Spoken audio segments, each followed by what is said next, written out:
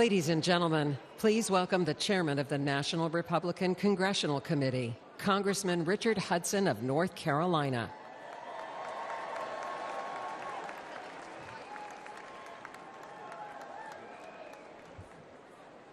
My name is Richard Hudson, and I'm a congressman from North Carolina. Great to see my North Carolina folks over here.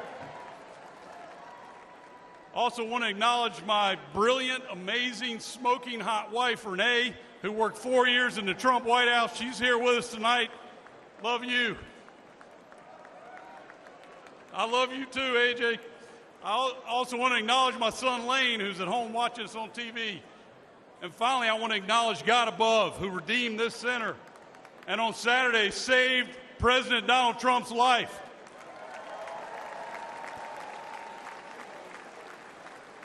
Now, my job as NRCC chairman is to grow the House majority. But in my district of North Carolina, we have the largest military base in the world, Fort Bragg, home of the Airborne and Special Forces. The men and women there, the men and women at Fort Bragg are willing to give their lives for the flag. And if they make that ultimate sacrifice, that same flag accompanies them home on that final journey. They deserve a commander-in-chief who respects them and who honors their service. Ladies and gentlemen, Donald Trump is that commander-in-chief.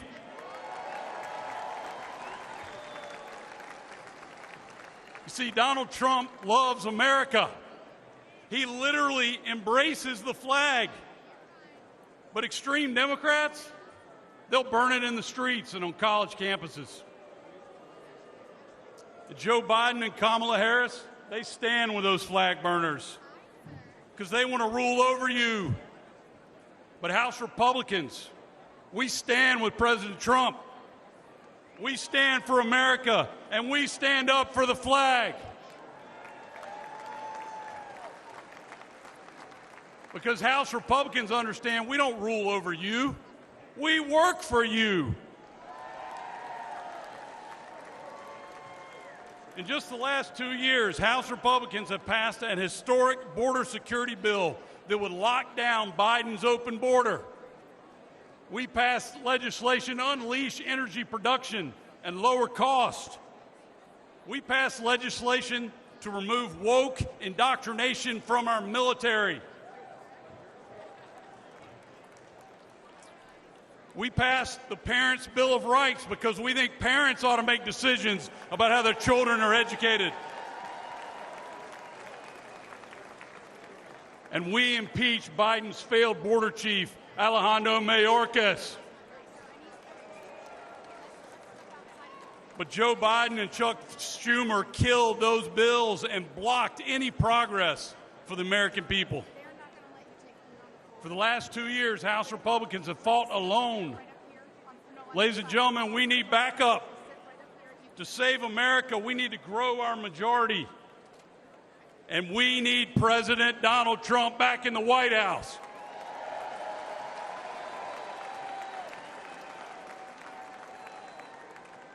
A Republican House is also essential to ensuring Donald Trump's success as our president. Can you imagine what Nancy Pelosi's protege, Hakeem Jeffries, would do if he was Speaker of the House to undermine Donald Trump? If Democrats control the House, they'll block every tax cut, budget, border bill, and crime bill that he proposes. They'll hold sham investigations and hearings to bog down his agenda. They'll impeach him for doing his job. But we're not going to let that happen. Together, a Republican House and President Donald Trump will preserve the historic Trump tax cuts and eliminate taxes on tips. Together, a Republican House and President Donald Trump will fund the police. We will rebuild our military. We will stand up to communist China. And ladies and gentlemen, we will finish the wall.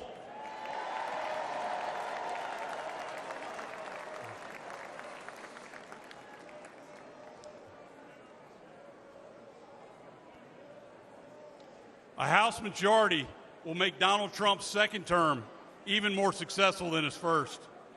So let me ask you, let me hear from you. Who can we count on? Who can we count on to return us to unprecedented American prosperity? Who can we count on to stand up to our enemies? Who can we count on for a secure border and safer neighborhoods?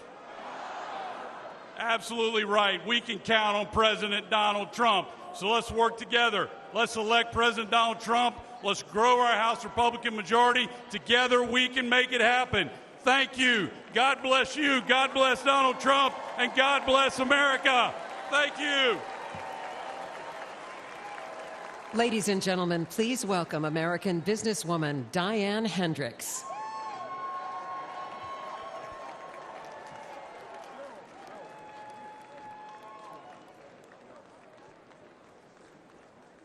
Good evening. My name is Diane Hendricks.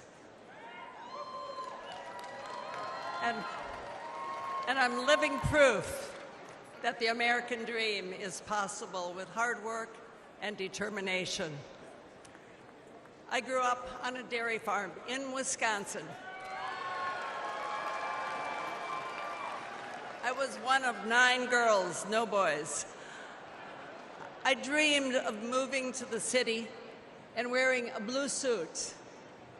But at the age of 17, I became pregnant. That was not part of my plan.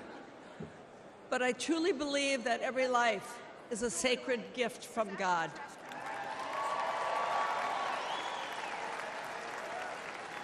And I give thanks every day for my son. As a single mom, I worked 2 jobs to pay the bills. I found my passion in the field of real estate, which is still my passion. When I met my husband, Ken, he was a roofing contractor, and together we saw an opportunity and a need to develop a distribution chain.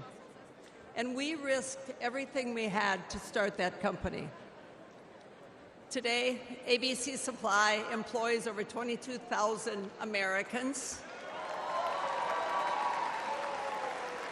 We are the largest roofing distributor in the country. But what's even more important is we are creating these jobs right here in the United States of America.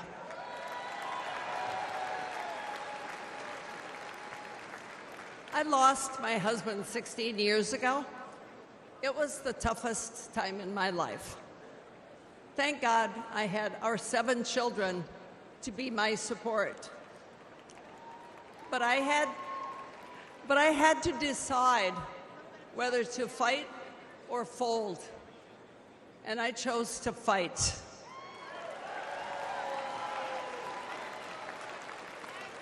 Since then, I've quadrupled the size of our companies, and to my surprise, I was recently just recognized as the most successful self-made woman in American history.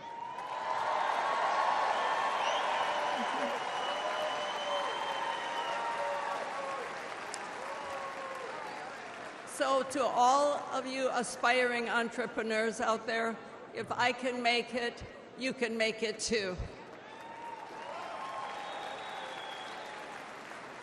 My success story as a teenage mom without a college degree was only possible because I was so blessed to be born in the United States of America. But today, the American dream is under threat. Since Joe Biden and Kamala Harris took over the offices, prices have risen over 20%. Aspiring entrepreneurs can't afford to take out a loan at 7, 10, 15% interest. Regulations have surged, and the administration has proposed $7 trillion in tax increases. I know how hard it is to build a company from nothing. And we need a president who understands that too. We need a builder back in the White House.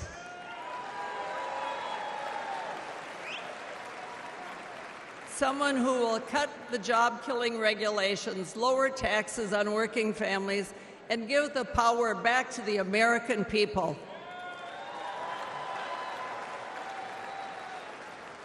In life, it's easy to quit, and it's very hard to win.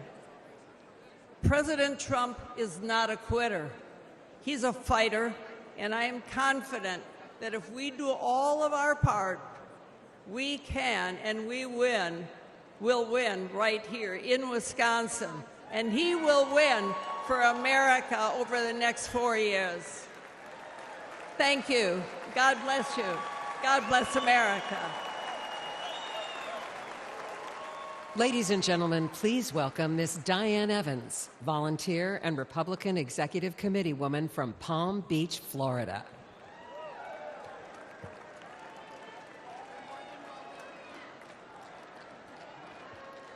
Hello, Milwaukee. My name is Diane Evans. I'm a volunteer with more than 1,000 hours working for the Trump campaign since last year. If you told me I'd be here 5 years ago, I'd have said you're crazy. But here I am, and I'm very excited to re-elect Donald Trump as President of the United States this November.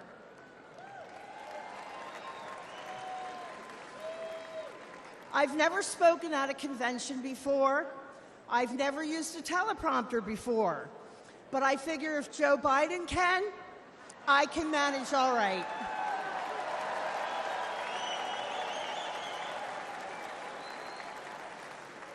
I'm pretty new to politics. I voted my whole life, but I've never got involved as a volunteer. I was busy raising my family, spending time with my husband, starting a small business, and walking the dog. Moms are busy people. When it came to politics, I always figured let everybody else take care of it. But then the 2020 election happened. After that, you better believe I got involved. I joined my local Republican Executive Committee, and when Trump headquarters asked for a volunteer to help with office staff, I started showing up whenever they needed me, or if they didn't need me, I showed up anyway. I showed up once a week and did little things like refilling coffee creamers, anything that they needed, even taking out the garbage. And now I'm helping to take out the garbage at 1600 Pennsylvania Avenue.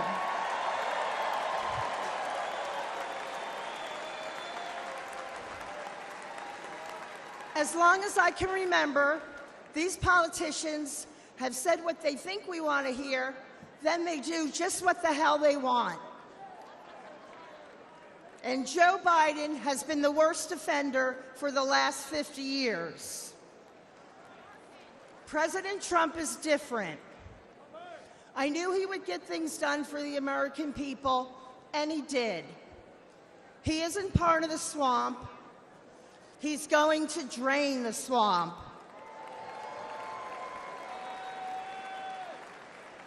The Democrats are going to do everything in their power to stop him. We can't rest for a minute. If you're not sure how to get involved, reach out to your local Republican Party. And most important, get out and vote Republican on November 5th. Tell 20 people to tell 20 people to vote. That's how we can get our landslide. And they can't cheat or rig their way out of a landslide. I know that together we can win. We can all take out the garbage in Washington, D.C. And we can make America great again. God bless President Trump, and God bless Team Trump, and thank you so much. I'll see you all out there.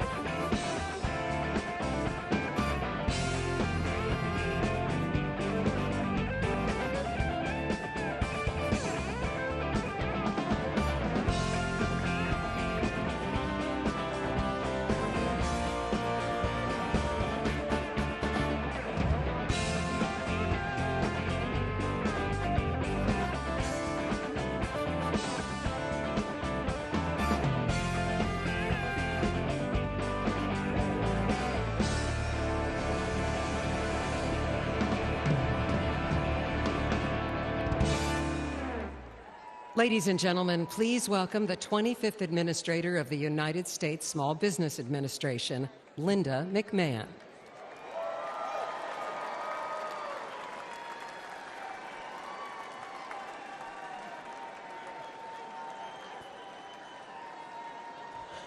Thank you.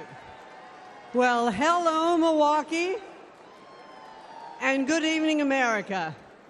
Let me take 1 second to say hello to my fellow delegates from Connecticut. My name is Linda McMahon, and I am the chair of the America First Policy Institute. I'm perhaps one of the few people who's been privileged to call Donald Trump a colleague and a boss, but he's also a friend. Let me share a little story that's probably not the typical Donald Trump story. I had a meeting scheduled with him at Mar-a-Lago, and as he welcomed me, his little 4-year-old granddaughter ran up to him. He scooped her up with delight and asked her, "Who's the most beautiful girl in the world?" And she said, "Me." Then he asked, "And who do you love the most in the world?" And she said, "You, Grandpa." And he kissed her on both cheeks. Then she whisked off his hat and mussed his hair. And he smiled with the love that only a grandfather could have given.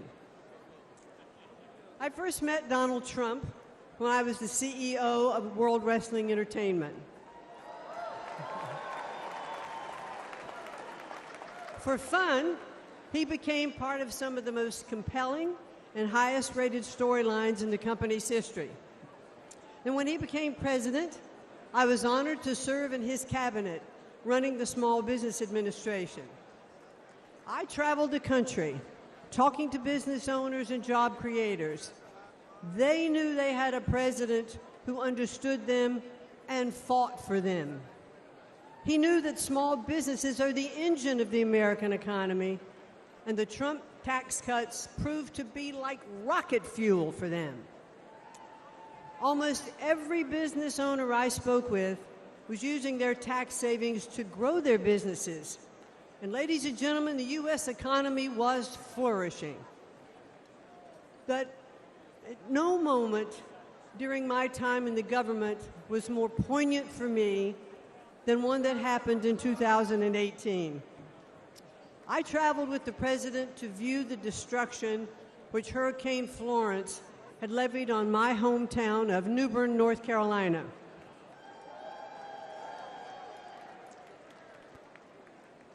I stepped off of Air Force One and walked side by side with the President of the United States through the hangar where my father had been a shop foreman and my mom had been a budget analyst.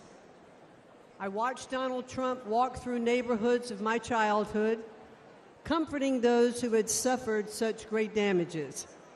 Because he was a builder, he talked to them about what it would take to rebuild, what kind of materials they should use.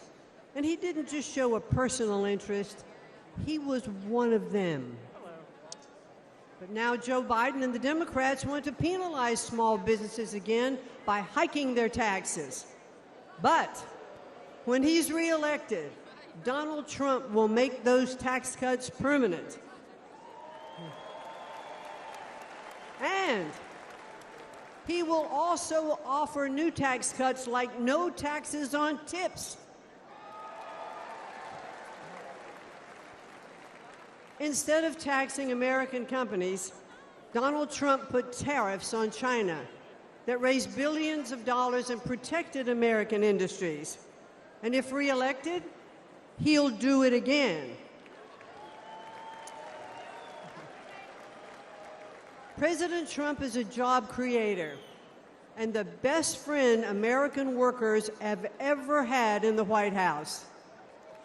He is a champion of the forgotten men and women, as I have experienced firsthand.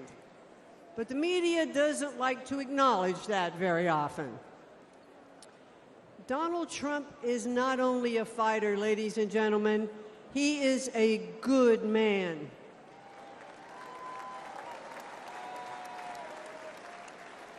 He has the heart of a lion and the soul of a warrior.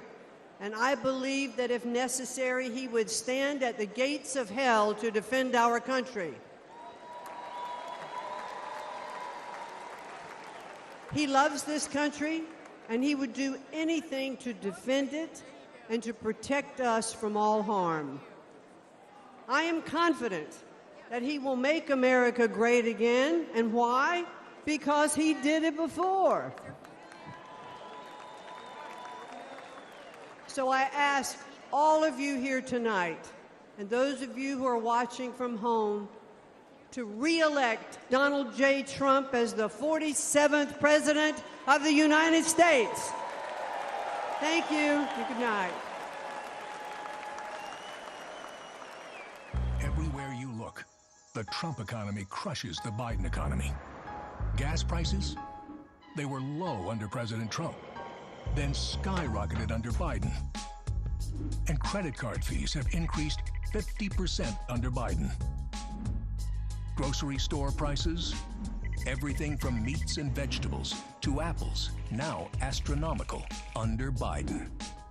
Take-home pay, up $6,000 under President Trump. Under Biden, Americans' income has gone down 3 straight years. Mortgage rates, they were low under President Trump. Now they're punishing under Biden. And personal and retirement investments, up 40% under Trump. Under Biden, your investments fell, along with other things. President Trump, he'll make America's economy strong again.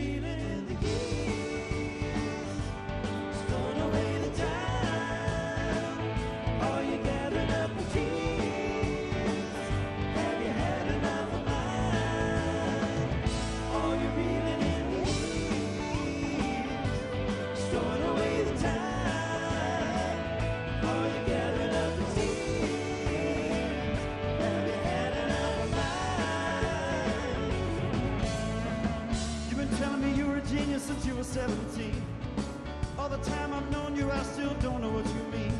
The weekend at the college didn't turn out like you planned. The things that pass for knowledge I can't understand. All you're reeling in the years, storing away the time. All you gathering up the tears, have you had another night? All you're reeling in the years, storing away the time. All you gathering up the tears.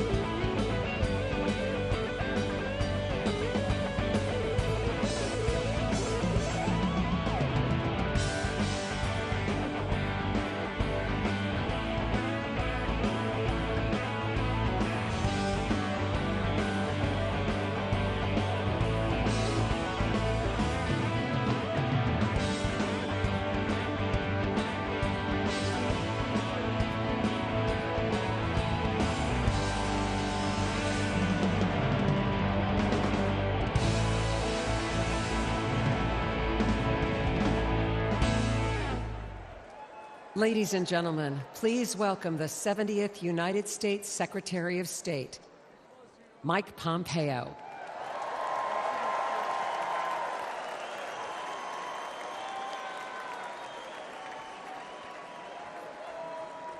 Good evening.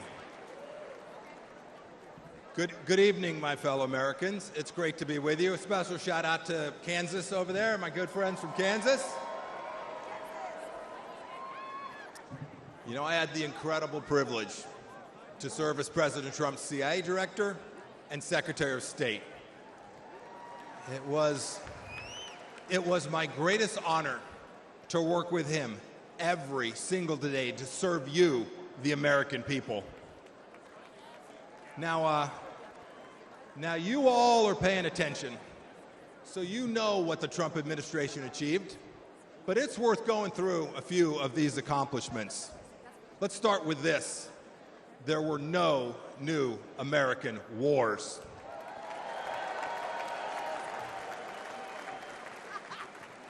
Our border, our southern border, closed.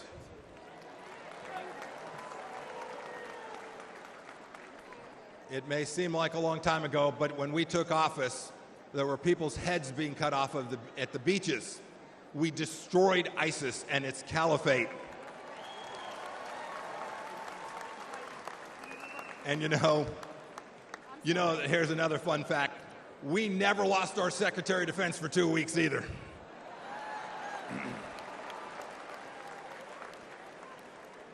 You'll remember, for those 4 years, the evil of Vladimir Putin was held at bay. When we walked out, January of 2021, the Iranian regime was afraid, and the people of Israel were strong and secure, and we treated them like the friend and ally that they need to be. Everywhere we went, religious freedom was protected. We held 3 summits in North Korea, and North Korea was quieted. We'd begun an honorable exit from Afghanistan,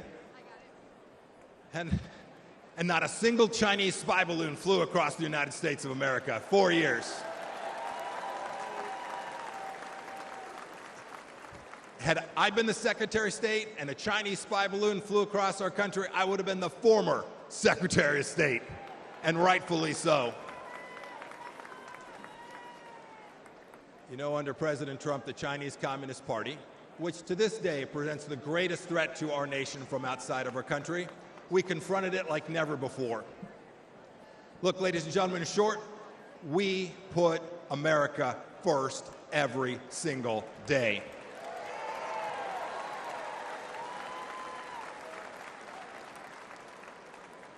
"42 months on, what has Joe Biden and Kamala Harris done? And their leftist handlers, what have they delivered to us for security and prosperity? Almost nothing. Let's start with this. You saw some of them last night. 13 new Gold Star families from Afghanistan. As an Army veteran, I want to speak to everybody who served in Afghanistan. I'm disgusted by the Biden administration's incompetent pullout from that country.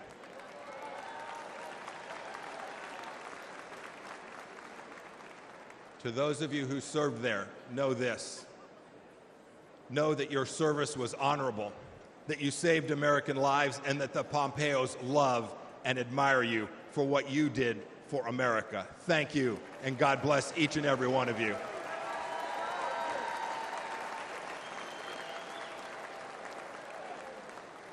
Every one of you has served in uniform, and the families of those, you deserve a president who will not check his watch while he is honoring our fallen brothers and sisters. It was indecent. And of course, it was that very weakness we saw in Afghanistan that prompted Putin's butchery in Ukraine. Last week, we saw what it meant. A children's hospital bombed, innocents killed. It did not have to be. And now, of course, a second war in Gaza. President Biden won't even talk about the fact that Americans are still being held there by the Iranian regime. Contrast that. Contrast that with what we did when Americans were wrongfully held. President Trump sent me to North Korea to bring home 3 American pastors. We brought them home. We brought them home along with dozens of other hostages, and we did so without paying one single penny to the terrorists.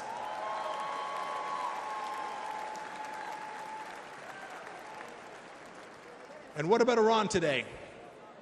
When Joe Biden eased up on President Trump's maximum pressure campaign, we gave money to the Ayatollah so he could cut more checks to the genocidal maniacs who conducted attacks, barbaric attacks in Israel. And now, of course, closer to home, a massive national security challenge. Our southern border is a welcome mat. It's a welcome mat for Islamist terrorists, drug dealers, Chinese spies, and violent criminals. Ladies and gentlemen, President Biden sold out our citizens and our security and our sovereignty, and we need to get it back, and I am confident that we will get it back. I had this incredible privilege to serve as your top diplomat. I saw how the world always looks to our nation as the unrivaled example of what a free society should look like. But unfortunately, President Biden struts the global stage. Maybe I should say he shuffles the global stage. He talks a big game about American values. But what's he done at home? What's he shown the world? What have he and his leftist base actually shown other nations? He's censored free speech here at home. He's put woke into the military that I and you so desperately love. We must reclaim it.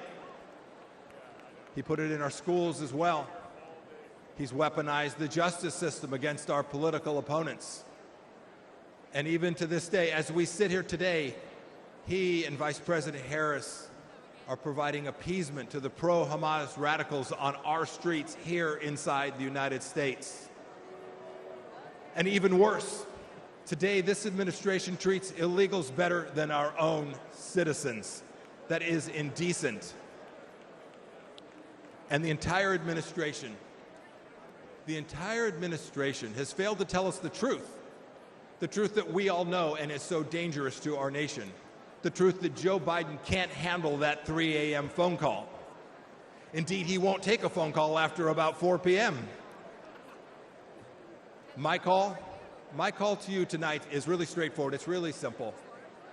We can't trust the Biden administration, and that means we have work to do to uphold American values. It is up to those of us in the room tonight and those of you watching tonight. Donald Trump will every day, I saw it firsthand, he will put America first. So let's do what's right and what's important. Let's elect a president who isn't ashamed of our nation and will never apologize for our country. And when we do, we will put a strong America First leader back in the White House. We'll re-elect Donald J. Trump, and we will make America special, exceptional, and of course, great again. Thank you. God bless you. God bless our veterans and the United States of America. Thank you all. Thank you so much. Ladies and gentlemen, please welcome Pastor Lorenzo Sewell from Michigan.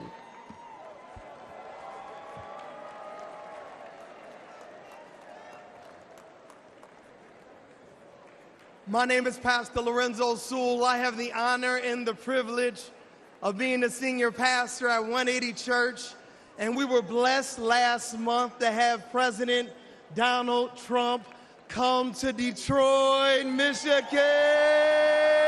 Let's go! Can you imagine it?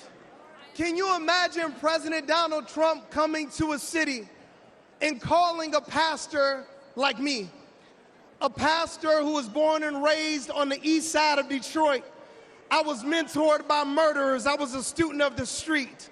But I had a radical experience with Jesus Christ that changed my life forever.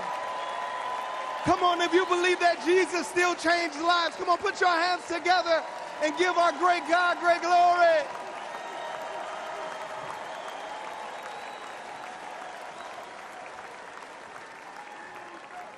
President Trump came to a church that is in a Democratic stronghold. He came to a church to listen to average, everyday Americans like you and like me. He came to a church not to speak to us, but to listen to us. He came into a church, and a lot of people, they were upset. A lot of people, they would ask me questions. Why would you allow Donald Trump to come into your church? How many know that the Bible says we are all sinners and we all need the grace of God? How many know that the Bible says, he who has not sinned, let him cast the first stone?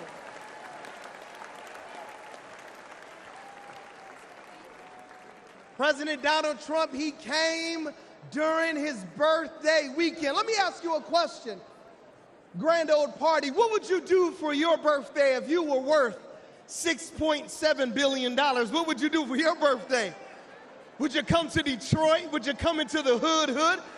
He came to the hood because he cares about average, everyday Americans.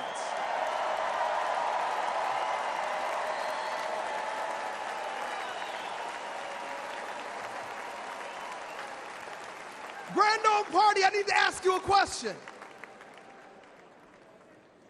What would you ask for your birthday?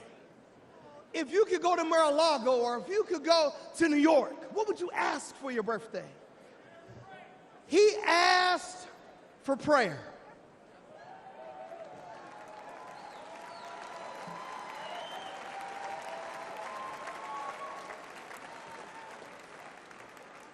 I believe that prayer is preventative and prayer is proactive.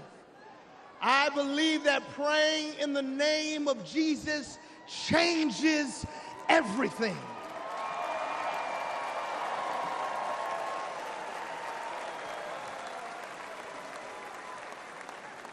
And when we prayed for President Trump, only God knew that 30 days later, there would be a miracle by a millimeter.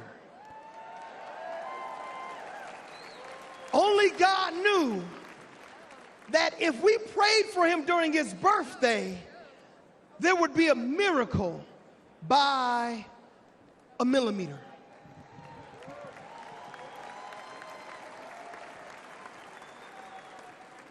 If President Trump had moved 1 millimeter, he wouldn't have been here on Monday to talk to us about how America was going to be made wealthy again. If President Donald Trump would have moved just a millimeter, he wouldn't have been here on Tuesday to talk about how he was going to make America secure again.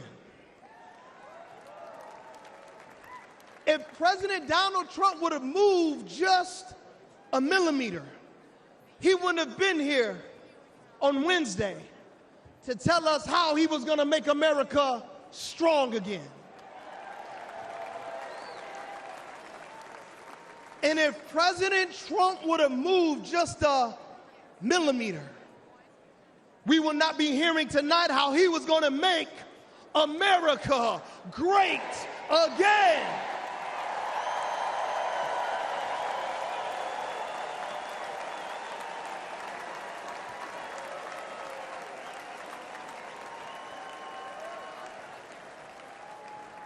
Before I take my seat, I just got to talk to you about something called providence and something called sovereignty. God's sovereignty is his ability to be able to do what he wants when he wants because he's God. And God's providence, it's when he does what he wants, when he wants for all of you.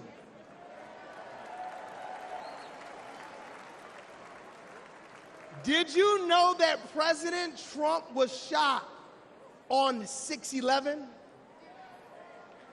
And do you know that Ephesians chapter number 6, verse number 11 says, be strong in the Lord and in his mighty power?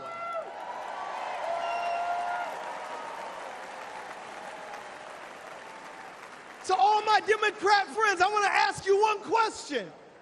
Do you know anybody that was the 45th president? He was convicted of 34 accounts.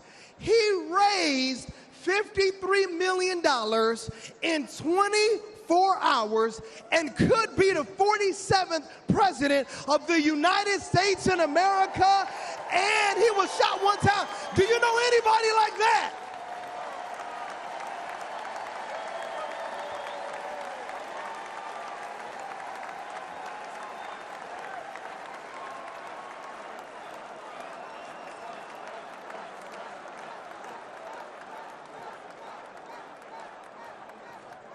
To all my friends back in Detroit who are Democrats, I want to ask you just one simple question.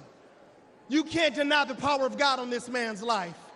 You can't deny that God protected him. You cannot deny that it was a millimeter miracle that was able to save this man's life. Could it be that Jesus Christ preserved him for such a time as this? Could it be?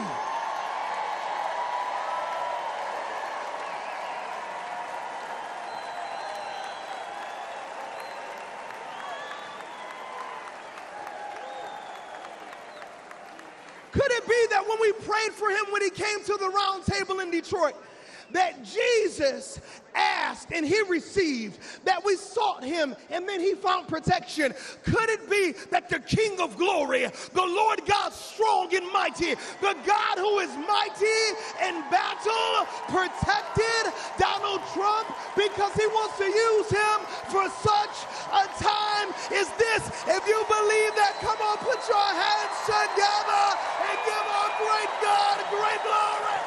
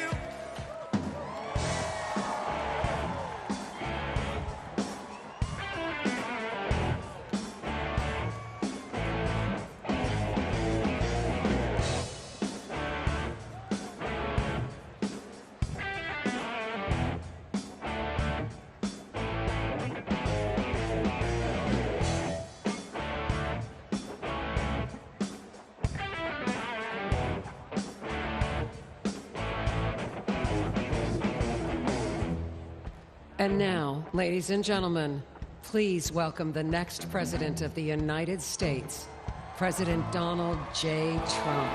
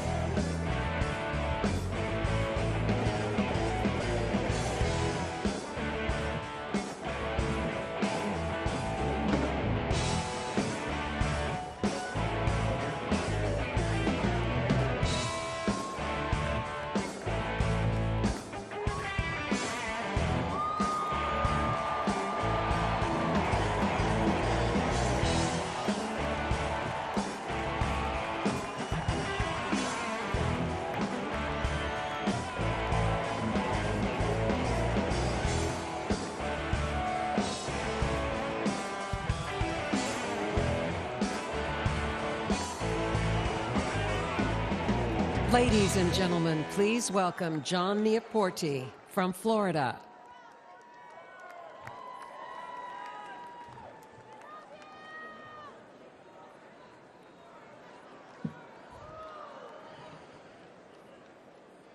It's an honor to be here this evening. I'm the PGA head golf professional at Trump International Golf Club in Palm Beach, Florida.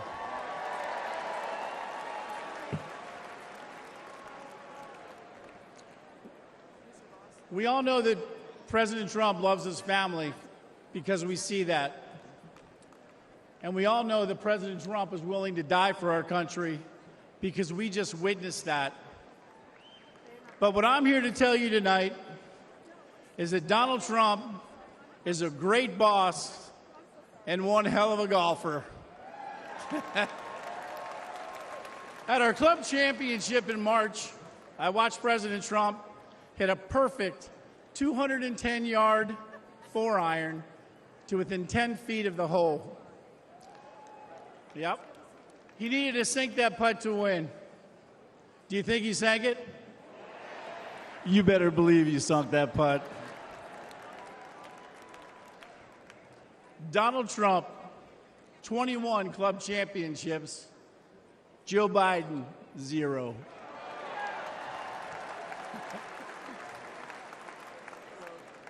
For non-golfers out there, that's a pretty good record. That's real good. That's not good, that's great.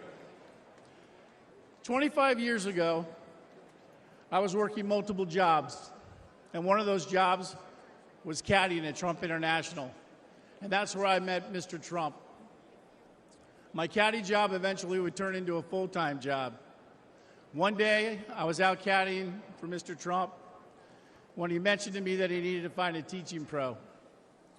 He knew I could play, so he said, tomorrow, dress like a golf pro and come out and play golf with me. So in true Mr. Trump fashion, on the first tee the next day, he tees up his ball, whacks it right down the middle of the fairway. And I turned to him and I said, hey, I'm pretty nervous. And he said, John, you just relax and play your game. And it was great advice, because after 9 holes, he turned to me and he said, I've seen enough. You've got the job. Thank you. Later, I went on to become the head golf professional, and I'll never forget that moment with Mr. Trump. He truly changed my life. That's who Donald Trump is. For 25 years, I've seen his generosity and his remarkable character. Firsthand, his entire family reflects these values as well. With all the hate the president gets, I think to myself, how can someone go through all this? He could have chosen a quiet life. He could have played more golf. But he cares so deeply about America and our people. He just keeps working, and he does it for us.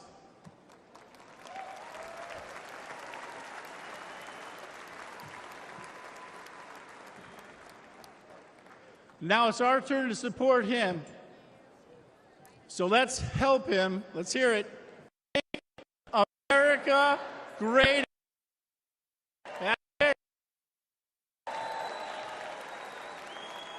Thank you, President Trump, for believing in me and in our country. As much as I'll miss him in the White House or in the clubhouse, we need to vote him back in the White House. Thank you very much.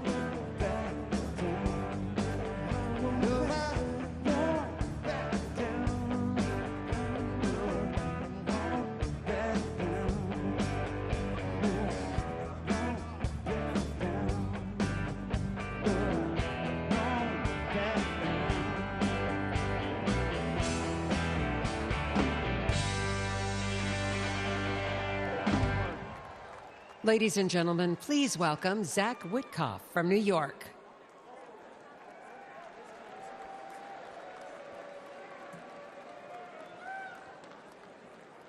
Good evening, Milwaukee. I'm Zach Witkoff. I am deeply honored to stand before you tonight and introduce my father. This moment holds special significance as I'm about to become a father myself. Thank you. The nation my son is born into in December will be shaped by the choice we make this November. I saw my father's remarkable journey from relying on a small loan to becoming one of the country's most successful developers. He showed me that success comes from hard work, not handouts. When I joined his business, I started at the bottom, literally, handling plumbing jobs and repairing sewage lines late at night in New York City. That's how he started too. I vividly recall him spending New Year's Eve fixing a broken sewage tank with a bear of a man named Shecky. You see, they couldn't afford to call in a crew. They were the crew. Years later, Shecky was still by my dad's side, and he became my first boss. He once told me he would run through a wall for my dad because my dad never asked him to do anything that he wouldn't do himself. And that's exactly how my family feels about our dear friend, President Donald J. Trump. We have seen him stand shoulder to shoulder with the American people, time and again, even when it wasn't easy, even when he could be doing something else. Even after getting hit by live sniper fire, he stood with us, my fellow Americans, and that is why we stand with him. And you know what? He makes it fun, too. President Trump and the First Lady were the guest of honor at my wedding at the beautiful Mar-a-Lago Club. The president tore up the dance floor until 3 in the morning with his signature moves. You guys know those moves.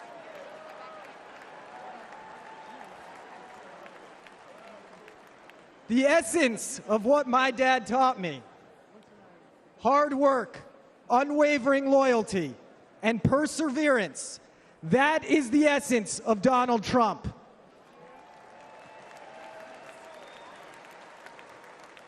As long as we stand united with President Trump, it will remain the essence of the nation that my son and all of our children grow up in. God bless America, God bless Donald Trump, and God bless the greatest nation on earth, the United States of America. Ladies and gentlemen, I am proud to present my father, Stephen Witkoff.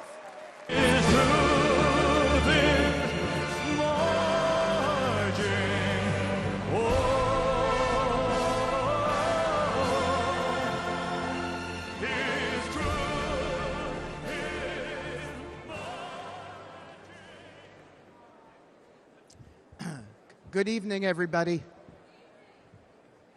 That song that you just heard was American Trilogy by Elvis. It was playing for a reason. A lot of people don't know this about my dear friend, President Trump, but he's a big music guy. And he's got a playlist, and he's the DJ wherever he goes.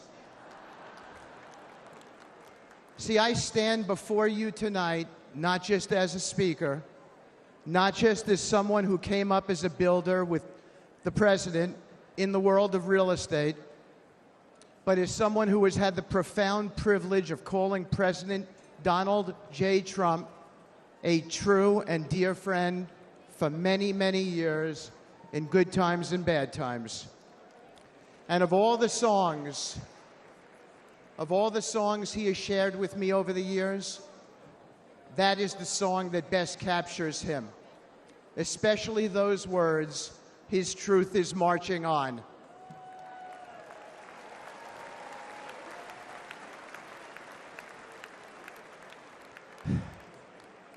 I thought of that song after my dear friend was shot a few days ago. I gave him a call. I expected to leave him a voicemail, so it surprised me when he answered the phone. His first words surprised me as well.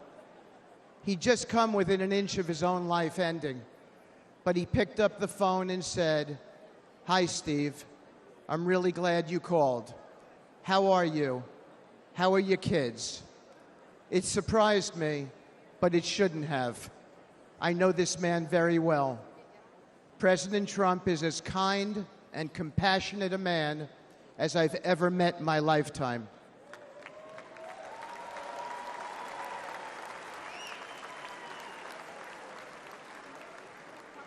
I've seen the truth of President Trump, and it marches on with me tonight. I know that many here and watching at home have felt that kind of a connection with the president. It's real.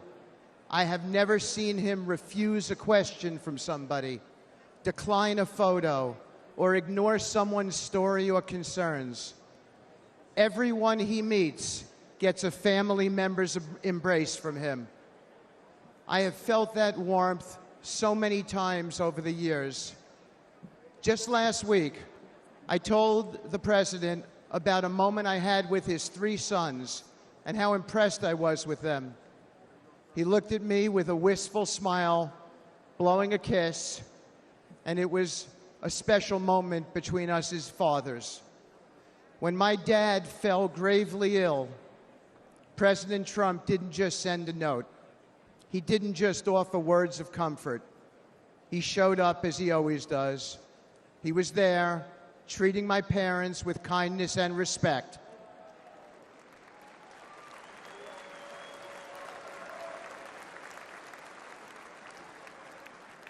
Including my mom, who's 91 and here tonight dressed in red and is going to be voting for the president.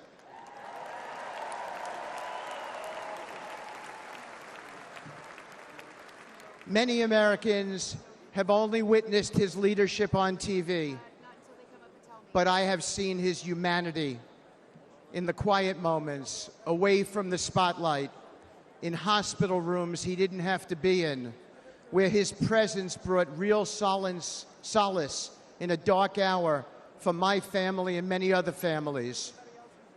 That's who he is. When times are really tough, when he's got everything to lose and nothing to gain, Donald Trump shows up and he's there for you. Thank you.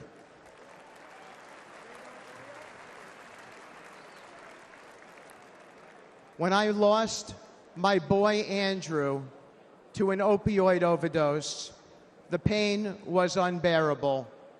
But as usual, Donald Trump showed up.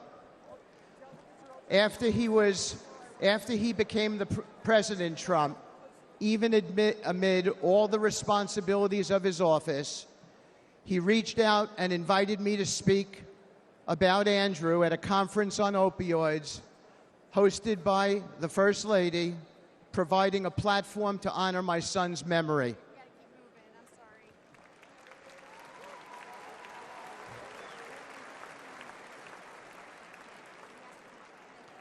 And when the day of the conference came, he went out of his way that day to come and put his hand on my shoulder and say, "Steve," as he led me up to the lectern, "tell the world about your boy." My boy was the best of us. Where we lived in New York City, a Trump building, 502 Park Avenue, there were 12 homeless people who stayed outside by the church next to the property. My son got to know them all. He fed them every evening. He became their friend. When he passed away, all 12 came to his funeral. He and President Trump shared something in common. My boy stood up for people, no matter which side of the train tracks they came from, exactly as the president does for everybody.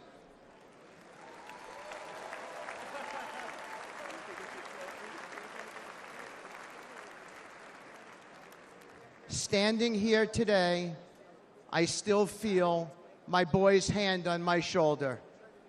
After Andrew passed away, I found myself clinging to my son's memory, even his things. His college ID is in my pocket right now. I wear his ring since he died. And I came today with his watch on. I kept his guitar too, and thought I would keep that guitar forever. But I gave it to my dear friend, Andrew's friend, and fellow music lover, Donald Trump.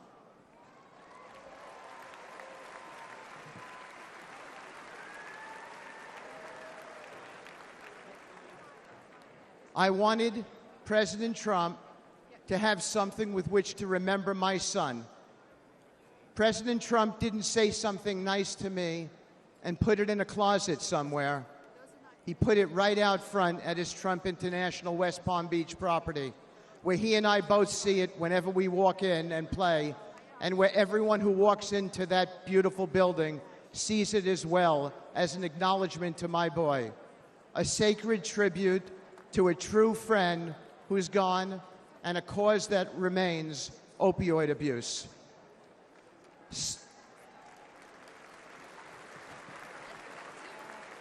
Thank you. Standing here today with my boy's hand on my shoulder, I know I'll never hear his music again.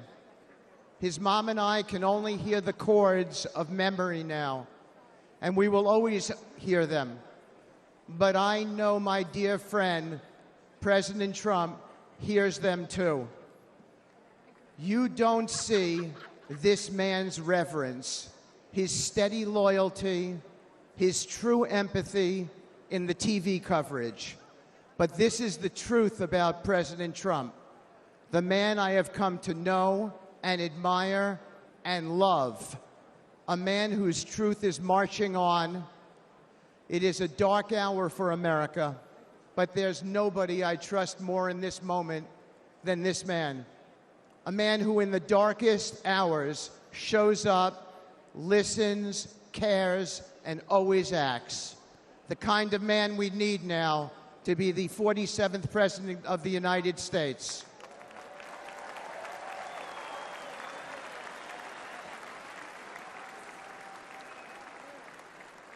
Thank you. May God bless you all. May God bless President Trump and his extraordinary wife and his wonderful family. And may God bless America. Thank you so much. From the very first day that we take back the White House from crooked Joe Biden, the worst president in the history of our country, I believe that we're going to have 4 of the greatest years in the history of our country. I will, once and for all, secure our elections. We're going to go to paper ballots. We're going to have same-day voting, voter ID. We're going to do it properly. We're going to have good, secure, beautiful elections. We never want what happened in 2020 to happen again. But until then, Republicans must win, and we must use every appropriate tool available to beat the Democrats. They are destroying our country.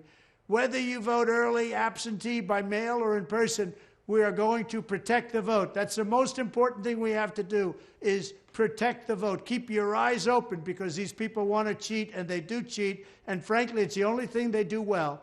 We will make sure your ballot is secure and your voice is heard.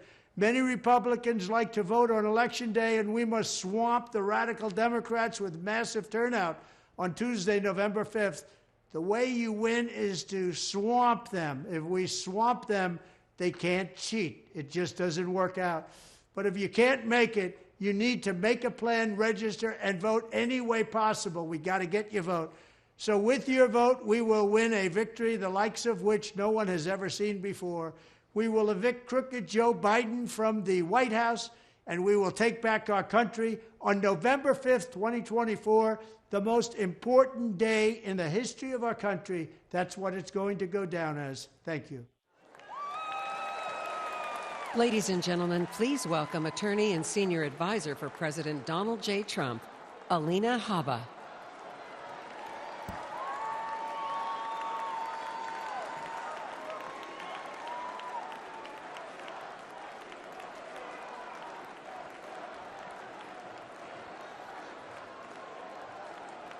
Good evening, America.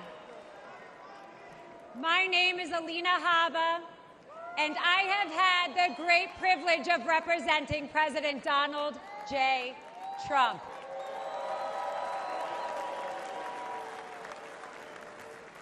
Now, I know you're all used to hearing me shouting outside a courthouse, but tonight, I want to take you behind the law and behind the headlines and share with you a side of President Trump that reveals his character, his kindness, and his commitment to saving this great country.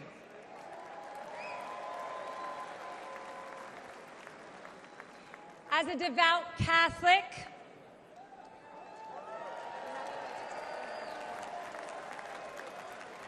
a proud first-generation Arab-American woman, and a feisty Jersey girl who is fed up with far-left corruption in Washington. President Trump championed my journey, empowering me to be who I became today. His unwavering support not only shaped my career, but has inspired other young women with big dreams. President Trump loves this country. He does. And he lifts up those around him. To my children, Luke, Chloe, and Parker, he's the man with one heck of a golf swing that lets them ride in a golf cart with some of the world's most famous golfers so they feel included in mom's job. And by the way, he can kick some of those guys' butts. Ken. To my husband, whose family members have survived the Holocaust, he is a champion of the Jewish faith. To my Iraqi parents, he is a mentor to their daughter. But to me, he is my friend.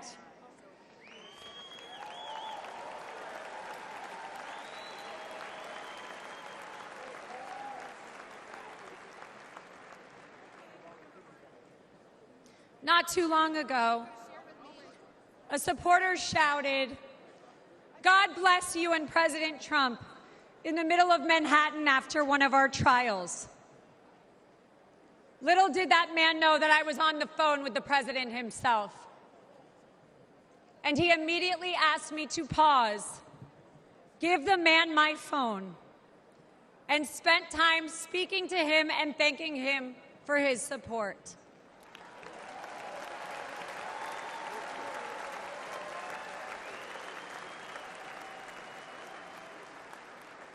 Despite the lawfare and the politics, President Trump loves the American people and he loves this country.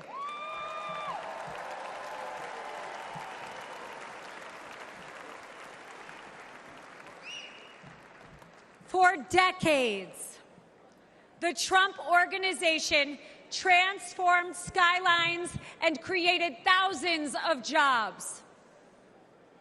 His buildings and businesses are a testament to his commitment to excellence and his drive to turn dreams into reality.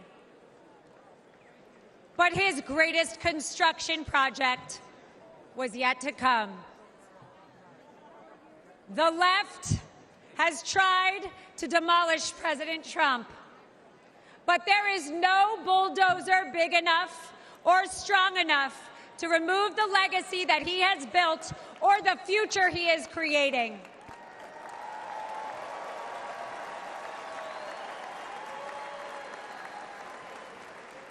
As the 45th President of the United States, Donald Trump built a legacy of putting America first And as the 47th president, he will build America stronger than ever for we, the people.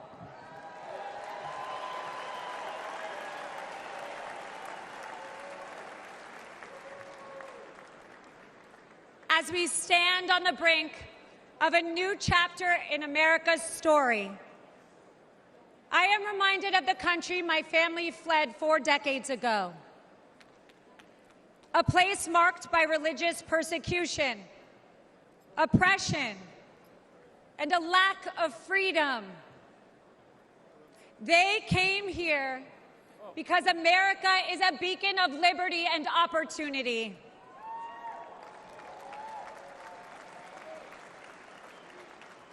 It is now our duty to protect the values that define us and keep this the greatest nation on earth. Amen.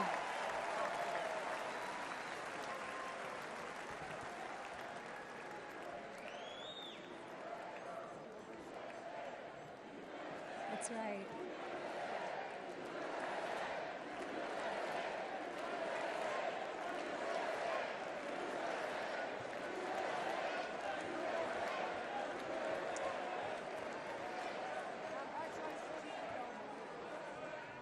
Every attack on President Trump only strengthens our movement.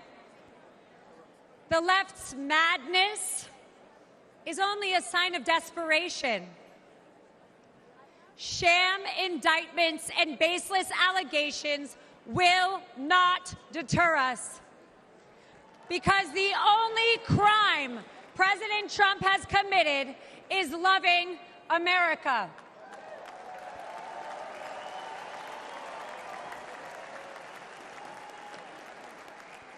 And America, we are winning.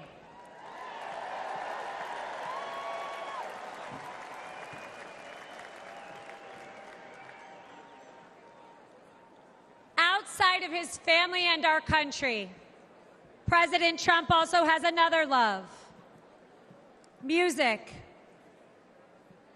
A few years ago, he wanted me to hear a new song he had selected for an upcoming rally. I could hear it blaring in the background at Mar-a-Lago. He landed on a song called "Hold On, I'm Coming."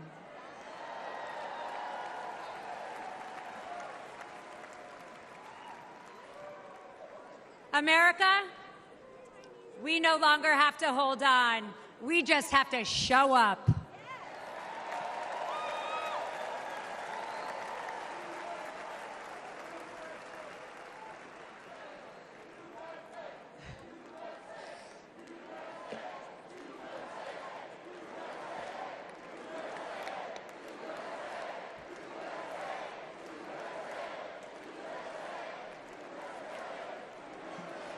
So if you're ready to end the Democrat destruction, and if you're eager to unleash the best America has to offer, then let's send Donald Trump and J.D. Vance to the White House in November.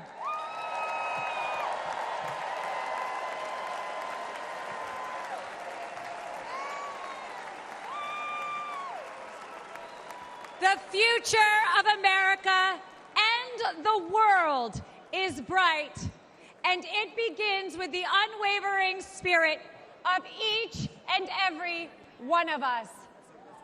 Because of the resilience and the leadership of my friend, President Donald J. Trump.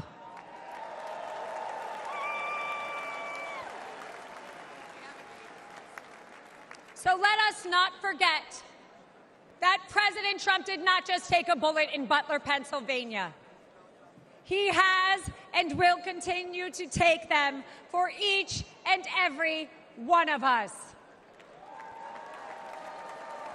God bless President Trump. God bless you all. And God bless the United States of America.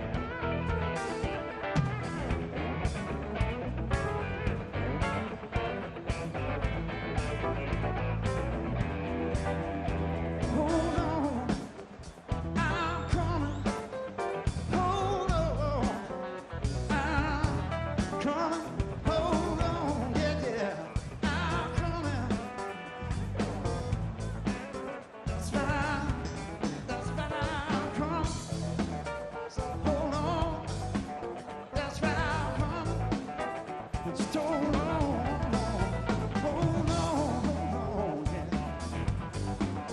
Just hold on, yeah. Say hold on, I'm coming.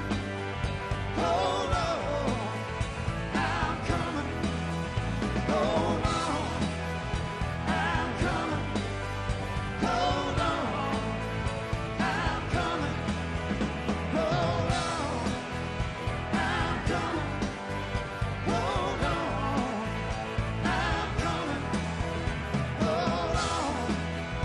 I'm coming. Hold on,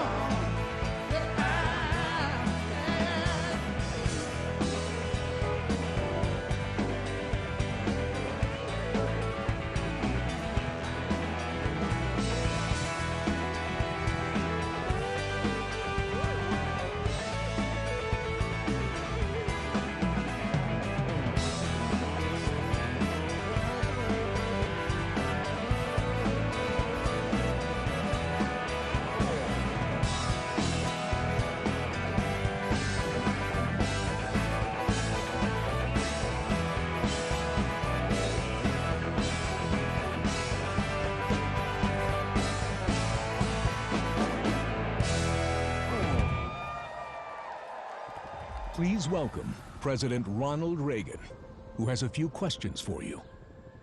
All of you will go to the polls, will stand there in the polling place and make a decision. I think when you make that decision, it might be well if you would ask yourself, are you better off than you were 4 years ago?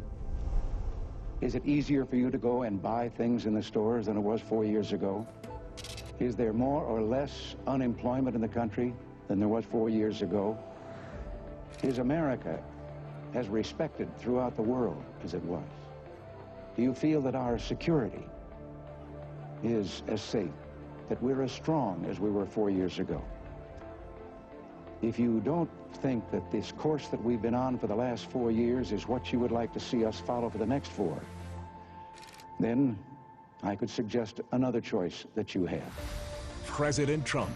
He'll make America great again.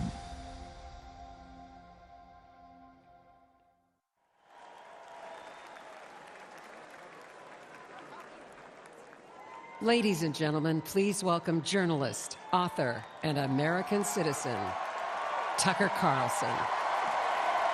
So fun! Thank you! Oh, this is wild. Thank you. I've been good to see you. Thank you. I feel like I know about half the people in the room. This is wild. What are you doing? Justin Wells.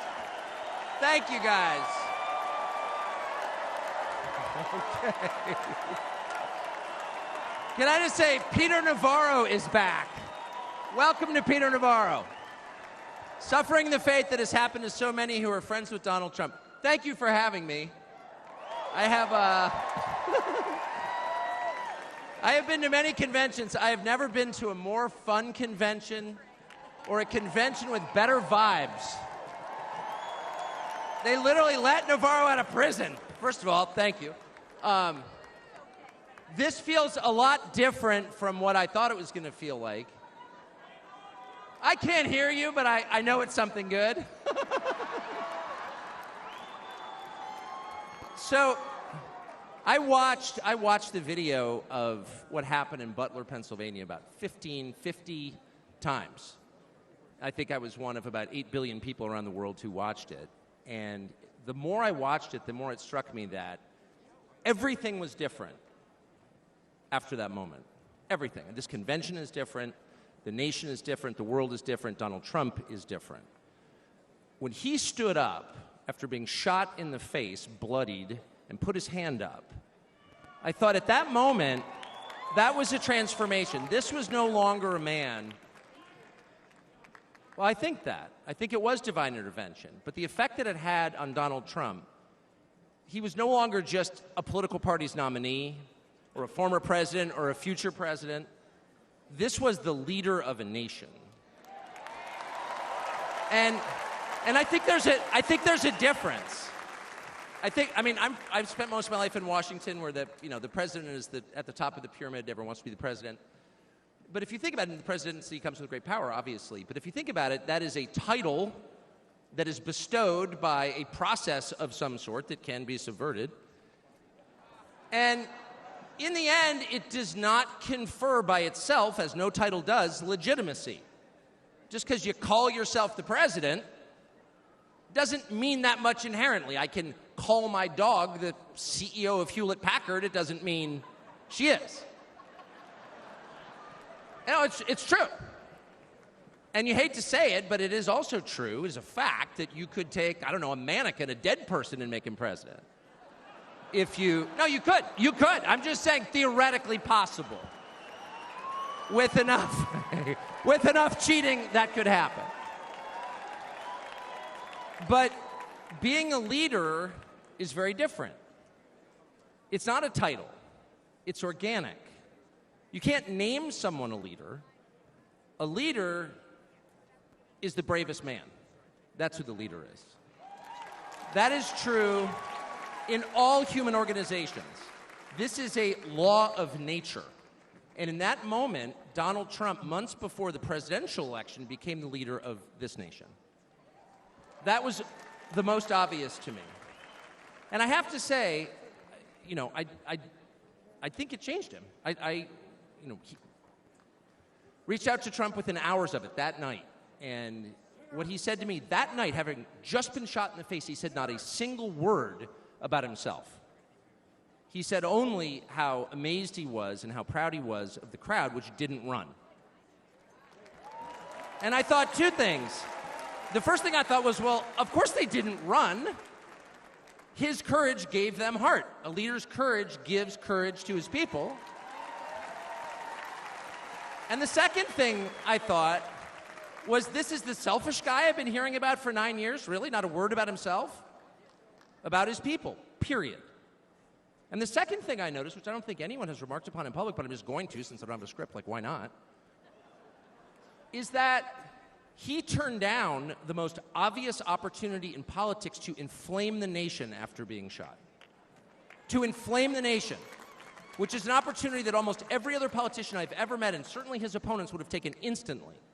And they would have said, well, what is this? How did he get shot? Like, how did this happen? And those are real questions that we have to get to the bottom of. But in the moments, the days, the week after the shooting, he did not say that.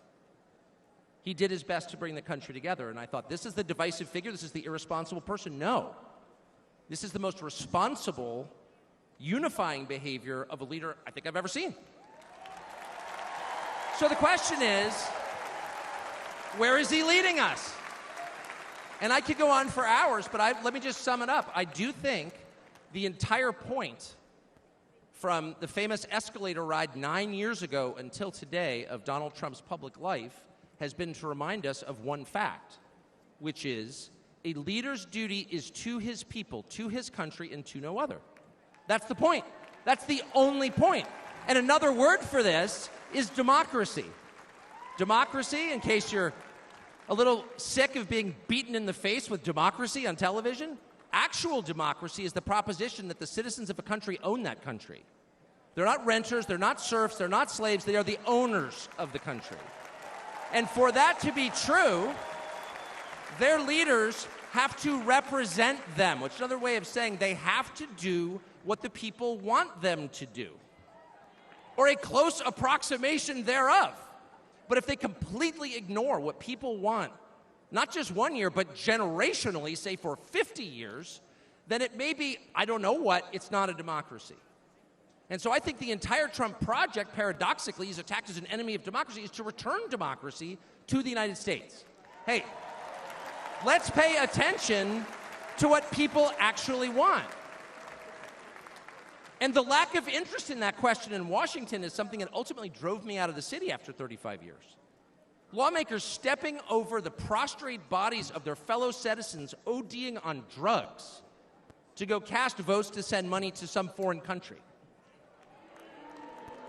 Actually, we've lost more Americans from drugs in the past 4 years than we lost in World War II.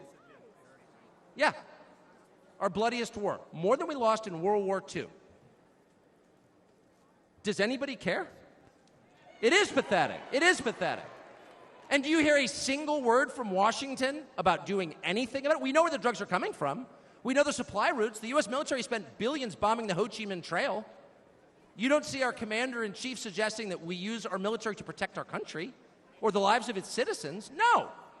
That's for Ukraine. And it's too much, actually. It's too insulting. It's too insulting. It's a middle finger in the face of every American. It's a very clear statement, which is unmistakable. And that is, we don't care about you. And Donald Trump, whatever you say about him, and I think he's a wonderful person. I know him well. By the way, the funniest person I've ever met in my life, actually. You can't be funny without perspective or without empathy, which is true.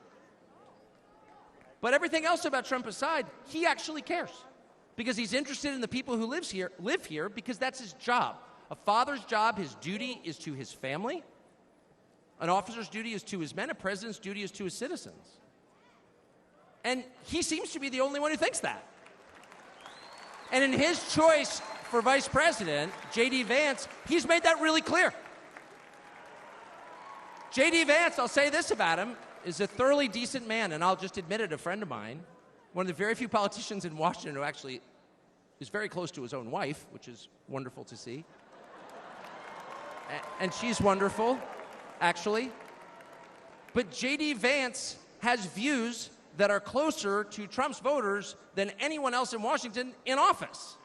Therefore, he's the vice president. That's called democracy. So I will stop on just one point, and that is what's happened over the past month since the debate, and particularly on Saturday in Butler. I think a lot of people are wondering, what is this? This doesn't look like politics. Something bigger is going on here. I think even people who don't believe in God are beginning to think, well, maybe there's something to this, actually. And I'm starting to think it's going to be okay, actually. I do think that. In the day after the midterm elections in 2018, Antifa came to my house. The Democratic Party's militia, okay? I was at work. It was obvious when I was at work because it was public.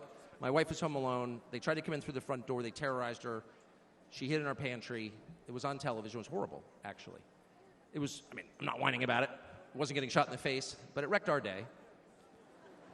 And the next morning, we're lying in bed, and the phone rings for my wife, and it's Donald Trump, who's not like a regular text buddy of Donald Trump's. She picks it up. Hello? Susie, it's Donald Trump. And it's coming through. I could hear it. You know, I'm lying in bed. Whoa. And the first thing he says is, I'm going to stand guard outside your house. And she goes, oh, it's so nice. And he says, I'll never forget this as long as I live. He says, you know, there's a lot of hate out there. And she said, you know, there is, Mr. President. And then he says, but there's a lot of love. There's a lot of love. And we are seeing that love. I don't think it's human love.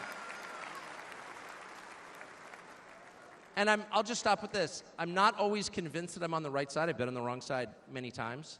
You'll never hear me say, I'm on God's side, or God's with me, or even I'm with God. I want to be. Not sure I am. But I will say this unequivocally and conclusively.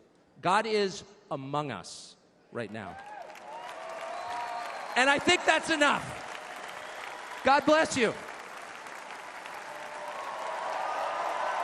Ladies and gentlemen, please welcome Golf General Manager, Trump National Doral, Carrie Tomasco Ruiz.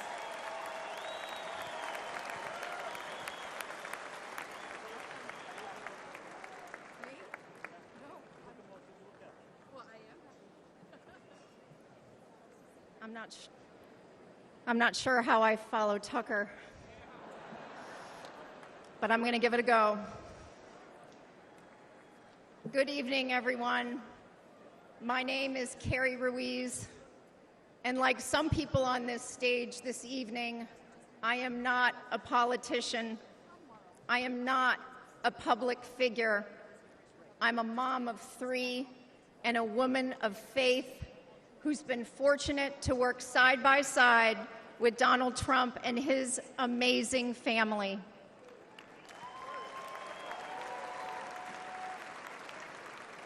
"12 years ago, the Trump Organization purchased the iconic Doral Golf Resort after so many companies tried and failed to create a world-class golf experience, all while turning a profit. With his keen eye for business and uncanny ability to make things better, Donald Trump got to work. He poured hundreds of millions of dollars and his own sweat and tears into the property. He had a hand in virtually everything, and no detail was too small. He didn't just change the carpet or apply a fresh coat of paint.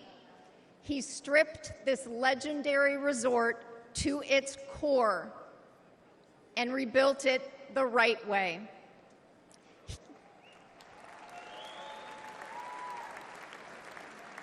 He did the hardest things to make it great again. He also built up the resort's people. Thank you, boss.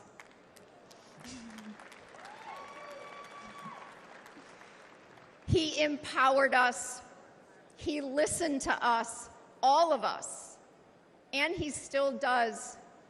No matter your role, he asks questions. He wants different opinions. He never demands more of us than he is willing to give. He is as generous as he is brave.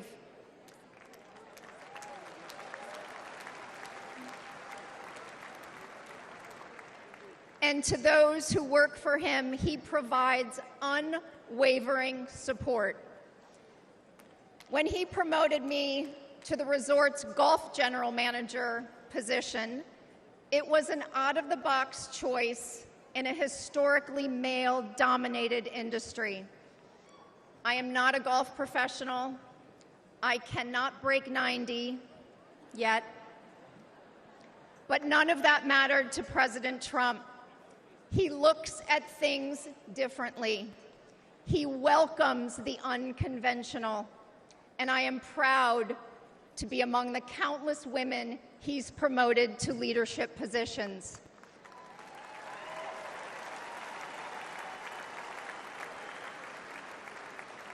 I might add, he did it all while no one was looking.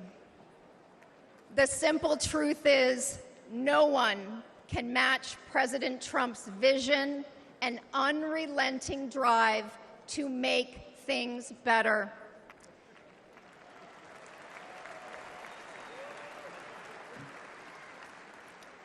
He did it at Doral. He did it as president. He will do it again.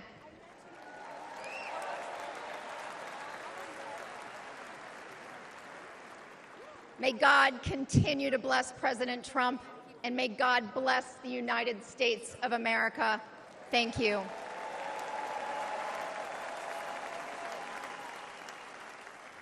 This is the final battle. With you at my side, we will demolish the deep state. We will expel the warmongers from our government. We will drive out the globalists. We will cast out the communists, Marxists, and fascists. We will throw off the sick political class that hates our country. We will rout the fake news media, and we will liberate America from these villains once and for all.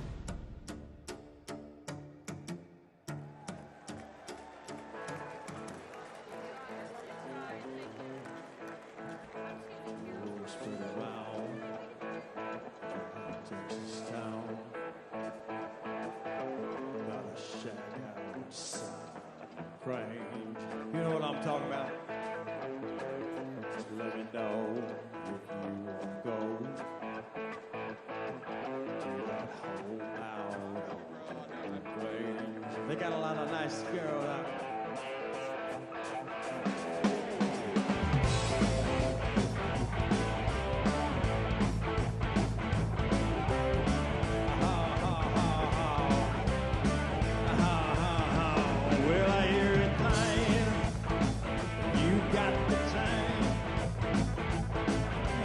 pretend to get yourself in. Well, I hear it's fine. You got the time. Well, I might be mistaken.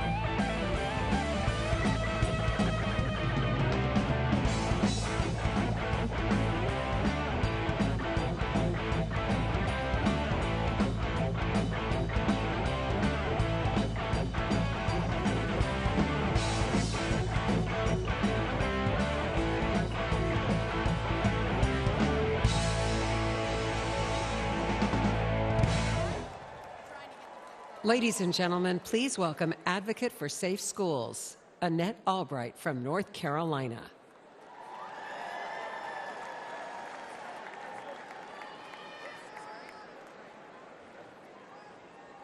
Thank you. Thank you so much.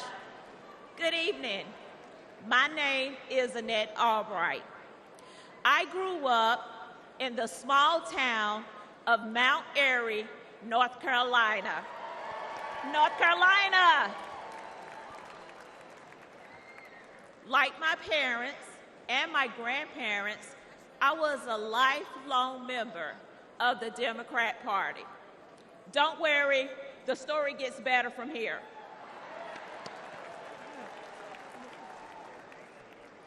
After completing a degree in criminal justice, I started a career working with the North Carolina Department of Corrections. I left my job in the criminal justice system to work for Charlotte-Mecklenburg School District to engage our youth before they got stuck in the system. It didn't take long for me to realize that public schools are a part of the problem.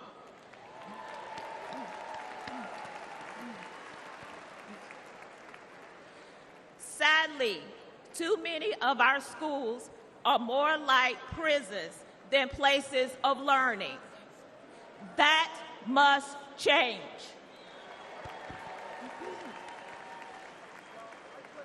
In one public high school, I witnessed a full-blown riot. I saw many violent altercations between students and physical attacks on staff. During my 14 years working with the Department of Public Safety, offenders never laid a hand on me. Yet, I was violently assaulted by a group of students in a public high school.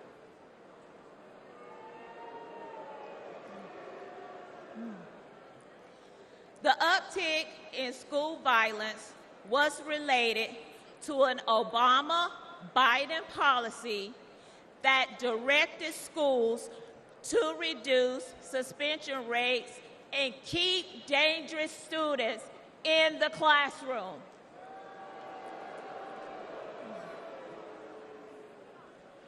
President Trump reversed the Obama policy and put the safety of our kids first.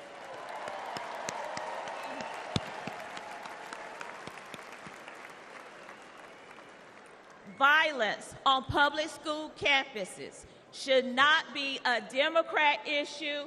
It should not be a Republican issue. It is an American people issue.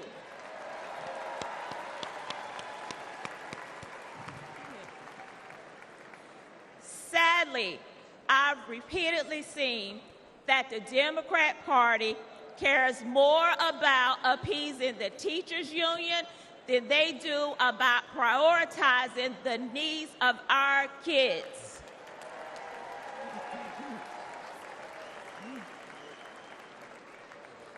They champion safe spaces instead of safe schools. This is completely wrong.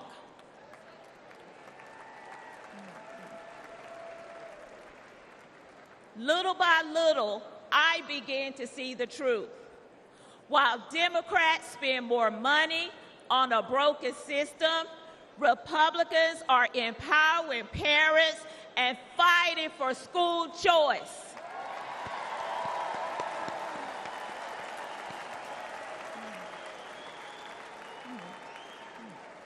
While Democrats think school resource officers are a threat to our students, Republicans know that they protect our kids.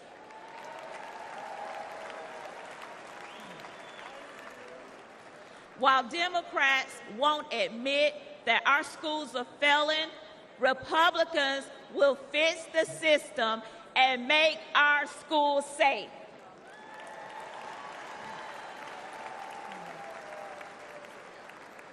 That's why this year, for the first time in my life, I am registered as a Republican.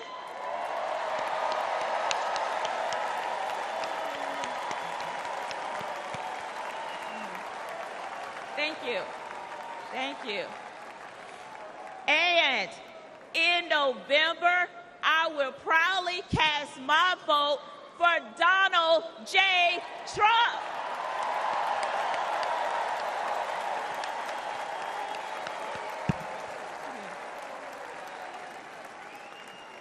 Only together we can make America's schools great again. Thank you, and God bless America.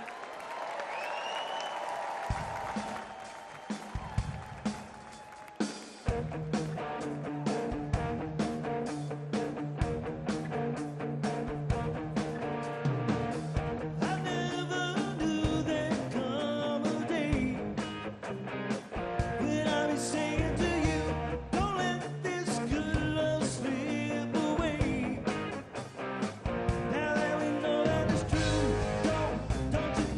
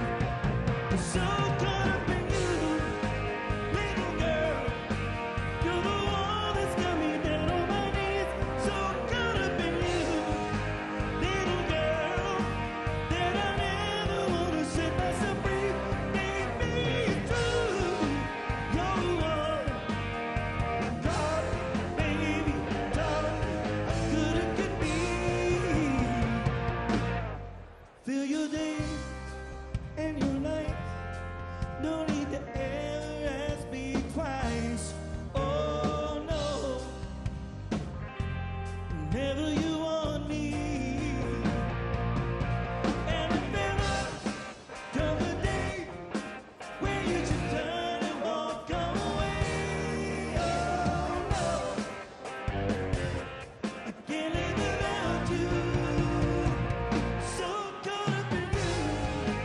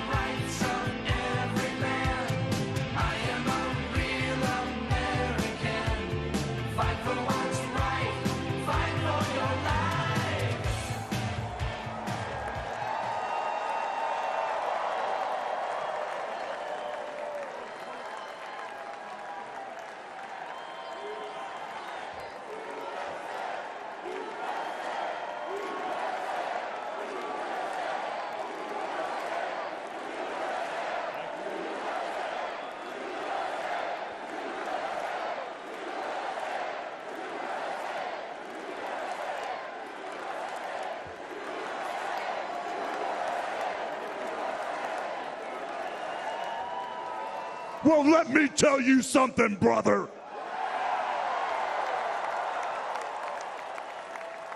You know something? When I came here tonight, there was so much energy in this room. I felt maybe I was in Madison Square Garden getting ready to win another world title. Or maybe I thought the vibe was so intense, the energy was so crazy, it felt like maybe I was going to press that no-good, stinky giant over my head and slam him through the mat, brother. But what I found out was I was in a room full of real Americans, brother. And at the end of the day, with our leader up there, my hero, that gladiator, we're gonna bring America back together. One real American at a time, brother.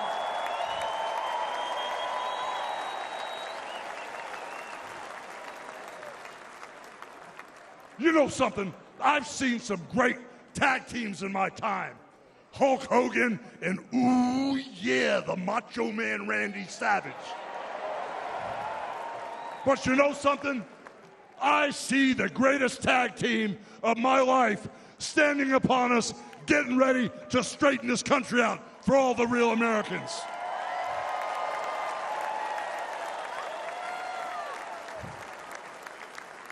You know, even though you guys are real Americans, you better get ready. Because when Donald J. Trump becomes the President of the United States, all the real Americans are going to be nicknamed Trumpites. Because all the Trumpites are going to be running wild for 4 years. So with the power of Donald J. Trump and all the Trumpites running wild, America is going to get back on track. And like Donald J. Trump said, America is going to be great again.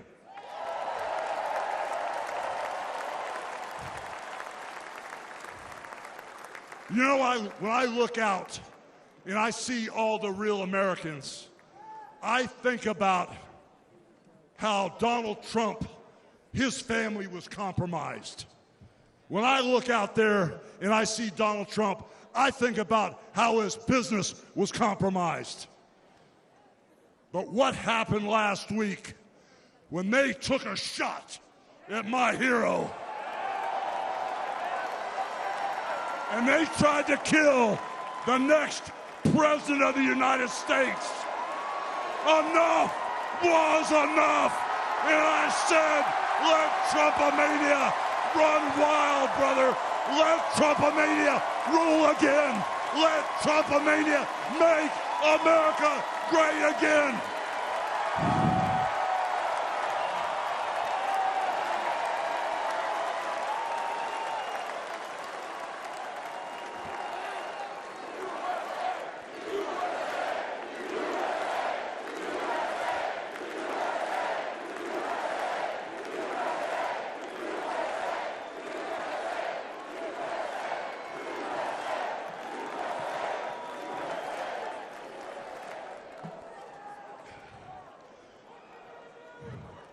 You know something, Trumpites? I didn't come here as Hulk Hogan, but I just had to give you a little taste. You know, my name is Terry Bollea. And as an entertainer, I love you too. And as an entertainer, I tried to stay out of politics. But after everything that's happened to our country over the past 4 years, and everything that happened last weekend, I can no longer stay silent.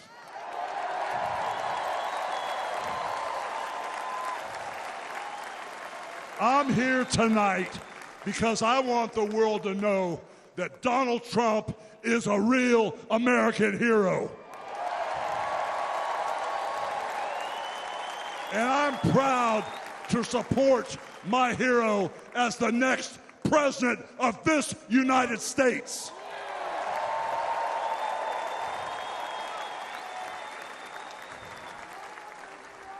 You know, guys, I've known Donald Trump for over 35 years. You know, hold on a second, hold on. I just had a flashback. I just had a flashback, man. This is really tripping. You know, the last time I was up on stage, Donald Trump was sitting at ringside at the Trump Plaza. I was bleeding like a pig, and I won the world title right in front of Donald J. Trump. And you know something? He's going to win in November, and we're all going to be champions again when he wins.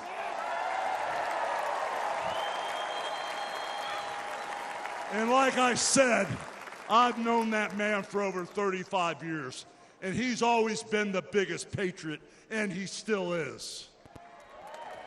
He's always told you exactly what he thought, and he still does, brother. And no matter the odds, he always finds a way to win. And when he's back in our White House, America is going to start winning again.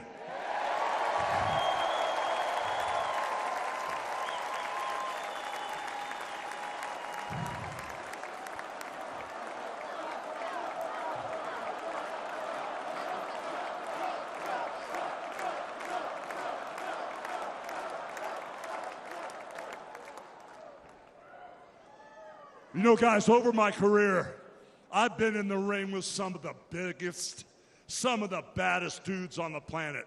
And I've squared off against warriors, ooh yeah, savages. And I've even, like I said, body slammed giants in the middle of the ring. And I know tough guys. But let me tell you something, brother. Donald Trump is the toughest of them all.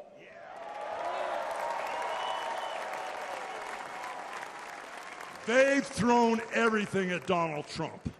All the investigations, the impeachments, the court cases, and he's still standing and kicking their butts.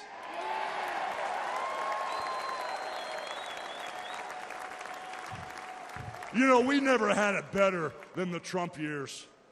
Back then, we had a thriving economy. We had strong borders. We had safe streets. We had peace and respect around the world. But then we lost it all in a blink of an eye. Crime is out of control. The border is out of control. The price of food and gas and housing is out of control. And the only person who can clean this up is Donald Trump.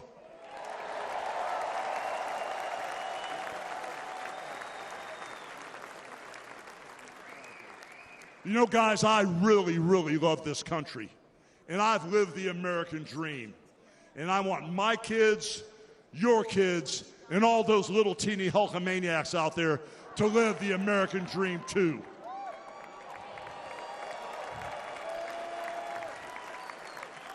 This November, guys, we can save the American dream for everyone. And Donald Trump is the president who will get the job done. So all you criminals, all you lowlifes, all you scumbags, all you drug dealers, and all you crooked politicians need to answer one question, brother. What you gonna do when Donald Trump and all the Trumpomaniacs run wild on you, brother? God bless you, and thank you.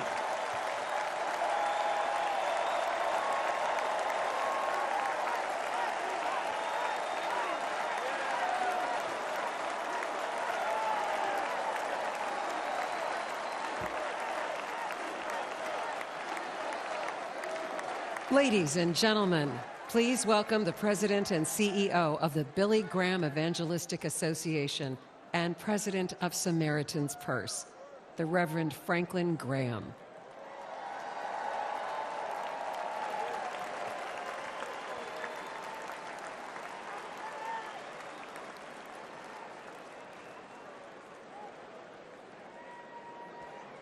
Good evening. I've got the hardest job tonight. I have to follow Hulk Hogan. But I stand here tonight as a private citizen who loves this country. I've been asked to say a few words and then to pray, and we're going to do that. Last Saturday, in Butler, Pennsylvania, President Trump had a near-death experience, no question.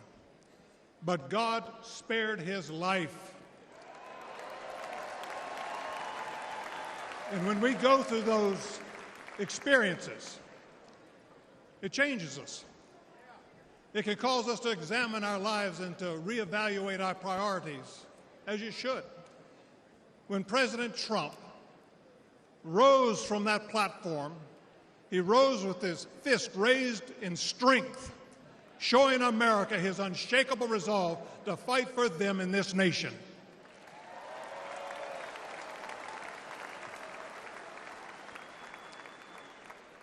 I cannot explain why God would save one life and allow another one to be taken. I don't have the answer for that.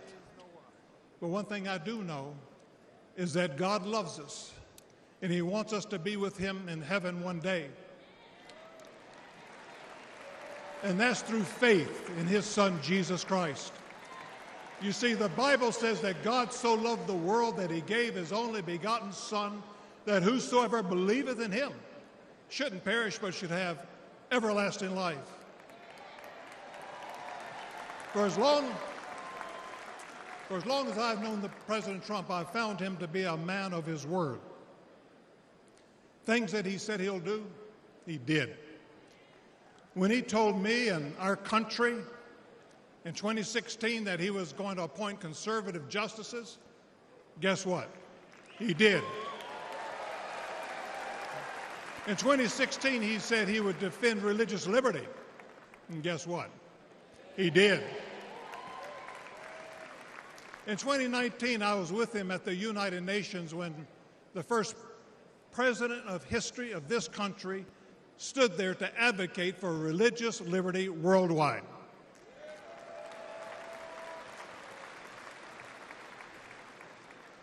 When American citizen and Pastor Andrew Brunson was being held in a Turkish jail on false accusations, President Trump demanded that he be released.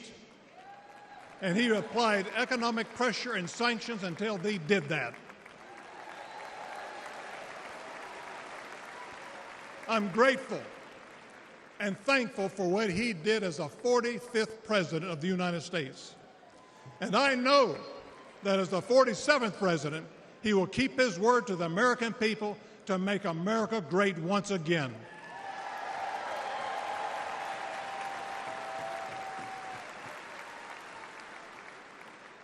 It's an honor for me to be asked to pray for Donald Trump this evening. And so what I'd like to do, I'd like us to pray, but I'd like us all to stand as we call upon the name of the God of heaven.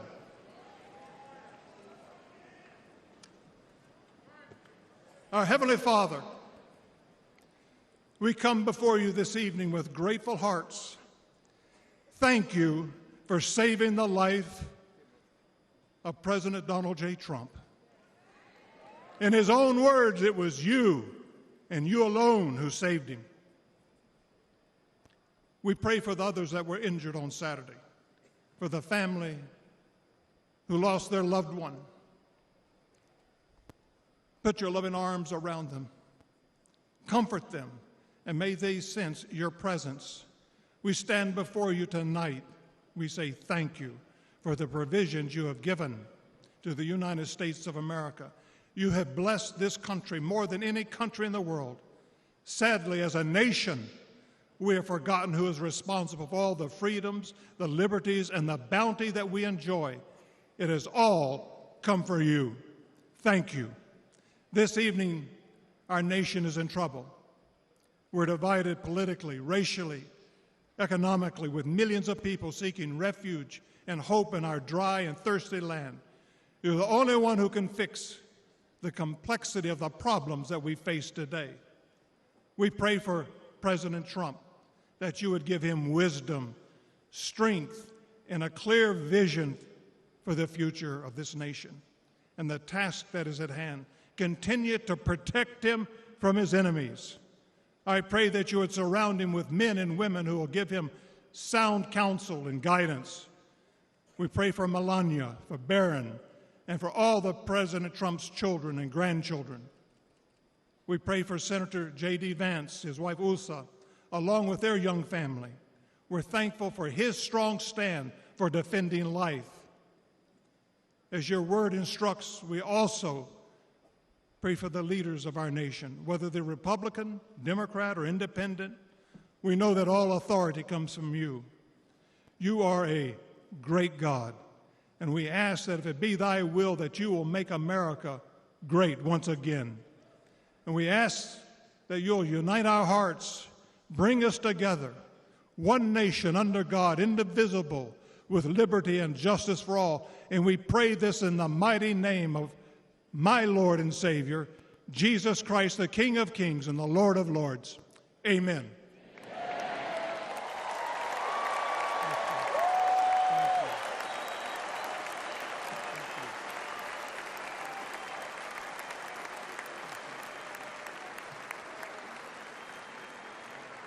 Ladies and gentlemen, please welcome businessman and Executive Vice President of the Trump Organization, Eric Trump.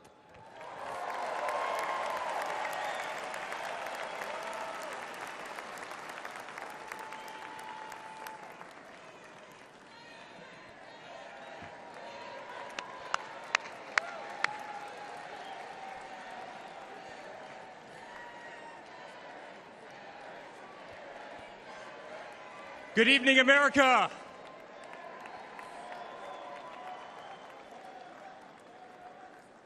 Eight years ago, my father sat our family down.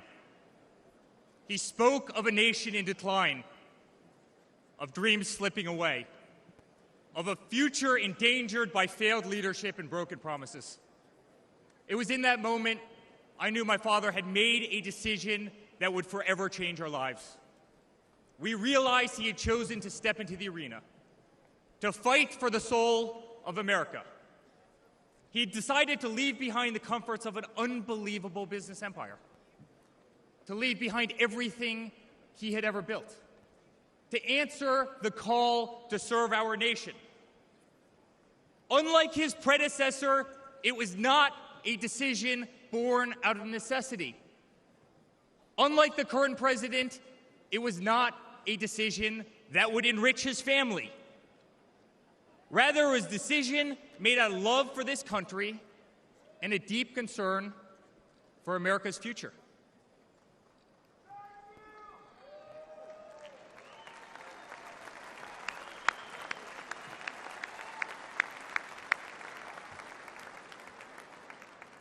My father was clear it would not be easy, that there would be a huge price to pay, and that the attacks would be vicious. Looking back, that was an understatement. The made-up Russia hoax, the sham impeachments, the efforts to destroy an unbelievable company, a company that I run today, the efforts to cancel us, to silence him, to gag his free speech, and to drag him through every radical left courthouse in America, to take his life. Yet through it all, he's shown unwavering courage and determination, not just in public, but in every private conversation with me and our family.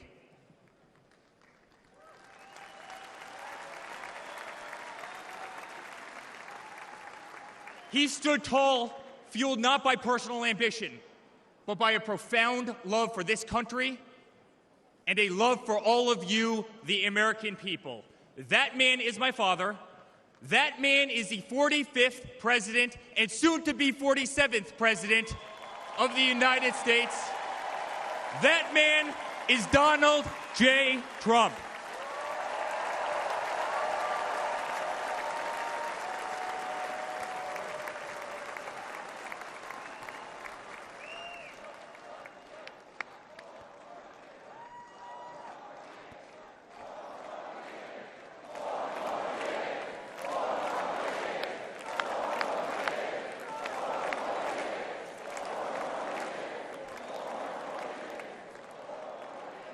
Each time I've stood on this stage, America has been at a dire crossroads. In 2016, many people began to doubt the promise of America. Our economy was struggling. Jobs were scarce. Our standing on the world stage was weak at best. Veterans were forgotten. Our military was in shambles. Our educational system was broken, ranked 30th in the world. He could no longer tolerate an inept administration that handed $150 billion to Iran, a country that chants death to America, or witness the continued attacks on our Constitution and our religious liberty, or see the disrespect shown to our unbelievable law enforcement officers who are being disarmed, defunded, and persecuted each and every day. He could no longer stand to see words like Christmas stripped from public use or the Pledge of Allegiance removed from our schools.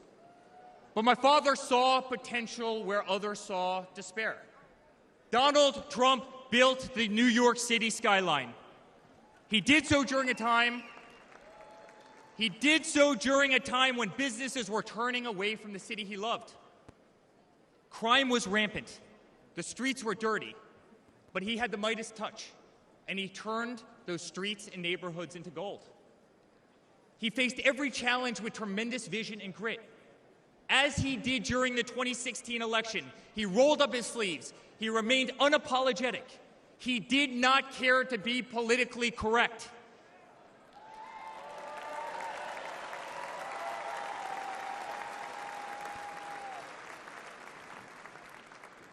He restored hope. He restored a voice to millions of Americans who had been ignored. He restored the American dream. Under my father's leadership, the economy climbed to record heights. Jobs were created at an unthinkable pace. Unemployment reached historic lows across all demographics. Wage growth soared. He cut taxes for hardworking families and businesses. He slashed regulations. We saw the greatest 401k increase in American history.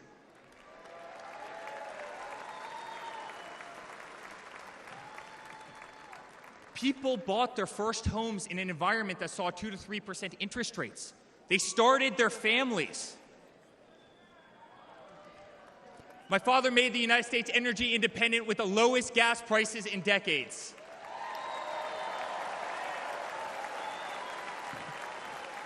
My father made the United States safe. Our borders were closed. There was peace in the Middle East. Soleimani, al-Baghdadi, the terrorists were dead.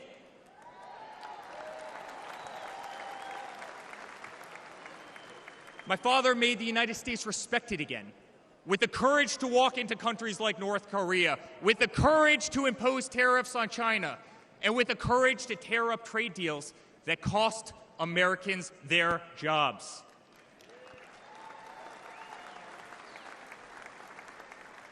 He brought manufacturing back to America. Small businesses flourished. He did what he promised. He put America first. We were winning.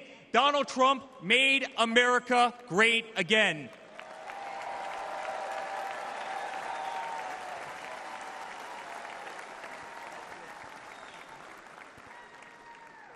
But he also created a movement that threatened the special interests in the political elites. A movement that cast a bright light on the institutions weaponized against the American people. You see it in our schools. God bless the moms who fought back.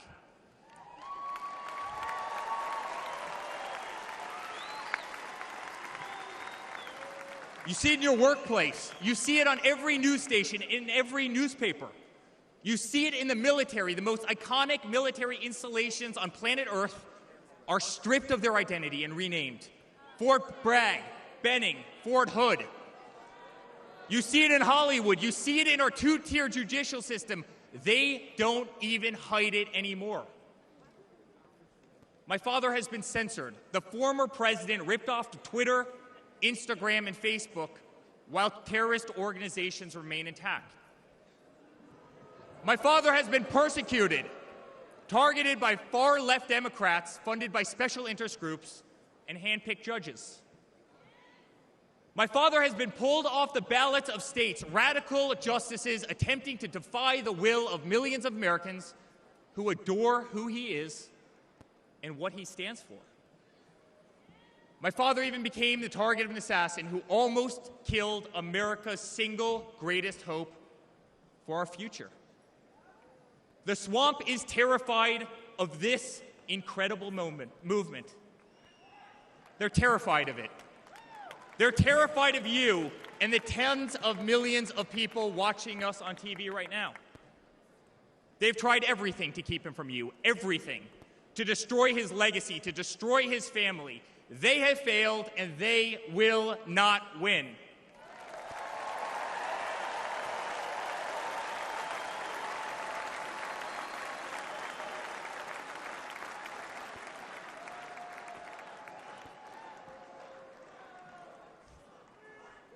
I love my Florida delegation right here.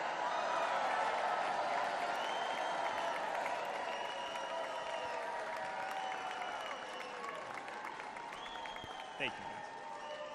My father stands before you with the most votes of any Republican candidate in the history of our nation.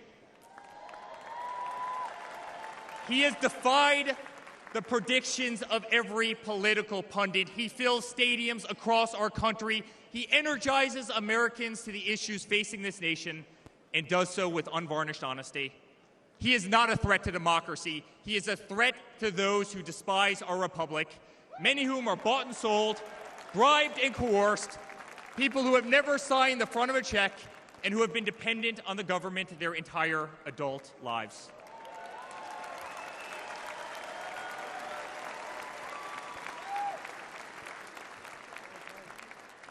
Today, as it was in 2016, America's at that crossroads again. Energy prices are soaring. Interest rates are crippling. Everything is unaffordable. The U.S. dollar has been diminished. Inflation has made it impossible for Americans to live, to save for their future. Our infrastructure is crumbling. Our border is out of control. Millions are dead and displaced in Russia and Ukraine, a war that has no end and a war that we are funding. The Middle East has become a hornet's nest. Our greatest ally, Israel, totally under siege. Fentanyl is killing our youth and destroying families, while the current administration stands idly by, hoping their inaction will import illegal votes. Crime terrorizes our cities and our suburbs as far-left policies handcuff police.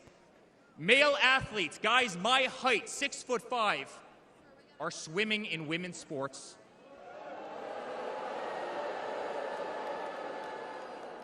Destroying the dreams of young girls who have trained every minute of their lives.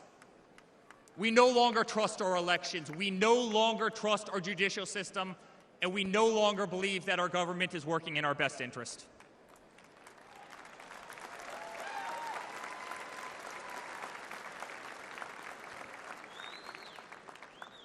In spite of where we are today as a nation, I'd like to speak to every American. To the homeless veteran sleeping under a bridge as illegal immigrants are housed in the most expensive hotels in New York. I'm sorry. We know it's wrong, and we will fix it.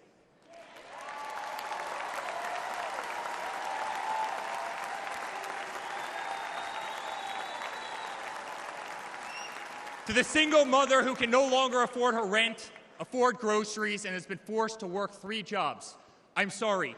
It does not have to be this way.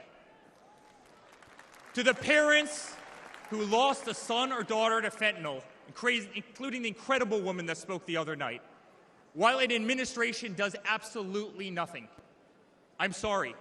Your government can do so much better, and it will.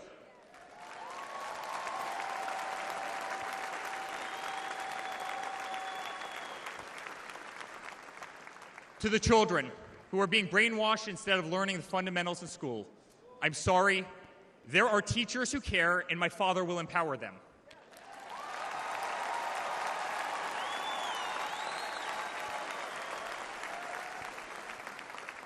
To the law enforcement officers, our brave Border Patrol, Secret Service agents who work every single day to protect our communities, knowing damn well that the system will throw you under the bus, I'm sorry. We will stand behind you.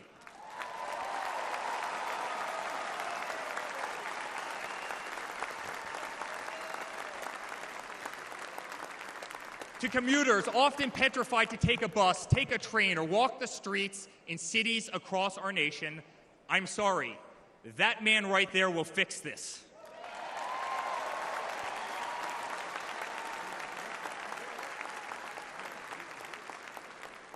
To the construction workers, to the middle-class families, to the families with children with disabilities, families who can no longer afford medical benefits or to take a vacation, I'm sorry. We will make America great again.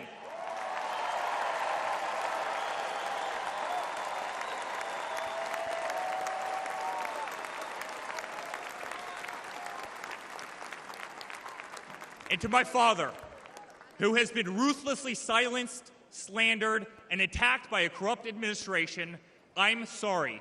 We know, and America knows, that they're not just after you, they're after all of us, and you just happen to be standing in their way.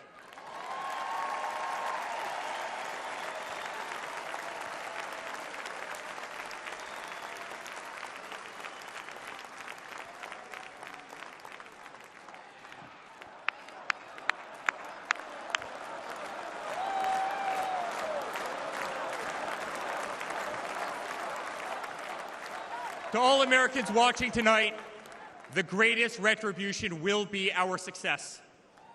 Success not just for ourselves, but for our grandchildren and our children. Under President Donald J. Trump, the swamp will be drained. America will be respected. Our cities will be safe. Our streets will be clean. And our border will once again be secure.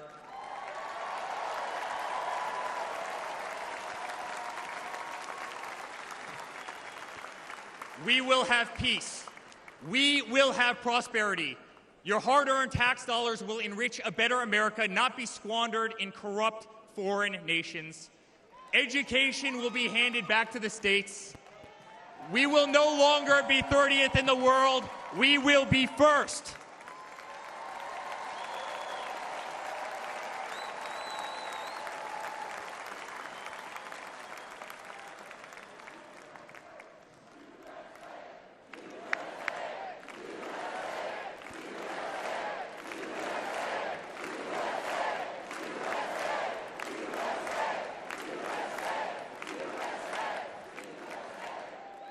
Our children will understand family, our children will have values, and our children will love God.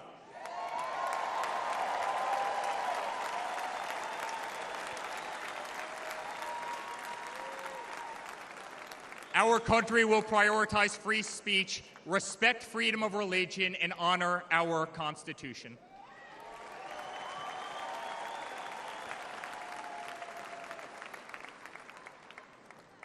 As his son, I've never been more proud of a person in my life. A man who has defied all odds more than once. A man who believed in the promise of America when others turned away. A man who saw a nation in need of a champion and answered that call with unwavering determination and courage. A man who survived a bullet that was intended to eliminate him permanently from our future and from our family. Never have I been more proud to be a Trump.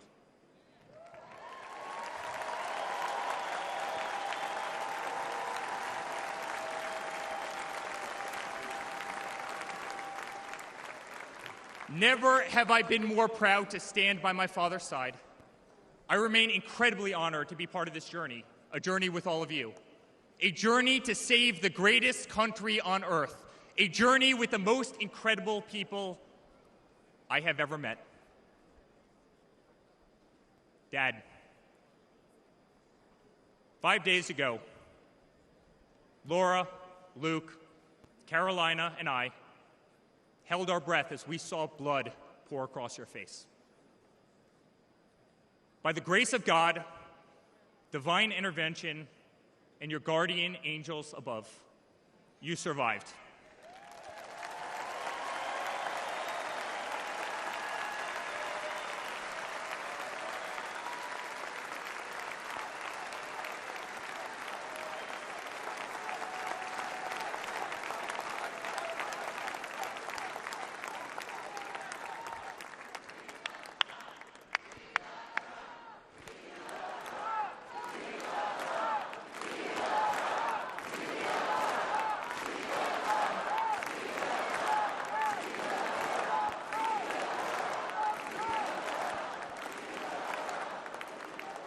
You are the greatest fighter I have ever seen. You are strong, you are full of life, and you are unapologetic. Your optimism is contagious. Your backbone is unbreakable. Your conviction to fight for what is right and against all that is wrong is truly next level.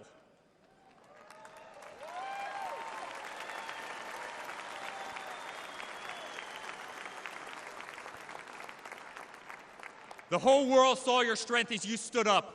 You wiped the blood off your face, and you put your fist in the air in a moment that will be remembered as one of the most courageous acts in the history of American politics.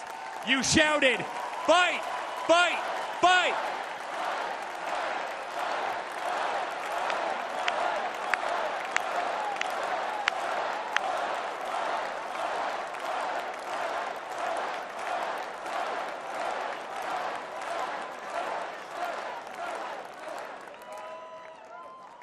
I'm honored to be your son. I'm honored to speak to our great nation tonight. You are a true leader. You epitomize strength. Our country loves you. Our country appreciates you. Our country misses you. And on November 5th, our country will re-elect you as the 47th President of the United States of America. Good night, Milwaukee. God bless you all.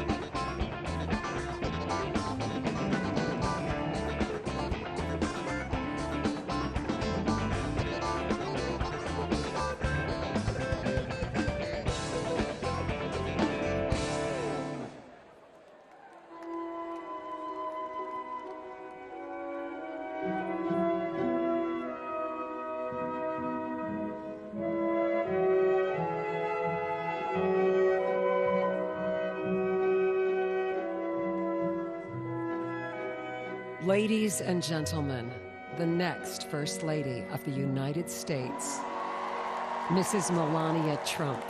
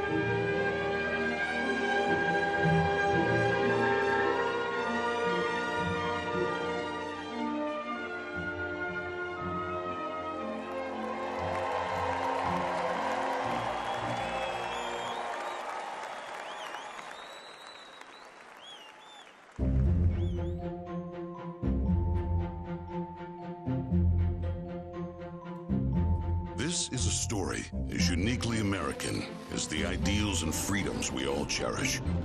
A story of a life dedicated to dreaming big. A story about giving back to the people in his beloved city.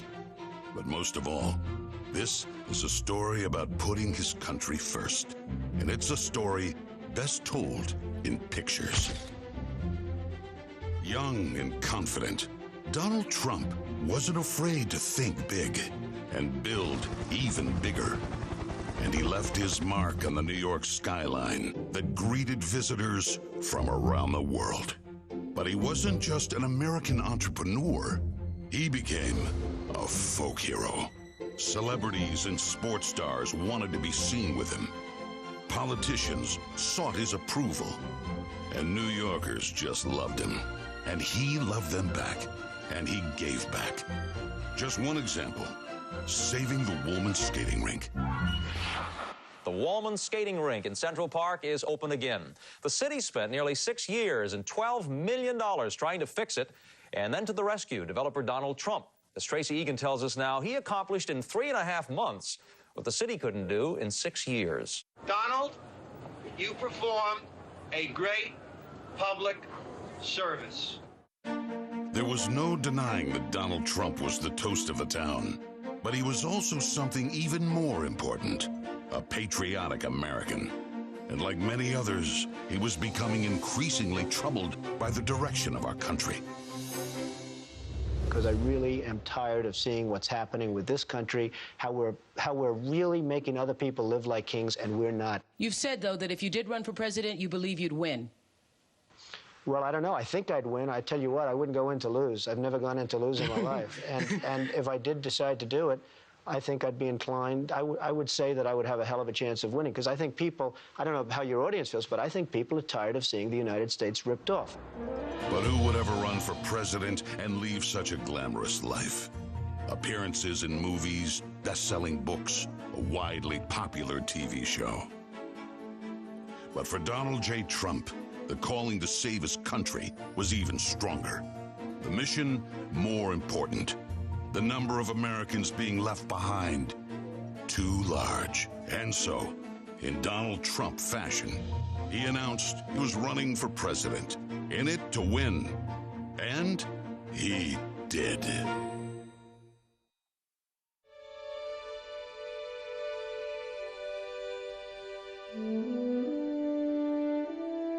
From his first day in office, the Washington politicians learned something about President Trump. He's not afraid to fight for what he believes in. They call that having the courage of your convictions. First up, the Trump tax cuts, largest in America's history, and it led to higher take-home pay for working families. Unfortunately, today, taxes are up and incomes down. The politicians just never learn. Next for President Trump, secure our border. Check. Miles and miles of wall built. ISIS and other terrorists deterred. But now, we have the Barney Fife of border security, leading to 250,000 Americans dead from fentanyl coming in. Brutal migrant crime spreading across America. And ISIS now here. President Trump promised he'd keep America out of endless wars. Welcome words to the families of our young men and women who serve. And another promise kept.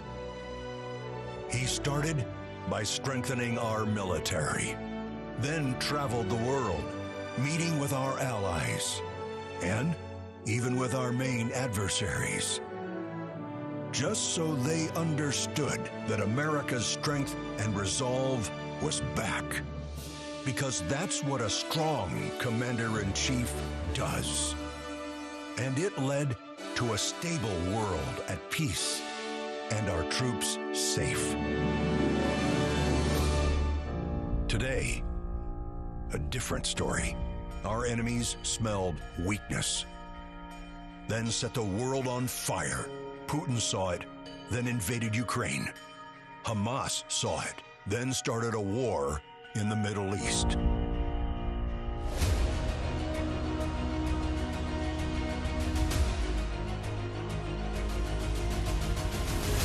There's one more thing we've learned about President Trump. He believes so strongly in America, so optimistic for our possibilities, and so committed to fighting to once again make our country great,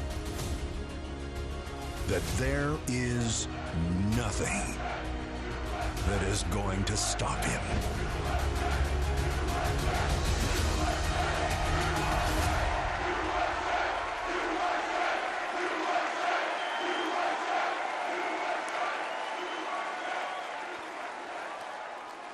Ladies and gentlemen, please welcome Kid Rock.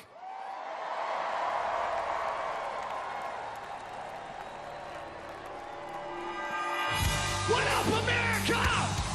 If you're ready for President Trump to take the stage, I need everybody to stand up. I need everybody to put a fist up in the air. Everybody, get a fist up in the air. Now follow me. Say fight, fight. Say fight, fight. Say fight, fight. Say Trump, body scream.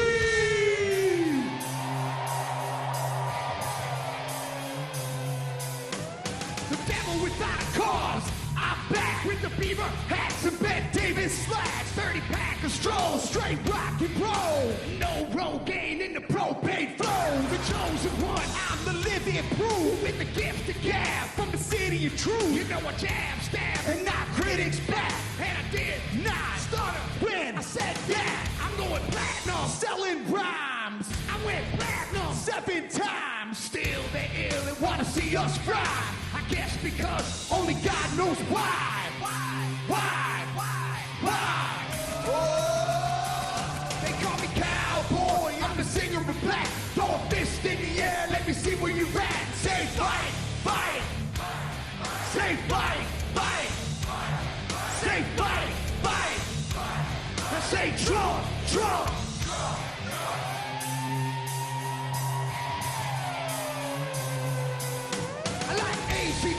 the NCC time. Bocephus beasties and the kings of rock. Skinner, Seeger, lit corn to stones. David Allen and no-show Jones. Yeah, pass that bottle around. Got the rock from Detroit, the soul from Motown. The underground, straight Detroit pimp. With tracks to Mac and slap back to back. Never gain no pay, I don't play with ass. Well, watch me rock with Liberace Flash. Punk rock the Clash, boy bands are trash. I like Johnny Cash and Grandmaster Flash. Flash, Flash, Flash, Flash. Oh, they call me cowboy. I'm the singer of the black. Throw a fist in the air. Let me see where you're at. Say fight, fight. Say fight, fight. Say fight, fight. I say Trump, Trump.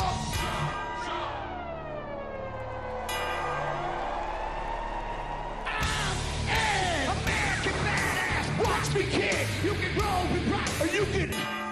I'm the ultimate. I'm like Amazing Grace. I'm on rock and roll. Let me rock this place. All super fly. Living double wide. Psychon the fly. The big Don can ride. Bill Shack to share. Bringing flash to flare. Got the long hair swinging middle finger in the air. Snakeskin boots 65 Chevelle. See me ride and sin and hit a rebel yell. I won't live to tell. So if you do, rock for freedom and rock for truth. Who knew I'd blow like Oklahoma, Florida, Georgia, Arizona. Smell the aroma and check my hits. I know it stinks in here, cause Trump's the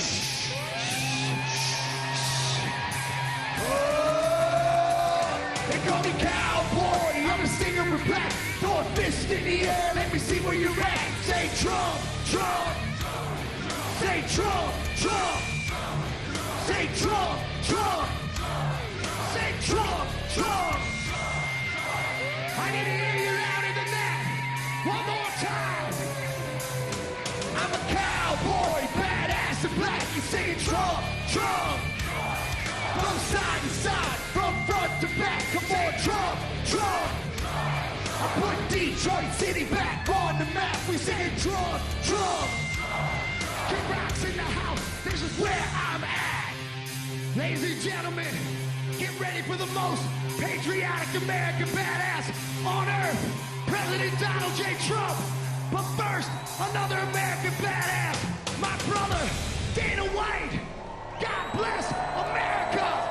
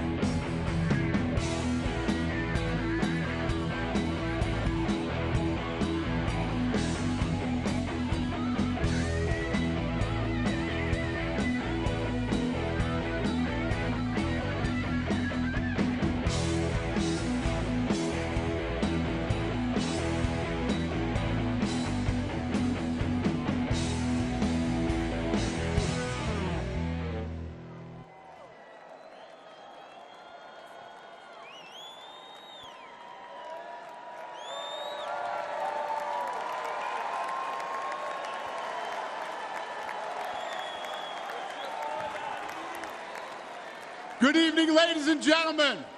I am Dana White. I am the CEO and president of the Ultimate Fighting Championship. So 2 weeks ago, I got a call from President Trump asking me if I'd be willing to speak tonight. As usual, there was no pressure, no demands. He asked me as a friend, and of course I said yes. Then, after I accepted his offer, he sent me a text message, and I just want to read to you a little piece of what President Trump wrote to me. Dana, I'm so honored that you will be doing the introduction at the National Republican Convention. Think of it as the biggest fight you ever had, a fight for our country and even the world. I only wish you didn't have to interrupt your family trip, but I hope they understand they love you and they know how important this is. Now think about this. This man's running for president of the United States. He's fighting for the future of this country, and he's concerned about interrupting my family trip. That's the President Trump that I know, a man who truly cares about people.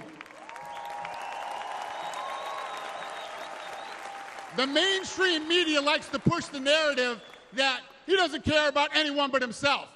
I absolutely know that's not the truth because I've been friends with this guy for 25 years. And for the people who know me, they'll know this is true.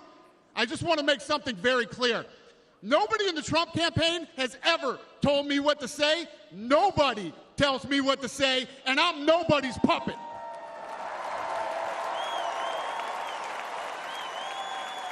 And I'm not telling you what to think. I'm telling you what I know. And I know President Trump. I know President Trump is a fighter. I've been saying this since 2015. Now look at what's happened over the last 10 years. We have all seen it with our own eyes. I'm in the tough guy business, and this man is the toughest, most resilient human being that I've ever met in my life. The higher the stakes, the harder he fights, and this guy never, ever gives up. So what's at stake here? The answer is in President Trump's text, and I quote, "A fight for our country." I know why he's running for president again.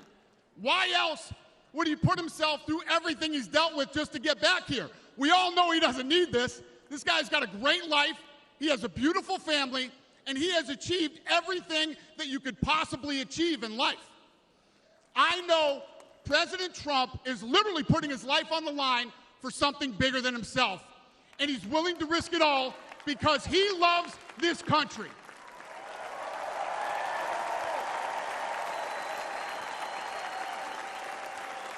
And I know he wants what's best for the American people, all American people. I know he's running for president to save our American dream. I'm living the American dream, and I know the American dream is very real. Whether you were born in this country or came here from someplace else, this is the last real land of opportunity. President Reagan once said, "Government's first duty is to protect the people, not run their lives." And if you're buried in government red tape, how will you ever start your own business? If you're struggling to pay your bills, how can you ever afford to start a family? And if you don't feel safe in your own town, why would you ever buy a house? I know that President Trump is fighting to save the American dream, and that's what's at stake in this election. We are choosing who we want to lead us in this fight. I know President Trump is a proven leader, a fearless leader, and this country was in a much better place when he was in the Oval Office. In my mind, the choice is clear. But this election, we all get to choose. I know I'm going to choose strength and security. I know I'm going to choose opportunity and prosperity. I know I'm going to choose real American leadership and a real American badass.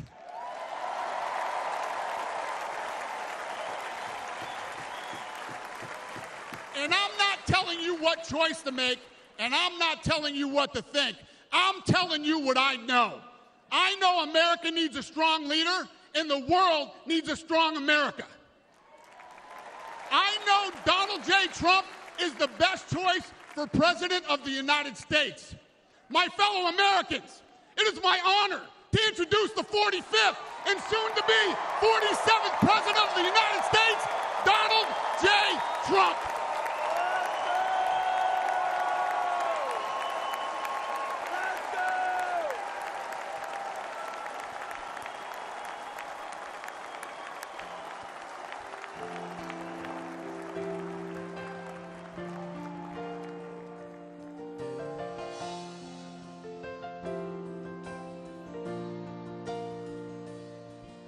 If tomorrow all the things were gone, I'd work for all my life, and I had to start again, just my children and my wife.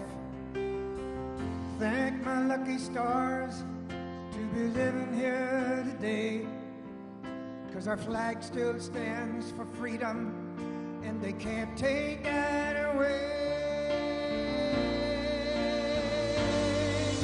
And I'm proud to be an American, where at least I know I'm free. And I won't forget the men who died, who gave that right to me. And I gladly stand up next to you and defend her still today. 'Cause there ain't no doubt I love this land. Sing it. God bless the USA.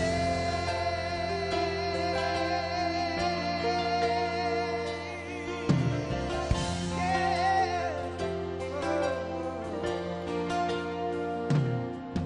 From the lakes of Minnesota to the hills of Tennessee, across the plains of Texas, from sea to shining sea, from Detroit to Houston and New York to LA. There's pride in every American heart, and it's time we stand and say that I'm proud to be an American, where at least I know I'm free. And I won't forget the men who died, who gave that right to me. And I gladly stand up next to you and defend her still today. 'Cause there ain't no doubt I love this land. God bless the USA.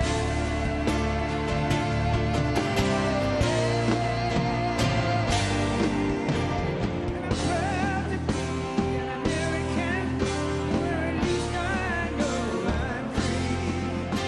And I won't forget the men who died, who gave that right to me. And I gladly stand up next to you and defend her still today.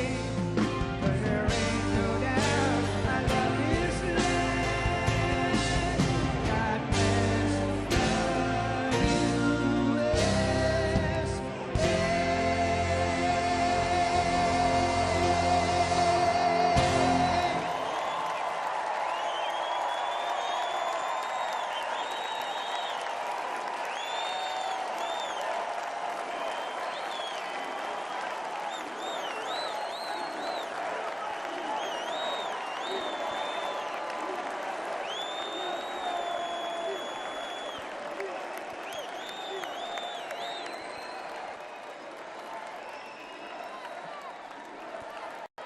Fellow citizens, I stand before you this evening with a message of confidence, strength, and hope. 4 months from now, we will have an incredible victory, and we will begin the 4 greatest years in the history of our country. Together, we will launch a new era of safety, prosperity, and freedom for citizens of every race, religion, color, and creed. The discord and division in our society must be healed. We must heal it quickly. As Americans, we are bound together by a single fate and a shared destiny. We rise together or we fall apart. I am running to be president for all of America, not half of America, because there is no victory in winning for half of America. So tonight, with faith and devotion, I proudly accept your nomination for President of the United States. Thank you.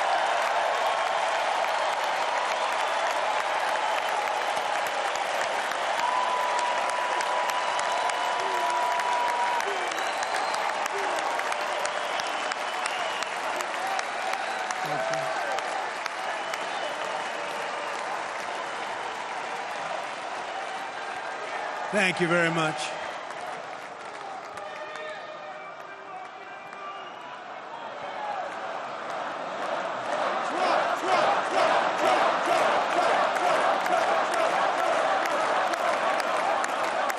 Thank you very much. And we will do it right. We're going to do it right. Let me begin this evening by expressing my gratitude to the American people for your outpouring of love and support following the assassination attempt at my rally on Saturday.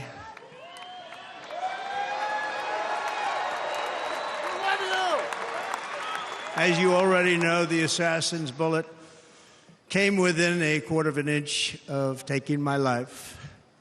So many people have asked me, what happened? Tell us what happened, please.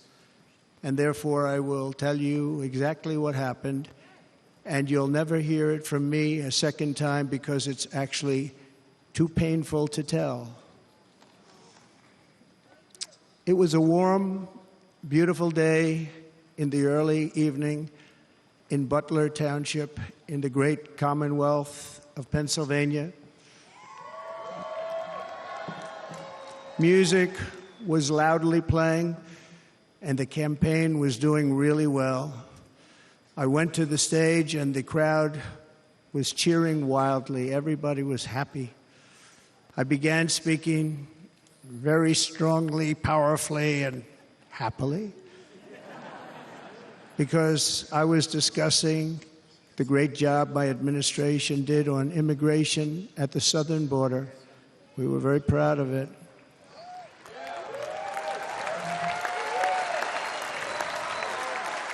Behind me and to the right was a large screen that was displaying a chart of border crossings under my leadership. The numbers were absolutely amazing. In order to see the chart, I started to, like this, turn to my right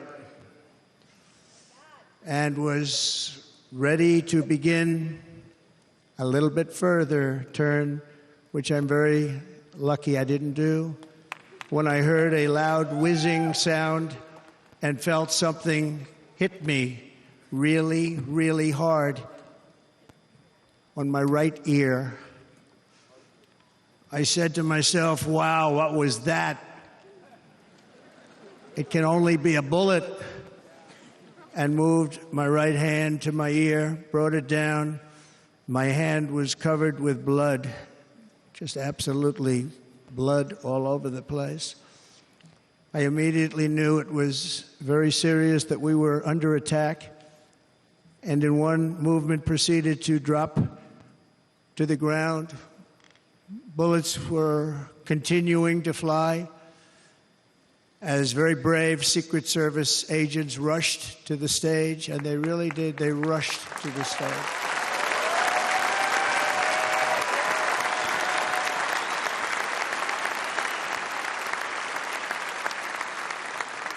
These are great people at great risk, I will tell you, and pounced on top of me so that I would be protected. There was blood pouring everywhere, and yet, in a certain way, I felt very safe because I had God on my side. I felt that.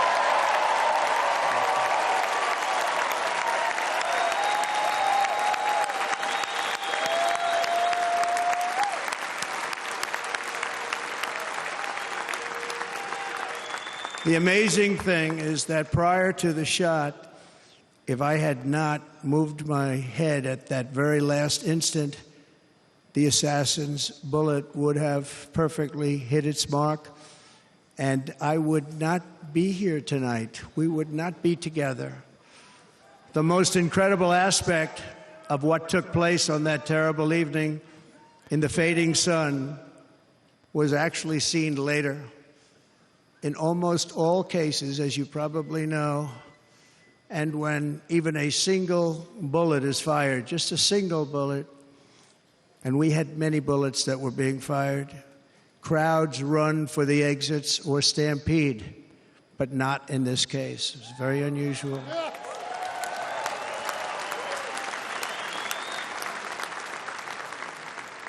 This massive crowd of tens of thousands of people stood by and didn't move an inch. In fact, many of them bravely but automatically stood up looking for where the sniper would be. They knew immediately it was a sniper. And then began pointing at him. You can see that if you look at the group behind me. That was just a small group compared to what was in front. Nobody ran, and by not stampeding, many lives were saved. But that isn't the reason that they didn't move. The reason is that they knew I was in very serious trouble. They saw it. They saw me go down. They saw the blood and thought, actually most did, that I was dead. They knew it was a shot to the head. They saw the blood. And there's an interesting statistic. The ears are the bloodiest part. If something happens with the ears, they bleed more than any other part of the body. For whatever reason, the doctors told me that. I said, why is there so much blood? He said, it's the ears. They bleed more. So we learned something, but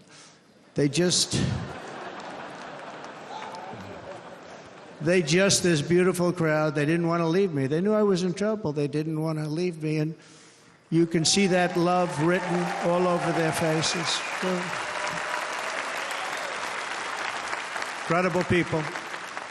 They're incredible people. Bullets were flying over us, yet I felt serene. But now the Secret Service agents were putting themselves in peril. They were in very dangerous territory. Bullets were flying right over them, missing them by a very small amount of inches. And then it all stopped. Our Secret Service sniper, from a much greater distance and with only one bullet used, took the assassin's life, took him out.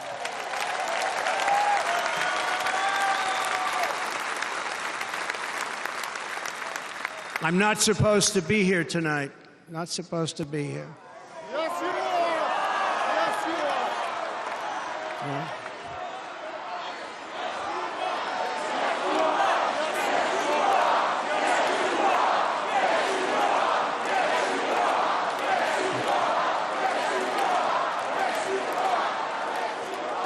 Thank you. But I'm not. And I'll tell you, I stand before you in this arena only by the grace of Almighty God.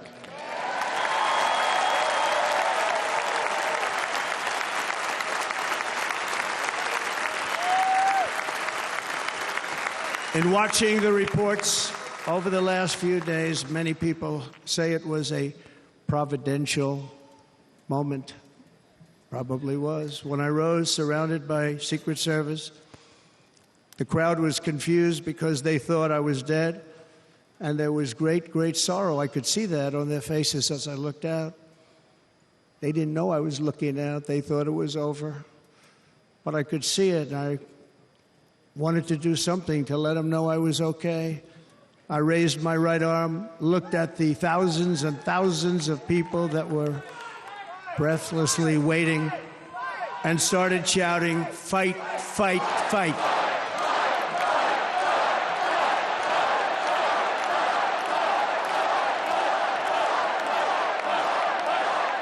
Thank you. Once my clenched fist went up, and it was high into the air. You've all seen that. The crowd realized I was okay and roared with pride for our country like no crowd I have ever heard before. Never heard anything like it. For the rest of my life, I will be grateful for the love shown by that giant audience of patriots that stood bravely on that fateful evening in Pennsylvania. Tragically, the shooter claimed the life of one of our fellow Americans, Corey Comparator. Unbelievable person, everybody tells me. Unbelievable. And seriously wounded Two other great warriors, spoke to them today, David Dutch and James Copenhaver. Two great people. I also spoke to all three families of these tremendous people. Our love and prayers are with them, and always will be. We're never going to forget them. They came for a great rally. They were serious Trumpsters, I want to tell you. They were serious Trumpsters, and still are. But Corey, unfortunately, we have to use the past tense. He was incredible. He was a highly respected former fire chief, respected by everybody. Was accompanied by his wife, Helen, incredible woman. I spoke to her today, devastated, and two precious daughters. He lost his life selflessly acting as a human shield to protect them from flying bullets. He went right over the top of them and was hit. What a fine man he was.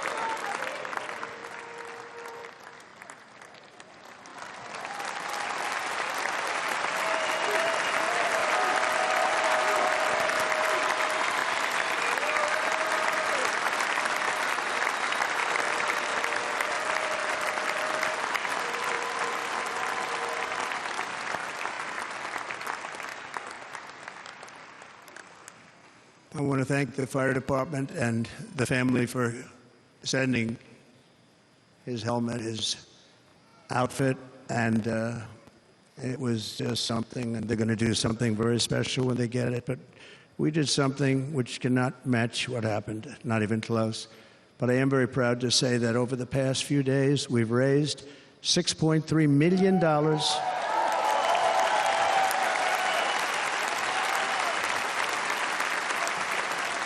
for the families of David, James, and Corey, including from a friend of mine just called up. He sent me a check right here. I just got it. $1 million from Dan Newland. Thank you, Dan.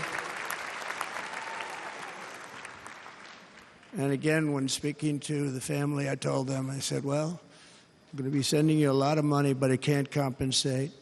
They all said the same thing. You're right, sir. We appreciate so much what you're doing, but nothing can take the place in the case of Corey. And the other two, by the way, they were very, very seriously injured, but now they're doing very well. They're going to be okay. They're going to be doing very well.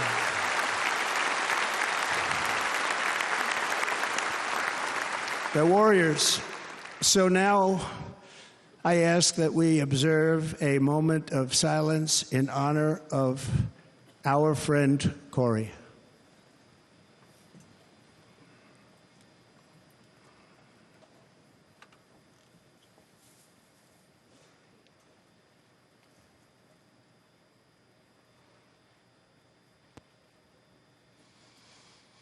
There is no greater love than to lay down one's life for others. This is the spirit that forged America in her darkest hours, and this is the love that will lead America back to the summit of human achievement and greatness. This is what we need. Despite such a heinous attack, we unite this evening more determined than ever. I am more determined than ever, and so are you. So is everybody in this room.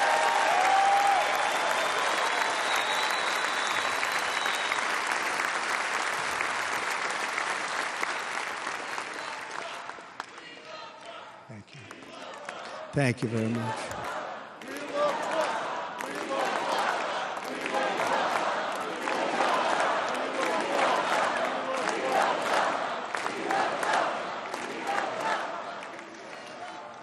Our resolve is unbroken and our purpose is unchanged to deliver a government that serves the American people better than ever before. Nothing will stop me in this mission because our vision is righteous and our cause is pure. No matter what obstacle comes our way, we will not break, we will not bend, we will not back down, and I will never stop fighting for you, your family, and our magnificent country. Never.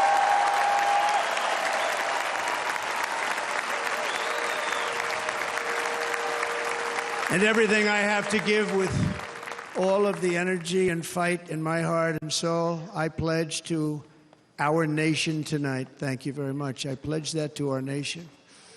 We're going to turn our nation around, and we're going to do it very quickly. Thank you.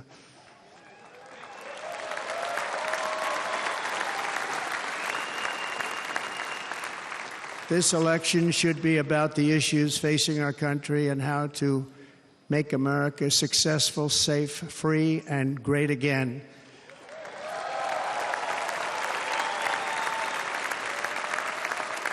In an age when our politics too often divide us, now is the time to remember that we are all fellow citizens. We are one nation under God, indivisible, with liberty and justice for all.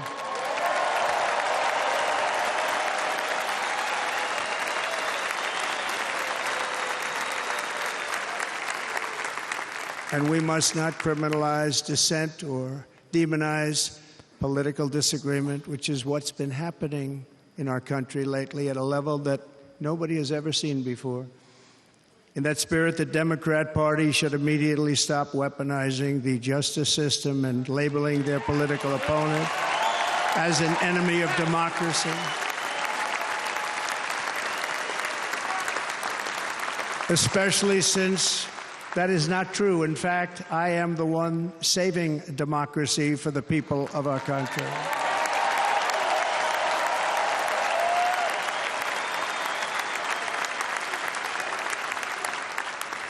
And very big news, as you probably just read, on Monday a major ruling was handed down from a highly respected federal judge in Florida, Eileen Cannon, finding that the prosecutor and the fake documents case against me were totally unconstitutional, and the entire case was thrown out of court. With all of that publicity, thrown out of court. If Democrats want to unify our country, they should drop these partisan witch hunts, which I have been going through for approximately 8 years. And they should do that without delay and allow an election to proceed that is worthy of our people. We're going to win it anyway, but worthy of our people. On this journey, I am deeply honored to be joined by my amazing wife, Melania.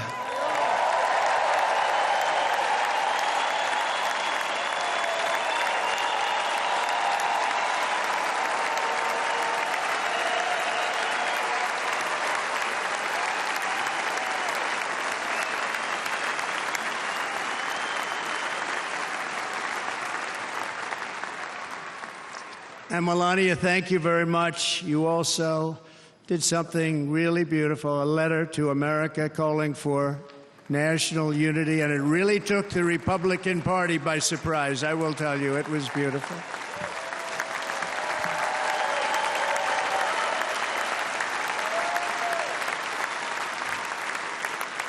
In fact, some very serious people said that we should take that letter and put it as part of the Republican platform. That would be an honor, wouldn't it? Right, Mr. Congressman? But it captivated so many, so I also want to thank my entire family for being here. Don, Kimberly, Ivanka and Jared, Eric and Lara, Tiffany and Michael, Barron. We love our Barron.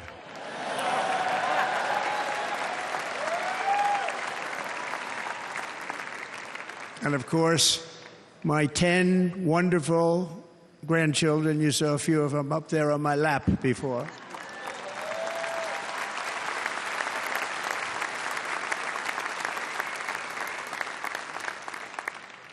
And how good was Dana? Was Dana good? I mean, was he good? You know, he was on probably the only vacation he's had in about, maybe ever, because he works, but about 10 years with his wife, very far away. I won't tell you where, but very, very far away, beautiful place. And my people called, and he said, I won't be able to do it. This is many, many years. I promised my wife I can't do it. And they came in, they said, Dana won't be able to do it, because he was my first, second, and third choice. I said, well, you know, that's too bad, but I understand he's away, and it's good. It's good for him. And that was it. About 30 minutes later, she came back in, sir, Dana just called. He's going to do it. And his wife, she said, you can't turn him down. You just can't do it. You have to go. That's a good wife.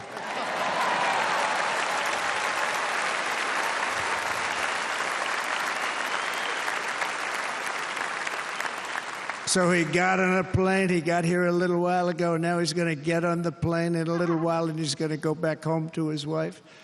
But they're great, and I just want to thank her and him and their whole family, because that's not easy. And Kid Rock, same thing. Called, he said, I want to be a part of it. I want to be a part, because, you know, Kid does his great song, Big, Big Monster song. I had no idea. You know, he became a friend of mine over the last 10 years. And he's amazing. Everyone loves him. I didn't even know how big he was. You know, he has rallies, 35, 40,000 people he gets every time he goes out. I think he's making so much money, he doesn't know what the hell to do with it. You want to know? And then we have my other friend, and I've known him so long, and we took that song, and it was a big success, but we made that. I saw a chart of great songs to America. That was #1 on the chart recently, #1. So that's Lee Greenwood, very special, beautiful person. He's a beautiful man. But they all wanted to be here. They called. And how about the Hulkster? How good was he? Is he up? Where is he? Boy, oh boy.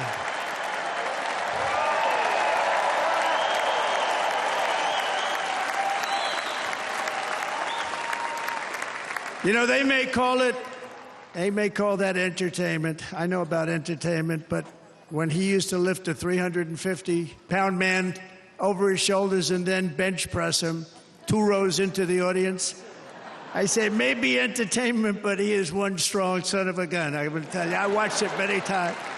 There aren't a lot of entertainers that can do that, right? You were fantastic. Thank you very much. Followed by Eric. What was that all about? Boy, that was good. I didn't want to really come up here. But he was so great, and he's such a good young man. He went through a lot of trouble, and Don last night was incredible. They went through so much trouble. They got subpoenaed more than any people probably in the history of the United States. Every week they get another subpoena from the Democrats, crazy Nancy Pelosi, the whole thing, just boom, boom, boom. They've got to stop that because they're destroying our country. We have to work on making America great again, not on beating people. And we won. We beat them in all. We beat them on the impeachments. We beat them on indictments. We beat them. But the time that you have to spend,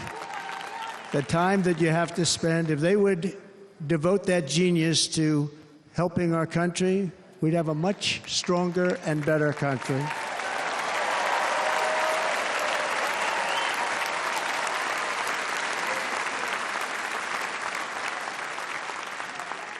And Jason, the biggest star in country music. Jason, thank you for being here. Jason, thank you very much. Jason Aldean, he's good. I like his wife even better, by the way. She's here. Thank you, Jason. But I'm thrilled to have a new friend and partner fighting by my side. The next Vice President of the United States, the current Senator from Ohio, J.D. Vance, and his incredible wife, Usha.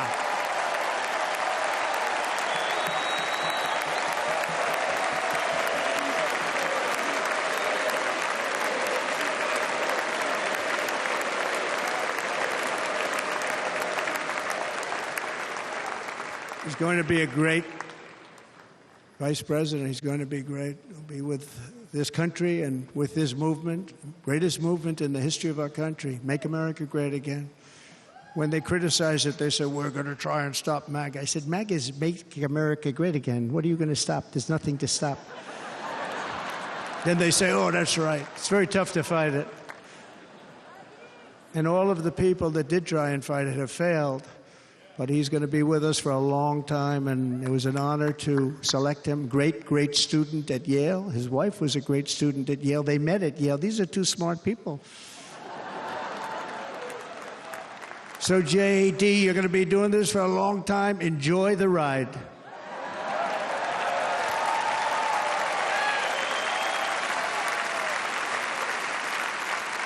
And a very special thank you to the extraordinary people of Milwaukee and the great state of...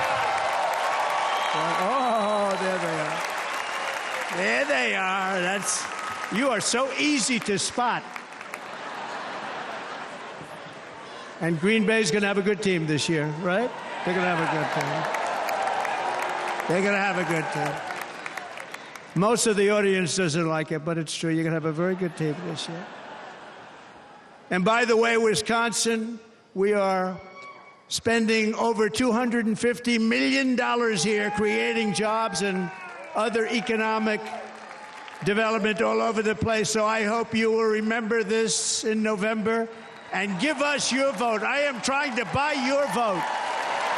I'll be honest about that.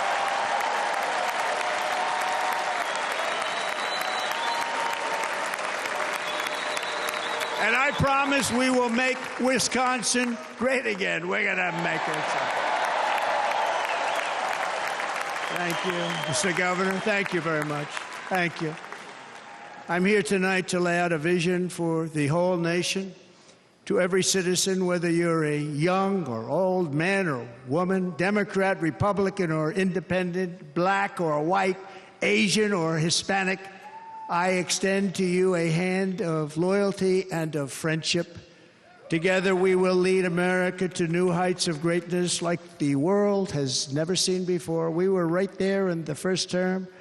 We got hit with COVID. We did a great job. Nobody knew what it was, but nobody's ever seen an economy pre-COVID. And then we handed over a stock market that was substantially higher than just prior to COVID. Coming in, did a great job. Never got credit for that. We got credit for the war and defeating ISIS and so many things. The great economy, the biggest tax cuts ever, the biggest regulation cuts ever. The creation of Space Force, the rebuilding of our military. We did so much. We did so much. Right to try. Right to try is a big deal. We got right to try. They were trying to get that for 52 years. Somebody's terminally ill, and hopefully there's nobody in this audience, but it does happen a lot. They're terminally ill and they can't use our new space-age drugs and other things that we are way ahead. We have the greatest doctors in the world, the greatest laboratories in the world, and you can't do it. They've been trying to get that approved for 52 years. Wasn't that easy? The insurance companies didn't want to do it. They didn't want the risk. The labs didn't want to do it because if it didn't work, people are pretty far down the line toward death. They didn't want to do it. The doctors didn't want to have it on their records, so I got everybody into an office. 52 years they tried. Sounds simple, but it's not. And I got them to agree that somebody that needs it will, instead of going to Asia or Europe or someplace, or if you have no money, going home and dying, just die. We got them to sign an agreement, agree to it, where they're not going to sue anybody. They're going to get all of this stuff. They're going to get it really fast. And what's happened is we're saving thousands and thousands of lives. It's incredible. Right to try. It's a great feeling. Under our leadership, the United States will be respected again.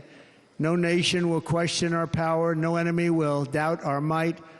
Our borders will be totally secure. Our economy will soar. We will return law and order to our streets, patriotism to our schools, and importantly, we will restore peace, stability, and harmony all throughout the world. But to achieve this future, we must first rescue our nation from failed and even incompetent leadership. We have totally incompetent leadership. This will be the most important election in the history of our country. Under the current administration, we are indeed a nation in decline. We have an inflation crisis that is making life unaffordable, ravaging the incomes of working and low-income families, and crushing, just simply crushing our people like never before. They've never seen anything like it. We also have an illegal immigration crisis, and it's taking place right now as we sit here in this beautiful arena. It's a massive invasion at our southern border that has spread misery, crime, poverty, disease, and destruction to communities all across our land. Nobody's ever seen anything like it. Then there's an international crisis, the likes of which the world has seldom been part of. Nobody can believe what's happening. War is now raging in Europe and the Middle East.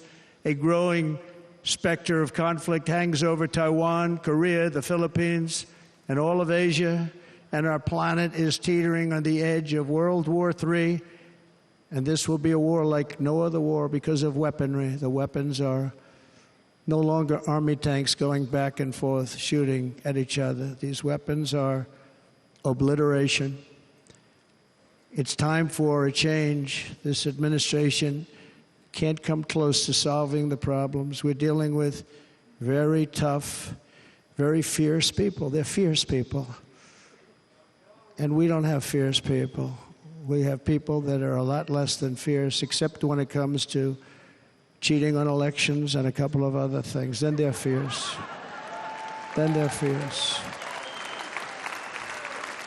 So tonight, I make this pledge to the great people of America.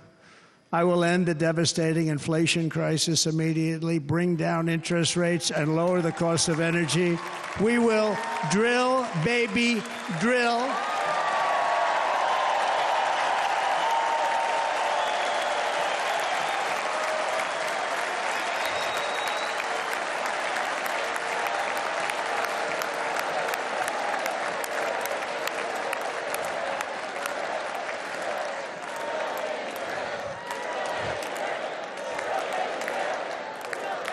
Can you believe what they're doing? But by doing that, we will lead a large-scale decline in prices. Prices will start to come down. Energy raised it. They took our energy policies and destroyed them. Then they immediately went back to them, but by that time, so much was lost. But we will do it at levels that nobody's ever seen before, and we'll end lots of different things. We'll start paying off debt and start lowering taxes even further. We gave you the largest tax cut. We'll do it more. You know, people don't realize I brought taxes way down, way down, and yet we took in more revenues the following year than we did when the tax rate was much higher. Most people said, how did you do that? Because it was incentive. Everybody was coming to the country. They were bringing back billions and billions of dollars into our country. The companies made it impossible to bring it back. The tax rate was too high, and the legal complications were far too great. I changed both of them, and hundreds of billions of dollars by Apple and so many other companies were brought back into our nation, and we had an economy the likes of which no nation had ever seen. China, we were beating them at levels that were incredible. And they know it. They know it. We'll do it again, but we'll do it even better. I will end the illegal immigration crisis by closing our border and finishing the wall, most of which I've already built.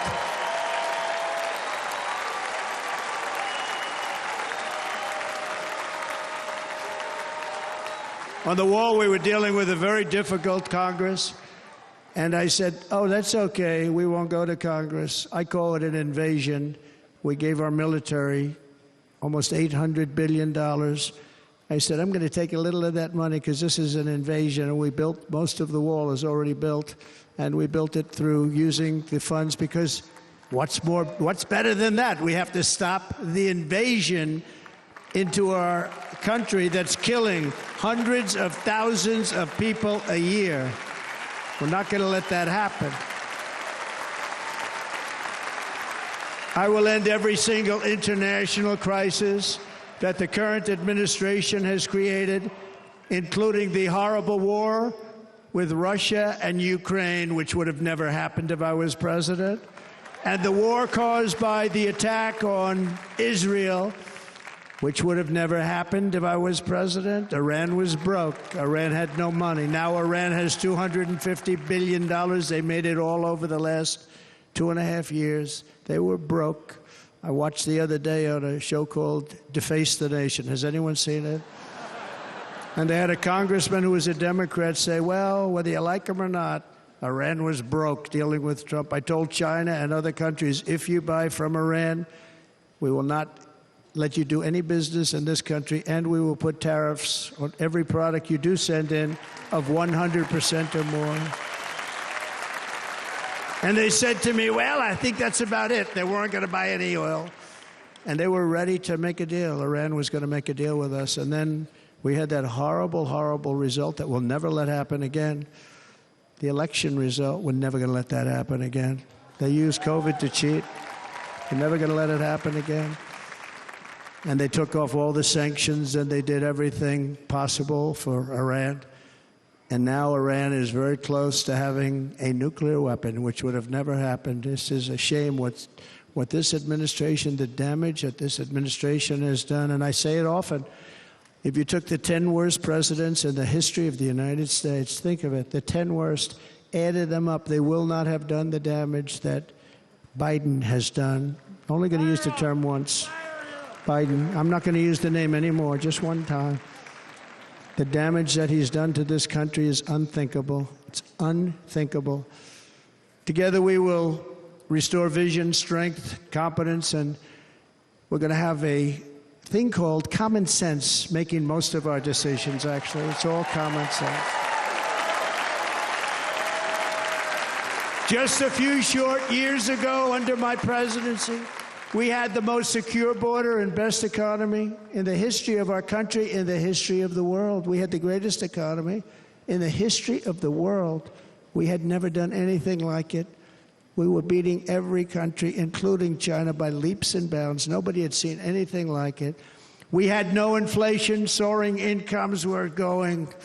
Nobody can believe it. You can't believe what happened 4 years ago is happening now in reverse. And the world was at peace. Inflation has been a killer for our country. No matter what you make it doesn't matter, because inflation is eating you alive. People that were putting away money, they were making great wages, the highest they've ever made, but they were putting away a lot of money. Now they are just being destroyed. They're not putting away anything. They're barely living. They're going into savings accounts. They're taking out their money to live because of inflation. Inflation, remember, it's called a country buster. You can go back to Germany from 100 years ago. You can go back to any country that suffered great inflation. We've suffered the worst inflation we've ever had. But go back and see what's happened to those countries. We've had the worst inflation we've ever had under this person. But in less than 4 years, our opponents have turned incredible success into unparalleled tragedy and failure. It's been a tremendous failure. Today, our cities are flooded with illegal aliens. Americans are being squeezed out of the labor force, and their jobs are taken. And by the way, you know who's taking the jobs that are created? 107% of those jobs are taken by illegal aliens. And you know who's being hurt the most by millions of people pouring into our country? The black population and the Hispanic population, because they're taking the jobs from our black population, our Hispanic population, and they're also taking them from unions.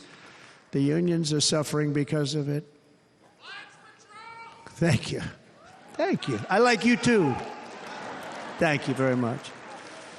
Inflation has wiped out the life savings of our citizens and forced the middle class into a state of depression and despair. That's what it is. It's despair and depression. We cannot and will not let this continue. Less than 4 years ago, we were a great nation, and we will soon be a great nation again. We're going to be a great nation again.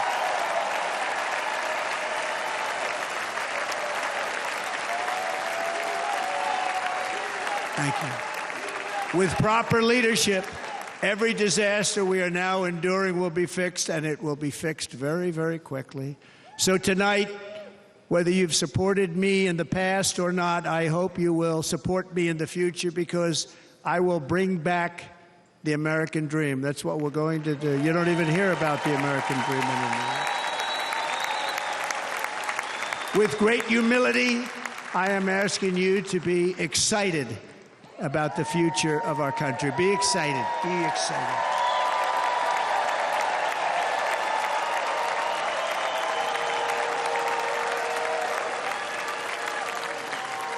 And by the way, the news reports, look at all of those big networks. Look at them. They're all here.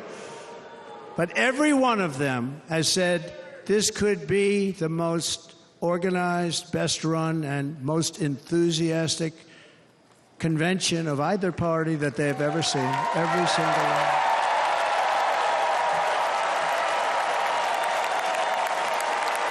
And it's true. It's true. And there's love in the room. There's great love in the room.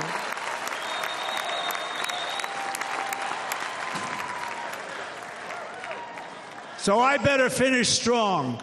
Otherwise, we'll blow it. And we can't let that happen.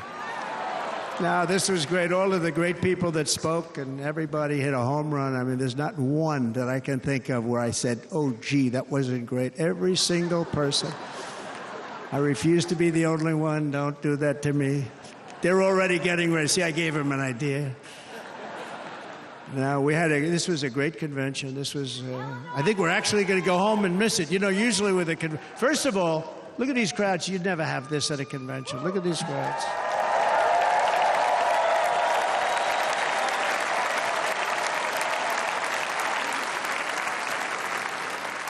Love. It's about love. This week, the entire Republican Party has formally adopted an agenda for America's renewal, and you saw that agenda.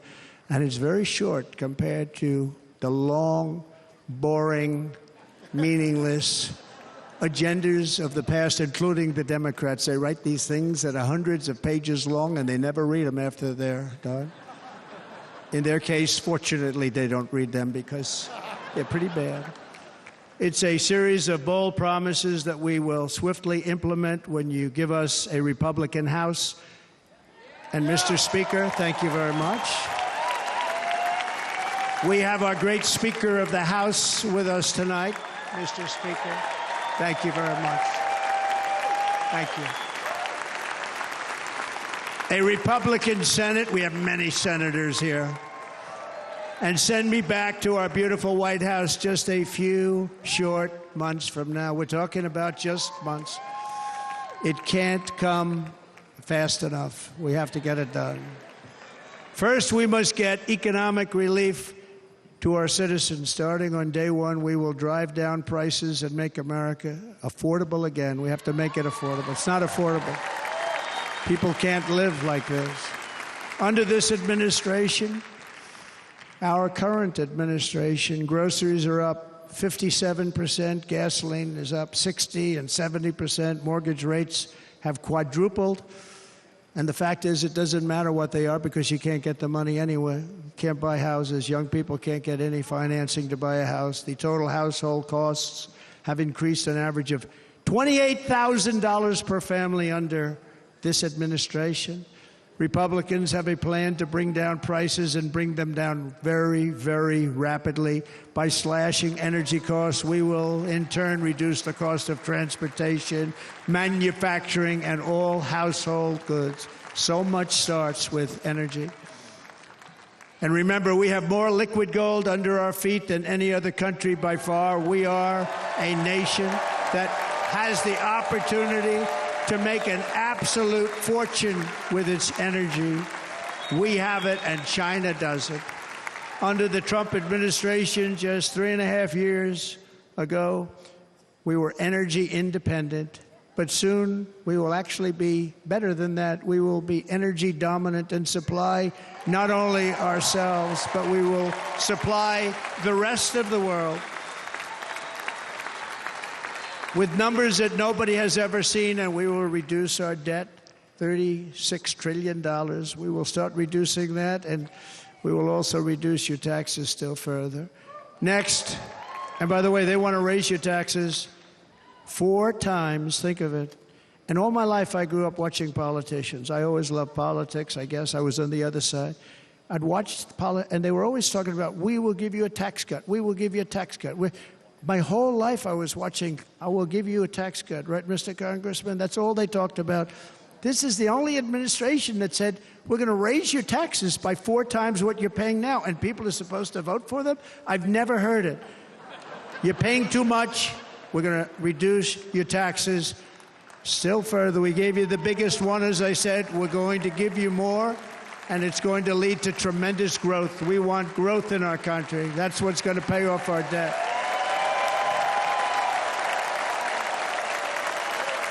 And next, we will end the ridiculous and actually incredible waste of taxpayer dollars that is fueling the inflation crisis. They spent trillions of dollars on things having to do with the Green New Scam. It's a scam.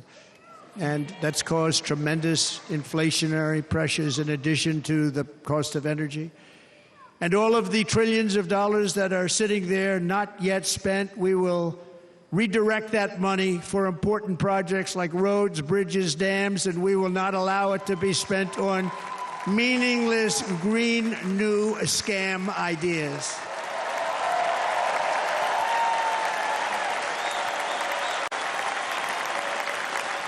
And I will end the electric vehicle mandate on day 1.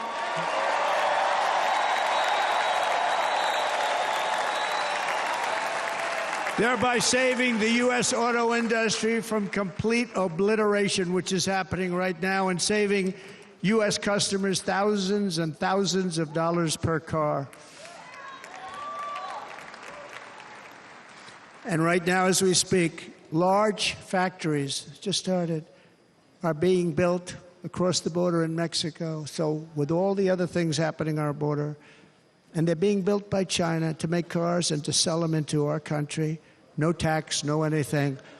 The United Auto Workers ought to be ashamed for allowing this to happen. And the leader of the United Auto Workers should be fired immediately. And every single auto worker, union and non-union, should be voting for Donald Trump, because we're going to bring back car manufacturing, and we're going to bring it back fast.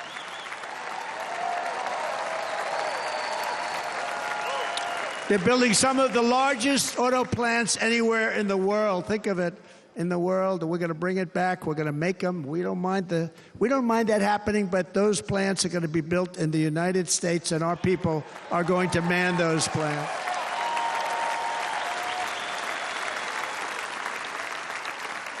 And if they don't agree with us, we'll put a tariff of approximately 100 to 200% on each car, and they will be unsellable in the United States. We have long been taken advantage of by other countries. And think of it, oftentimes these other countries are considered so-called allies. They've taken advantage of us for years. We lose jobs, we lose revenue, and they gain everything and wipe out our businesses, wipe out our people.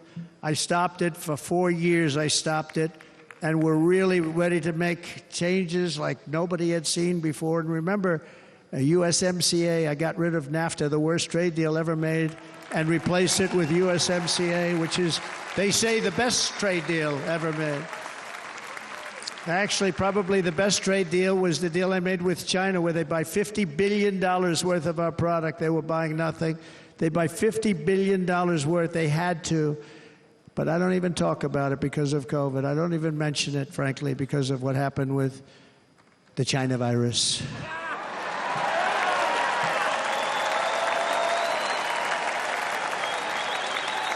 We will not let countries come in, take our jobs, and plunder our nation. They come and do that. They plunder our nation. The way they will sell their product in America is to build it in America. Very simple. Build it in America and only in America.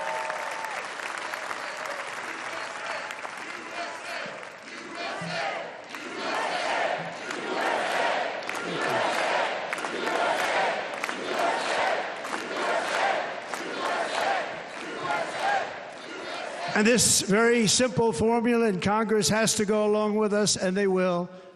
This very simple formula will create massive numbers of jobs. We will take over the auto industry again, and many, many, hundreds of thousands of jobs. We lost so many jobs over the years. If you go back 20, 25 years, they've stolen, going to China and Mexico, about 68% of our auto industry manufacturing jobs. We're going to get them all back. We're going to get them all back, every one of them. At the center of our plan for economic relief are massive tax cuts for workers that include something else that's turned out to be very popular, actually. Here it's very popular, in this building and all those hotels that I saw that are so nice. I'm staying in a nice one. It's called no tax on tips. No tax on tips. No tax on tips.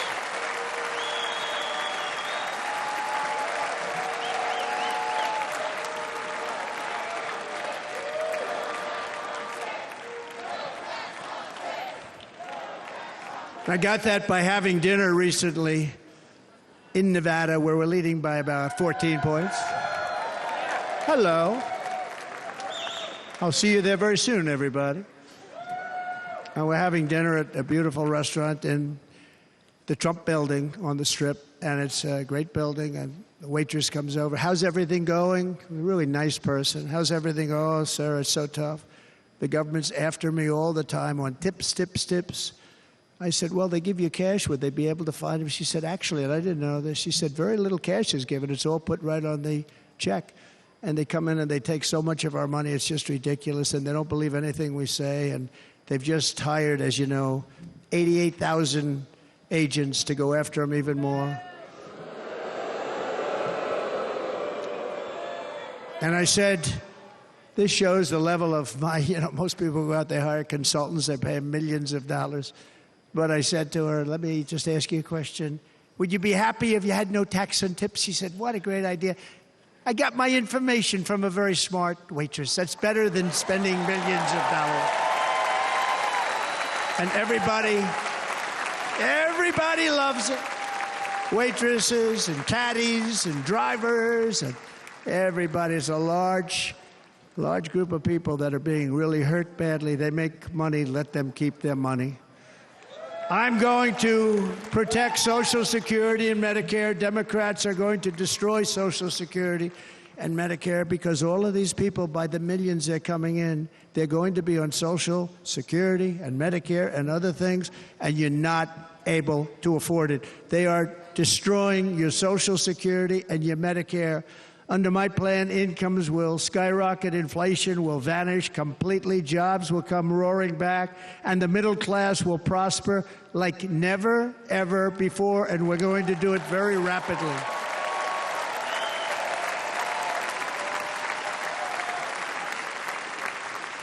But no hope or dream we have for America can succeed unless we stop the illegal immigrant invasion, the worst that's ever been seen anywhere in the world. There's never been an invasion like this anywhere. Third world countries would fight with sticks and stones not to let this happen. The invasion at our southern border, we will stop it, and we will stop it quickly. You heard Tom Homan yesterday. Tom Homan, put him in charge and just sit back and watch.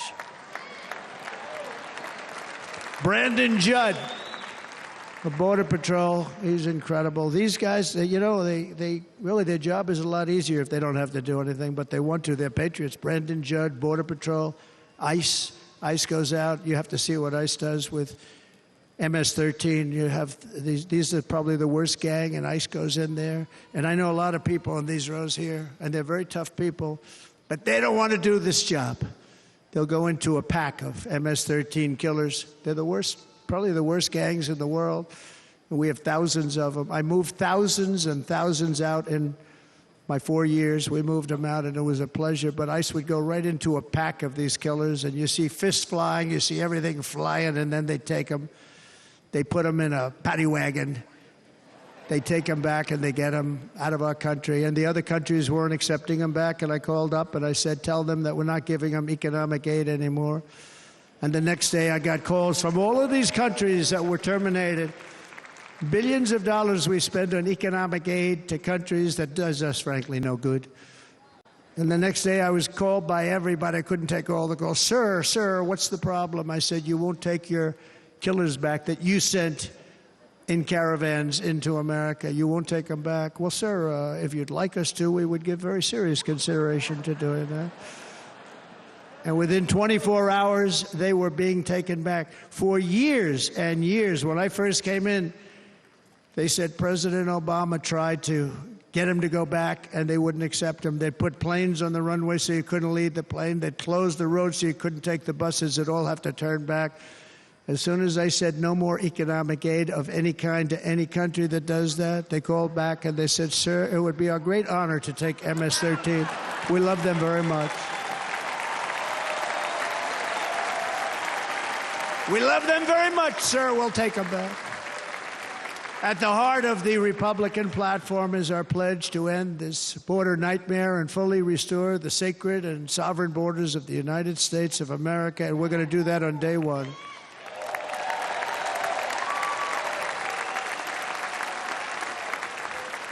That means two things on day one, right? Drill, baby, drill, and close our borders.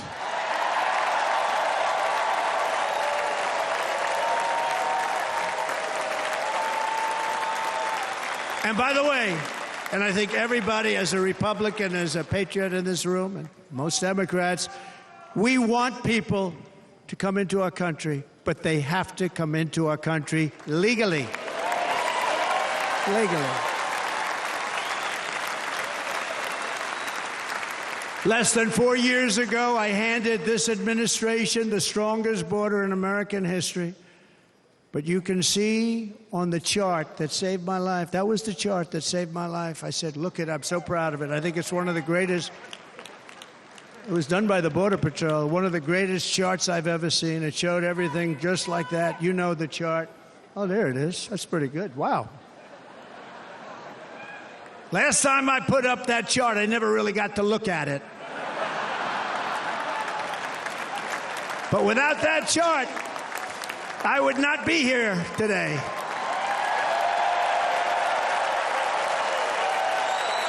Never got to look at it.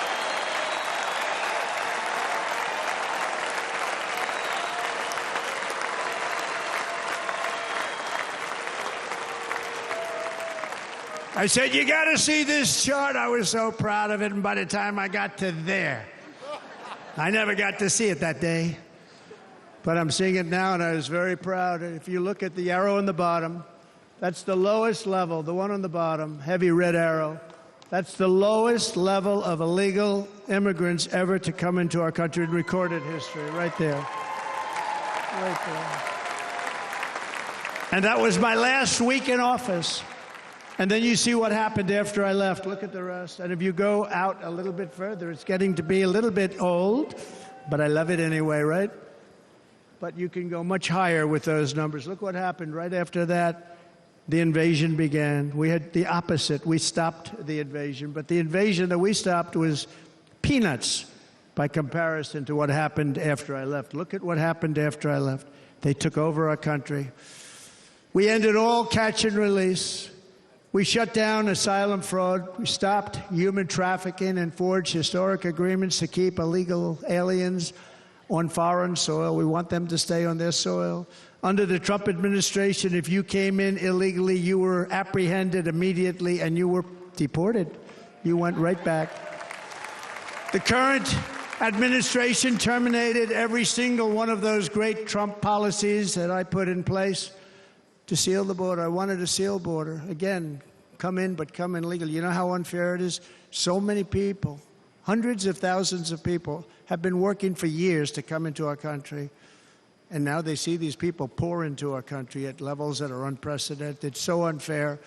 And we're not going to do it. We're not going to stand for it. They suspended wall construction, ended remain in Mexico. We had a policy, remain in Mexico. You think that was easy to get from the Mexican government? But I said, you must give it to us. If you don't give it to us, there will be repercussions. And they gave it to us. But not easy. Canceled our Safe Third agreements. demolished Title 42, implemented nationwide catch and release. That's catch and release, where we catch them and release them into our country. We catch them and release them into Mexico. There's a slight difference. And took 93, this is the previous administration, 93 executive actions to throw open our border to the world. The entire world is pouring into our country because of this very foolish administration. The greatest invasion in history is taking place right here in our country. They are coming in from every corner of the earth, not just from South America, but from Africa, Asia, the Middle East. They're coming from everywhere. They're coming at levels that we've never seen before. It is an invasion indeed, and this administration does absolutely nothing to stop them. They're coming from prisons. They're coming from jails. They're coming from mental institutions and insane asylums. You know, the press is always on me because I say this. Has anyone seen Silence of the Lambs? The late, great Hannibal Lecter. He'd love to have you for dinner. That's insane asylums. They're emptying out their insane asylums. And terrorists are coming in at numbers that we've never seen before. Bad things are going to happen. Meanwhile, our crime rate is going up, while crime statistics all over the world are going down, because they're taking their criminals and they're putting them into our country. A certain country, and I happen to like the president of that country very much, but he's been getting great publicity because he's a wonderful shepherd of the country. He says how well the country's doing because their crime rate is down. And he said he's training all of these rough people. They're rough. He's training them. And I've been reading about this for 2 years. I think, oh, that's wonderful. Let's take a look at it. But then I realized he's not training them. He's sending all of his criminals, his drug dealers, his people that are in jails, he's sending them all to the United States. And he's different in that he doesn't say that. He's trying to convince everybody what a wonderful job he does in running the country. Well, he doesn't do a wonderful job. And by the way, if I ran one of the countries, many countries from all over, I would be worse than any of them. I would have had the place totally emptied out already.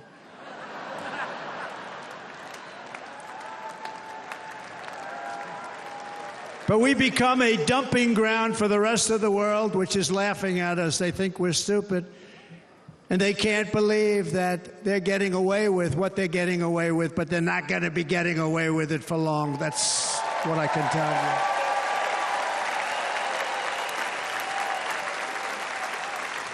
you. In Venezuela, Caracas, high crime. Caracas, Venezuela. Really a dangerous place, but not anymore.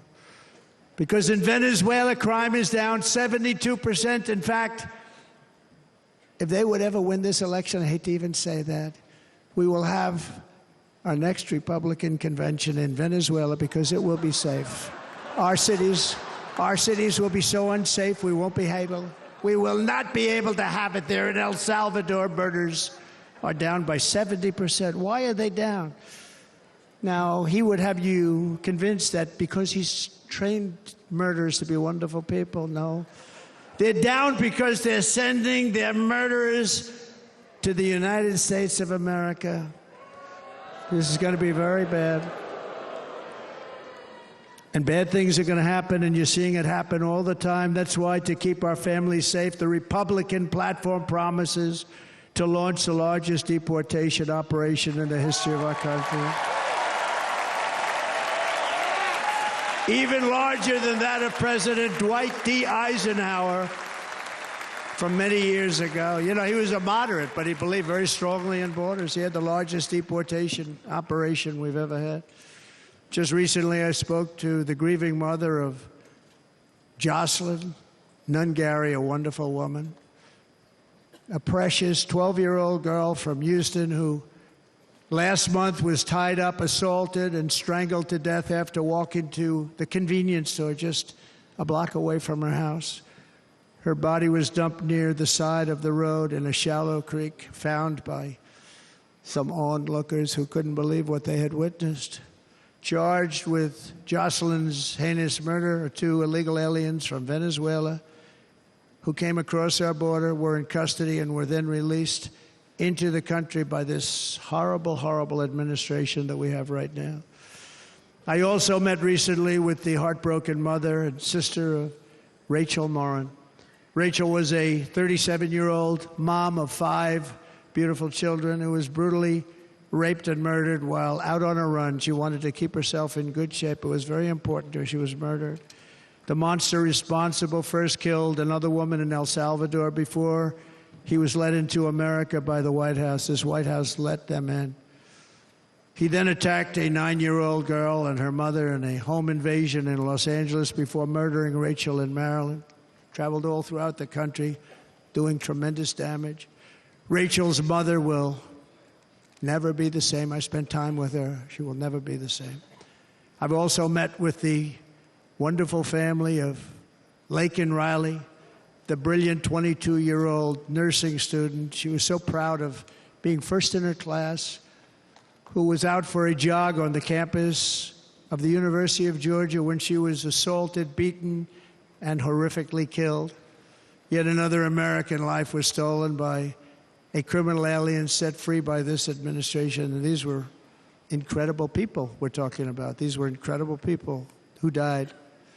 Tonight, America, this is my vow. I will not let these killers and criminals into our country.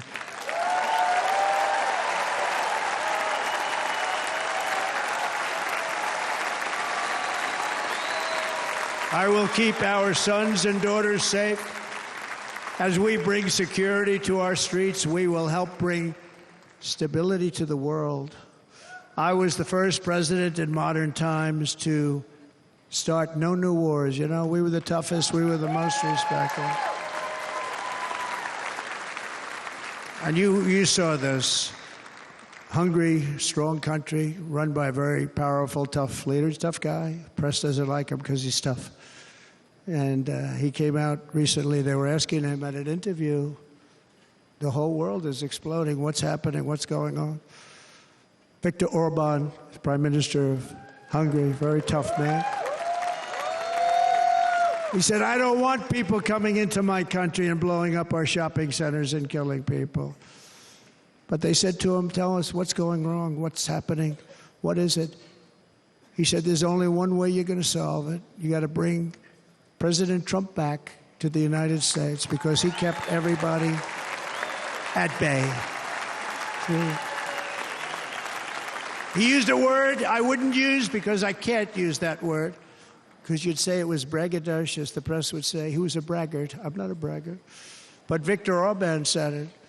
He said Russia was afraid of him. China was afraid of him. Everybody was afraid of him. Nothing was going to happen. The whole world was at peace. And now the world is blowing up around us. All of these things that you read about were not going to happen. Under President Bush, Russia invaded Georgia. Under President Obama, Russia took Crimea. Under the current administration, Russia is after all of Ukraine. Under President Trump, Russia took nothing.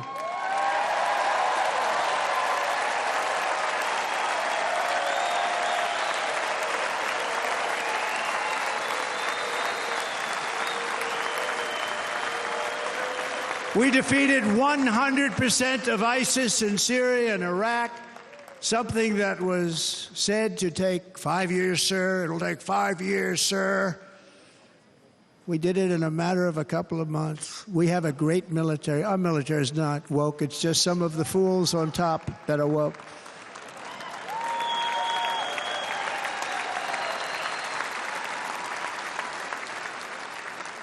I got along very well. North Korea, Kim Jong-un, I got along very well with him. The press hated when I said that. How could you get along with him? Well, you know, it's nice to get along with somebody who has a lot of nuclear weapons or otherwise, isn't it?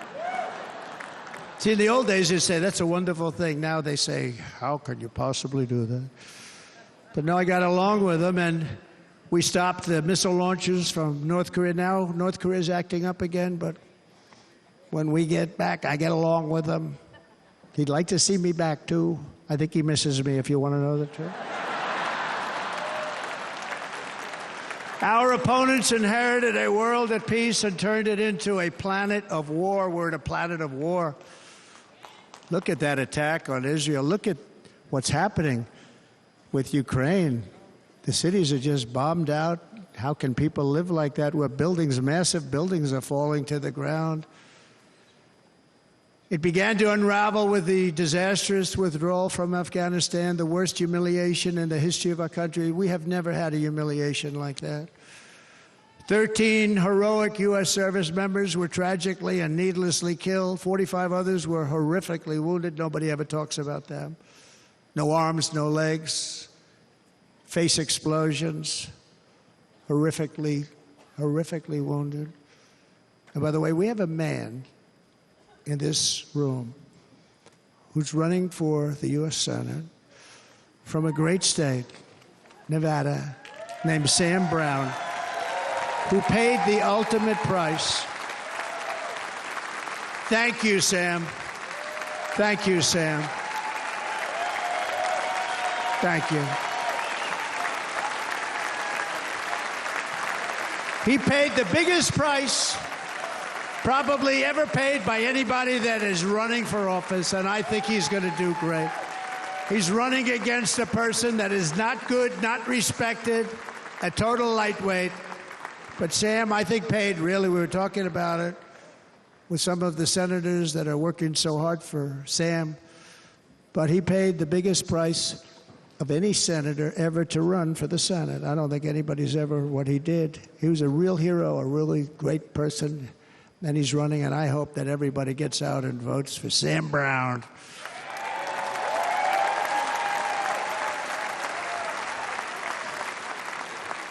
And we also left behind $85 billion worth of military equipment, along with many American citizens were left behind. Many, many American citizens. Emboldened by that disaster, Russia invaded Ukraine. They saw this group of people that were incompetent. We took the soldiers out first. No, we're going to take the soldiers out second. If they would have followed my plan, we had a great plan. But the plan only kicked in if they did everything perfectly, and they weren't doing things perfectly, so we said it doesn't kick in. 18 months in Afghanistan, we didn't have one, so they were killing them left and right, snipers. And I spoke to the head of the Taliban. You've heard this story. Abdul, still there, still the head of the Taliban. The press got on me, why would you speak to him? I said, because that's where the killing is. I don't have to speak to somebody that has nothing to do with it. And I told him, don't ever do that. Don't ever do that again. Don't ever do that again. You've got to stop. Because during the Obama administration, many great people and soldiers, but a lot of soldiers were being killed from long distance. I said, if you keep doing that, you're going to be hit harder than anybody's ever been hit by a country before.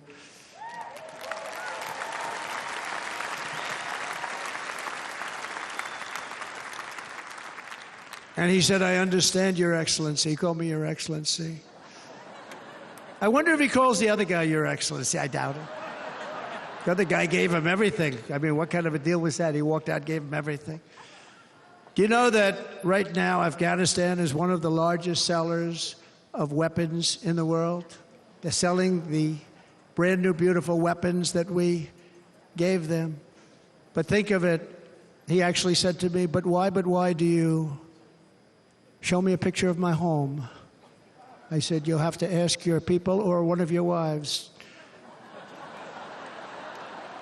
But he could figure it out. And for 18 months, we had not one attack on an American soldier by the Taliban. 18 months.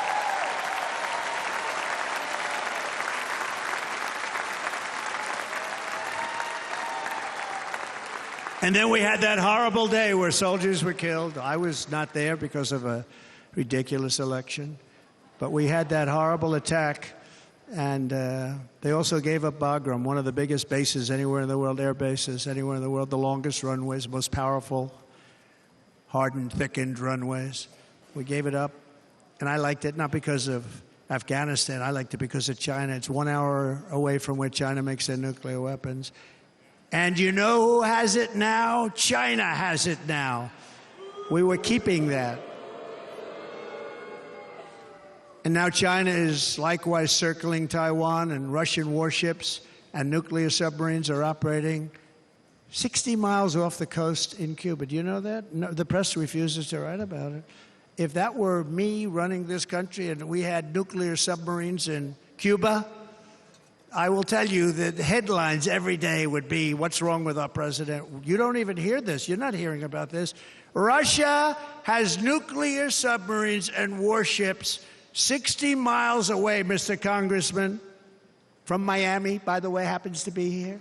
Correct? In Cuba. And that would not be stood for if it were somebody else. They don't want to mention it, but now maybe they will.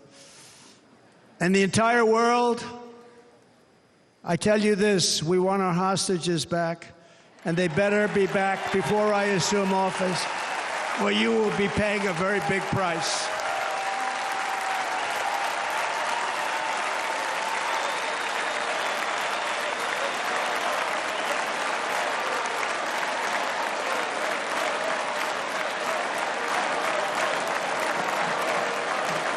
With our victory in November, the years of war, weakness, and chaos will be over. I don't have wars. I had no wars other than ISIS, which I defeated, but that was a war that was started. We had no wars. I could stop wars with a telephone call. I could stop wars with just a telephone call. If properly stated, it would never start. We will replenish our military and build an Iron Dome missile defense system to ensure that no enemy can strike our homeland. And this great Iron Dome will be built entirely in the USA. We're going to build it in the USA. And Wisconsin, just like I gave you that massive ship contract, and you're doing a very nice job, Governor, right? Thank you, Governor. And they're doing a great job. In fact, I had a little design change, and we gave them a tremendous for essentially what we used to call destroyers. These are now the most beautiful. They look like yachts. I said, we have to take the bow, and we have to make it a little nicer and a little point at the top instead of a flat nose. And the people at the shipyard said, this guy sort of knows what he's doing. We have the most beautiful ships, right, Governor? And everybody sitting over there. And it was a big contract that everybody wanted. I gave it to Wisconsin, but we're going to have a lot of that built right here in the state of Wisconsin and all other states. Israel has an Iron Dome. They have a missile defense system. 342 missiles were shot into Israel, and only one got through a little bit. It was badly wounded. It fell to the ground, but most of them are. And Ronald Reagan wanted this many years ago, but we really didn't have the technology many years ago. Remember, they called it Starship, spaceship, anything to mock him. But he was a very good president, very, very good. But now we have unbelievable technology. And why should other countries have this and we don't? No, we're going to build an Iron Dome over our country, and we're going to be sure that nothing can come and harm our people. And again, from an economic development standpoint, we're going to make it all right here. No more sending it out to other countries in order to help. It's America first. America first.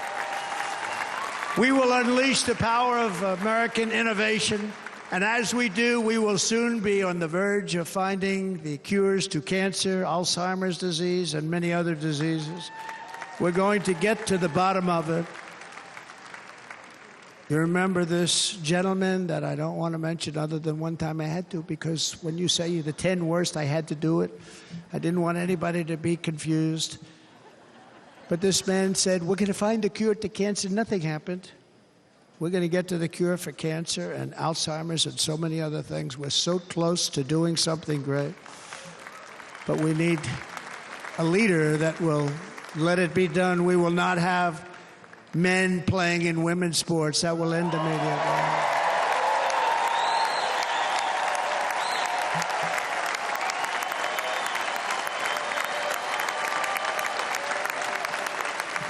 And we will restore and renovate our nation's once great cities, making them safe, clean, and beautiful again.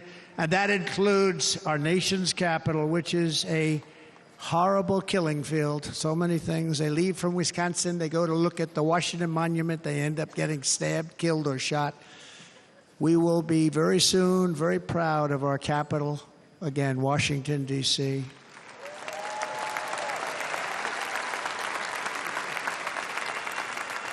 America is on the cusp of a new golden age, but we will have the courage to seize it. We're going to take it. We're going to make it a current. We're going to bring this into a golden age like never seen before. Remember this, China wants to do it. Japan wants to do it. All of these countries want to do it. We have to produce massive amounts of energy if we're going to produce the new.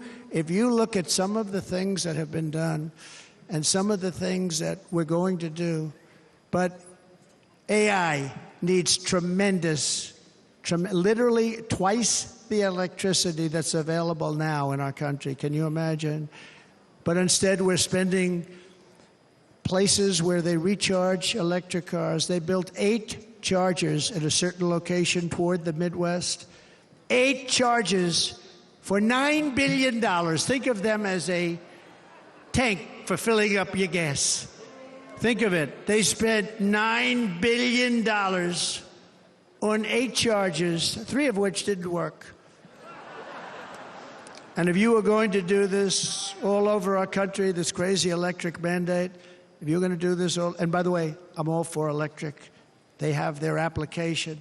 But if somebody wants to buy a gas-powered car, gasoline-powered car, or a hybrid, they're going to be able to do it. And we're going to make that change on day 1.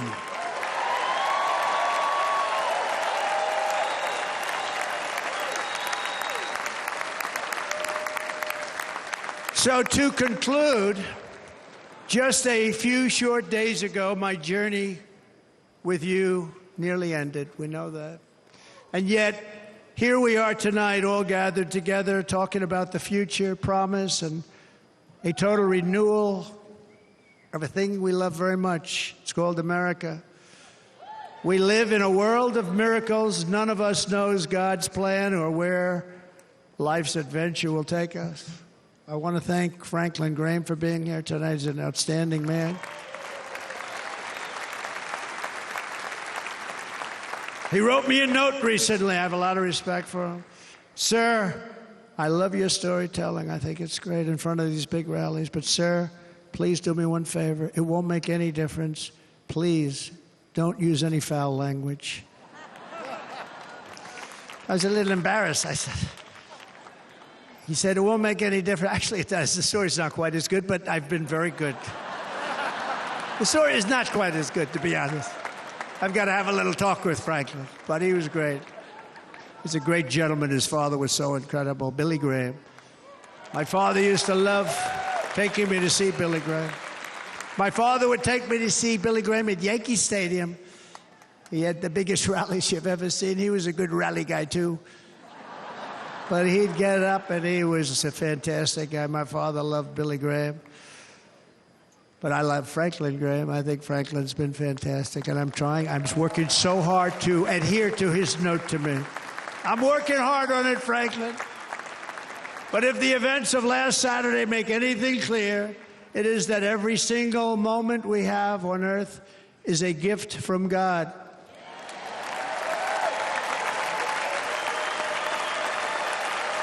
We have to make the most of every day for the people and for the country that we love. The attacker in Pennsylvania wanted to stop our movement, but the truth is the movement has never been about me. It has always been about you. It's your movement. It's the biggest movement in the history of our country by far. Can't be stopped. It can't be stopped. It has always been about the hardworking, patriotic citizens of America. For too long, our nation has settled for too little. We settled for too little. We've given everything to other nations, to other people. You've been told to lower your expectations and to accept less for your families. I am here tonight with the opposite message. Your expectations are not big enough. They're not big enough. It is time to start expecting and demanding the best leadership in the world, leadership that is bold, dynamic, relentless, and fearless. We can do that. We are Americans. Ambition is our heritage. Greatness is our birthright. But as long as our energies are spent fighting each other, our destiny will remain out of reach, and that's not acceptable. We must instead take that energy and use it to realize our country's true potential and write our own thrilling chapter of the American story. We can do it together. We will unite. We are going to come together, and success will bring us together.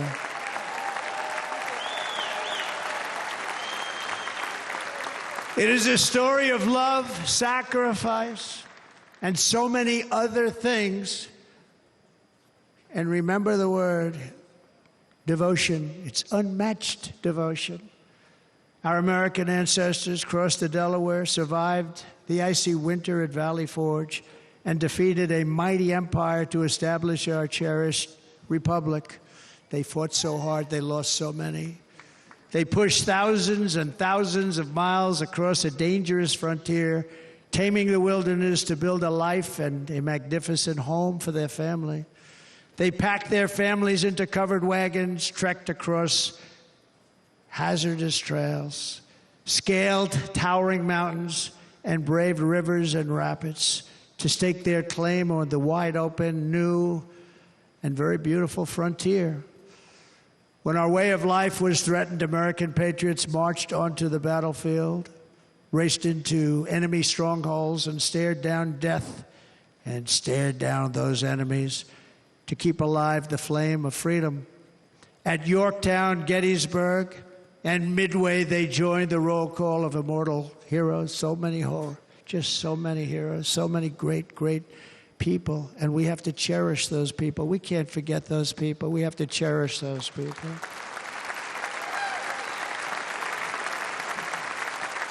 And building monuments to those great people is a good thing, not a bad thing. They saved our country. No challenge was too much. No hardship was too great.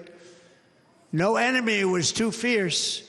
Together, these patriots soldiered on and endured, and they prevailed because they had faith in each other, faith in their country, and above all, they had faith in their God.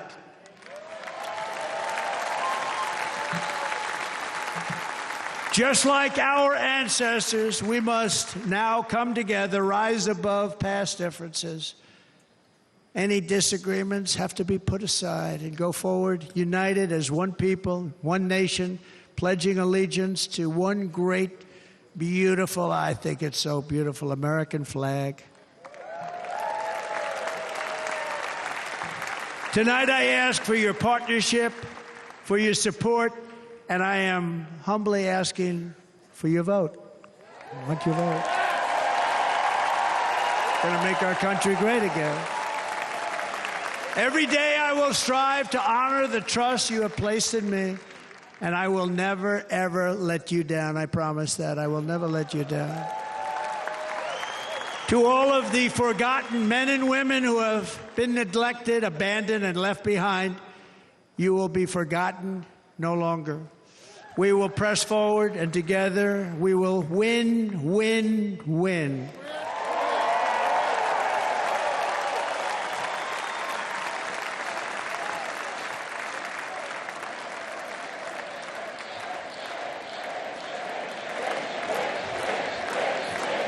Win, win, win, win, win, win. Nothing will sway us. Nothing will slow us, and no one will ever stop us. No matter what dangers come our way, no matter what obstacles lie in our path, we will keep striving toward our shared and glorious destiny, and we will not fail. We will not fail. Together, we will save this country.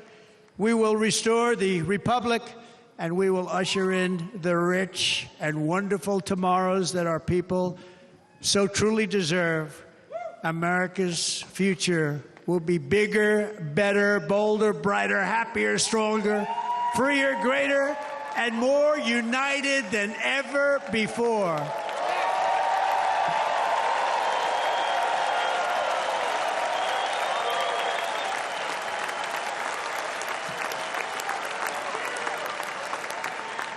And quite simply put, we will very quickly make America great again. Thank you very much. Thank you very much. Wisconsin, God bless you. God bless you, Wisconsin, and God bless the United States of America, our great country. Thank you very much, everybody. Thank you.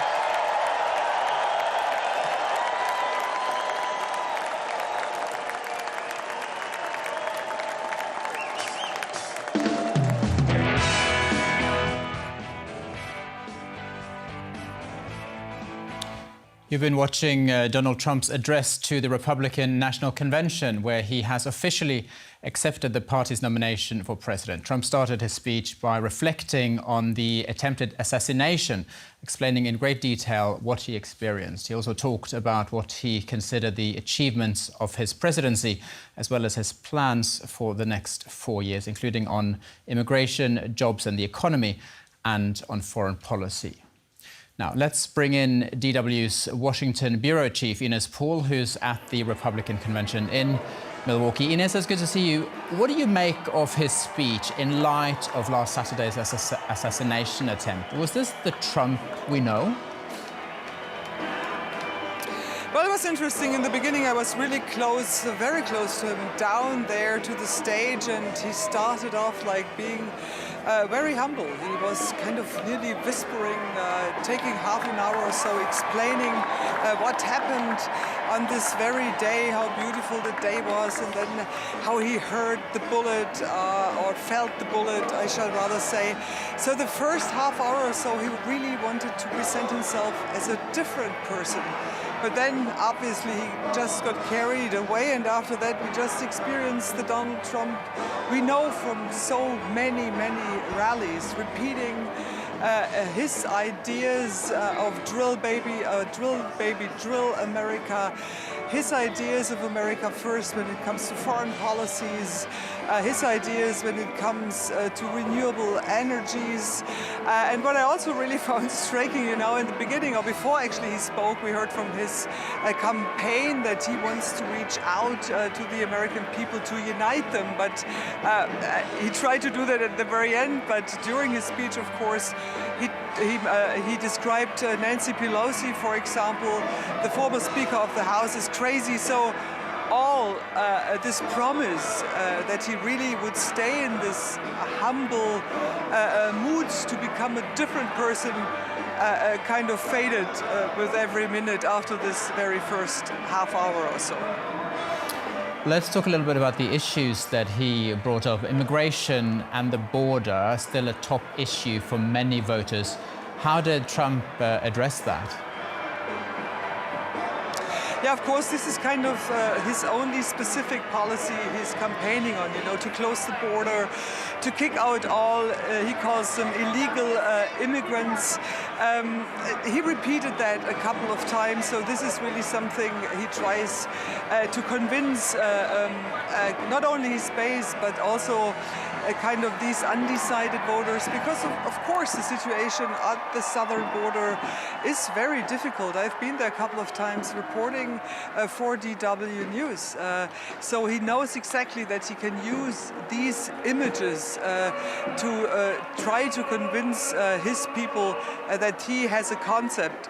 Does he have a concept with building a wall is, of course, or stands, of course, on a different page. But yes, this was one of his main topics he was talking about. What I found outstanding, and this is somewhat new, that he says he wants to build an iron dome over the whole United States. I mean, I think it can't get much more isolationist. He says, you know, we won't help other countries anymore to protect themselves. We will use all our money to protect ourselves because we have a lot of black gold, he said, referring, of course, to oil. And then he talked about that with him in the White House, the United States would be able to find a cure for cancer for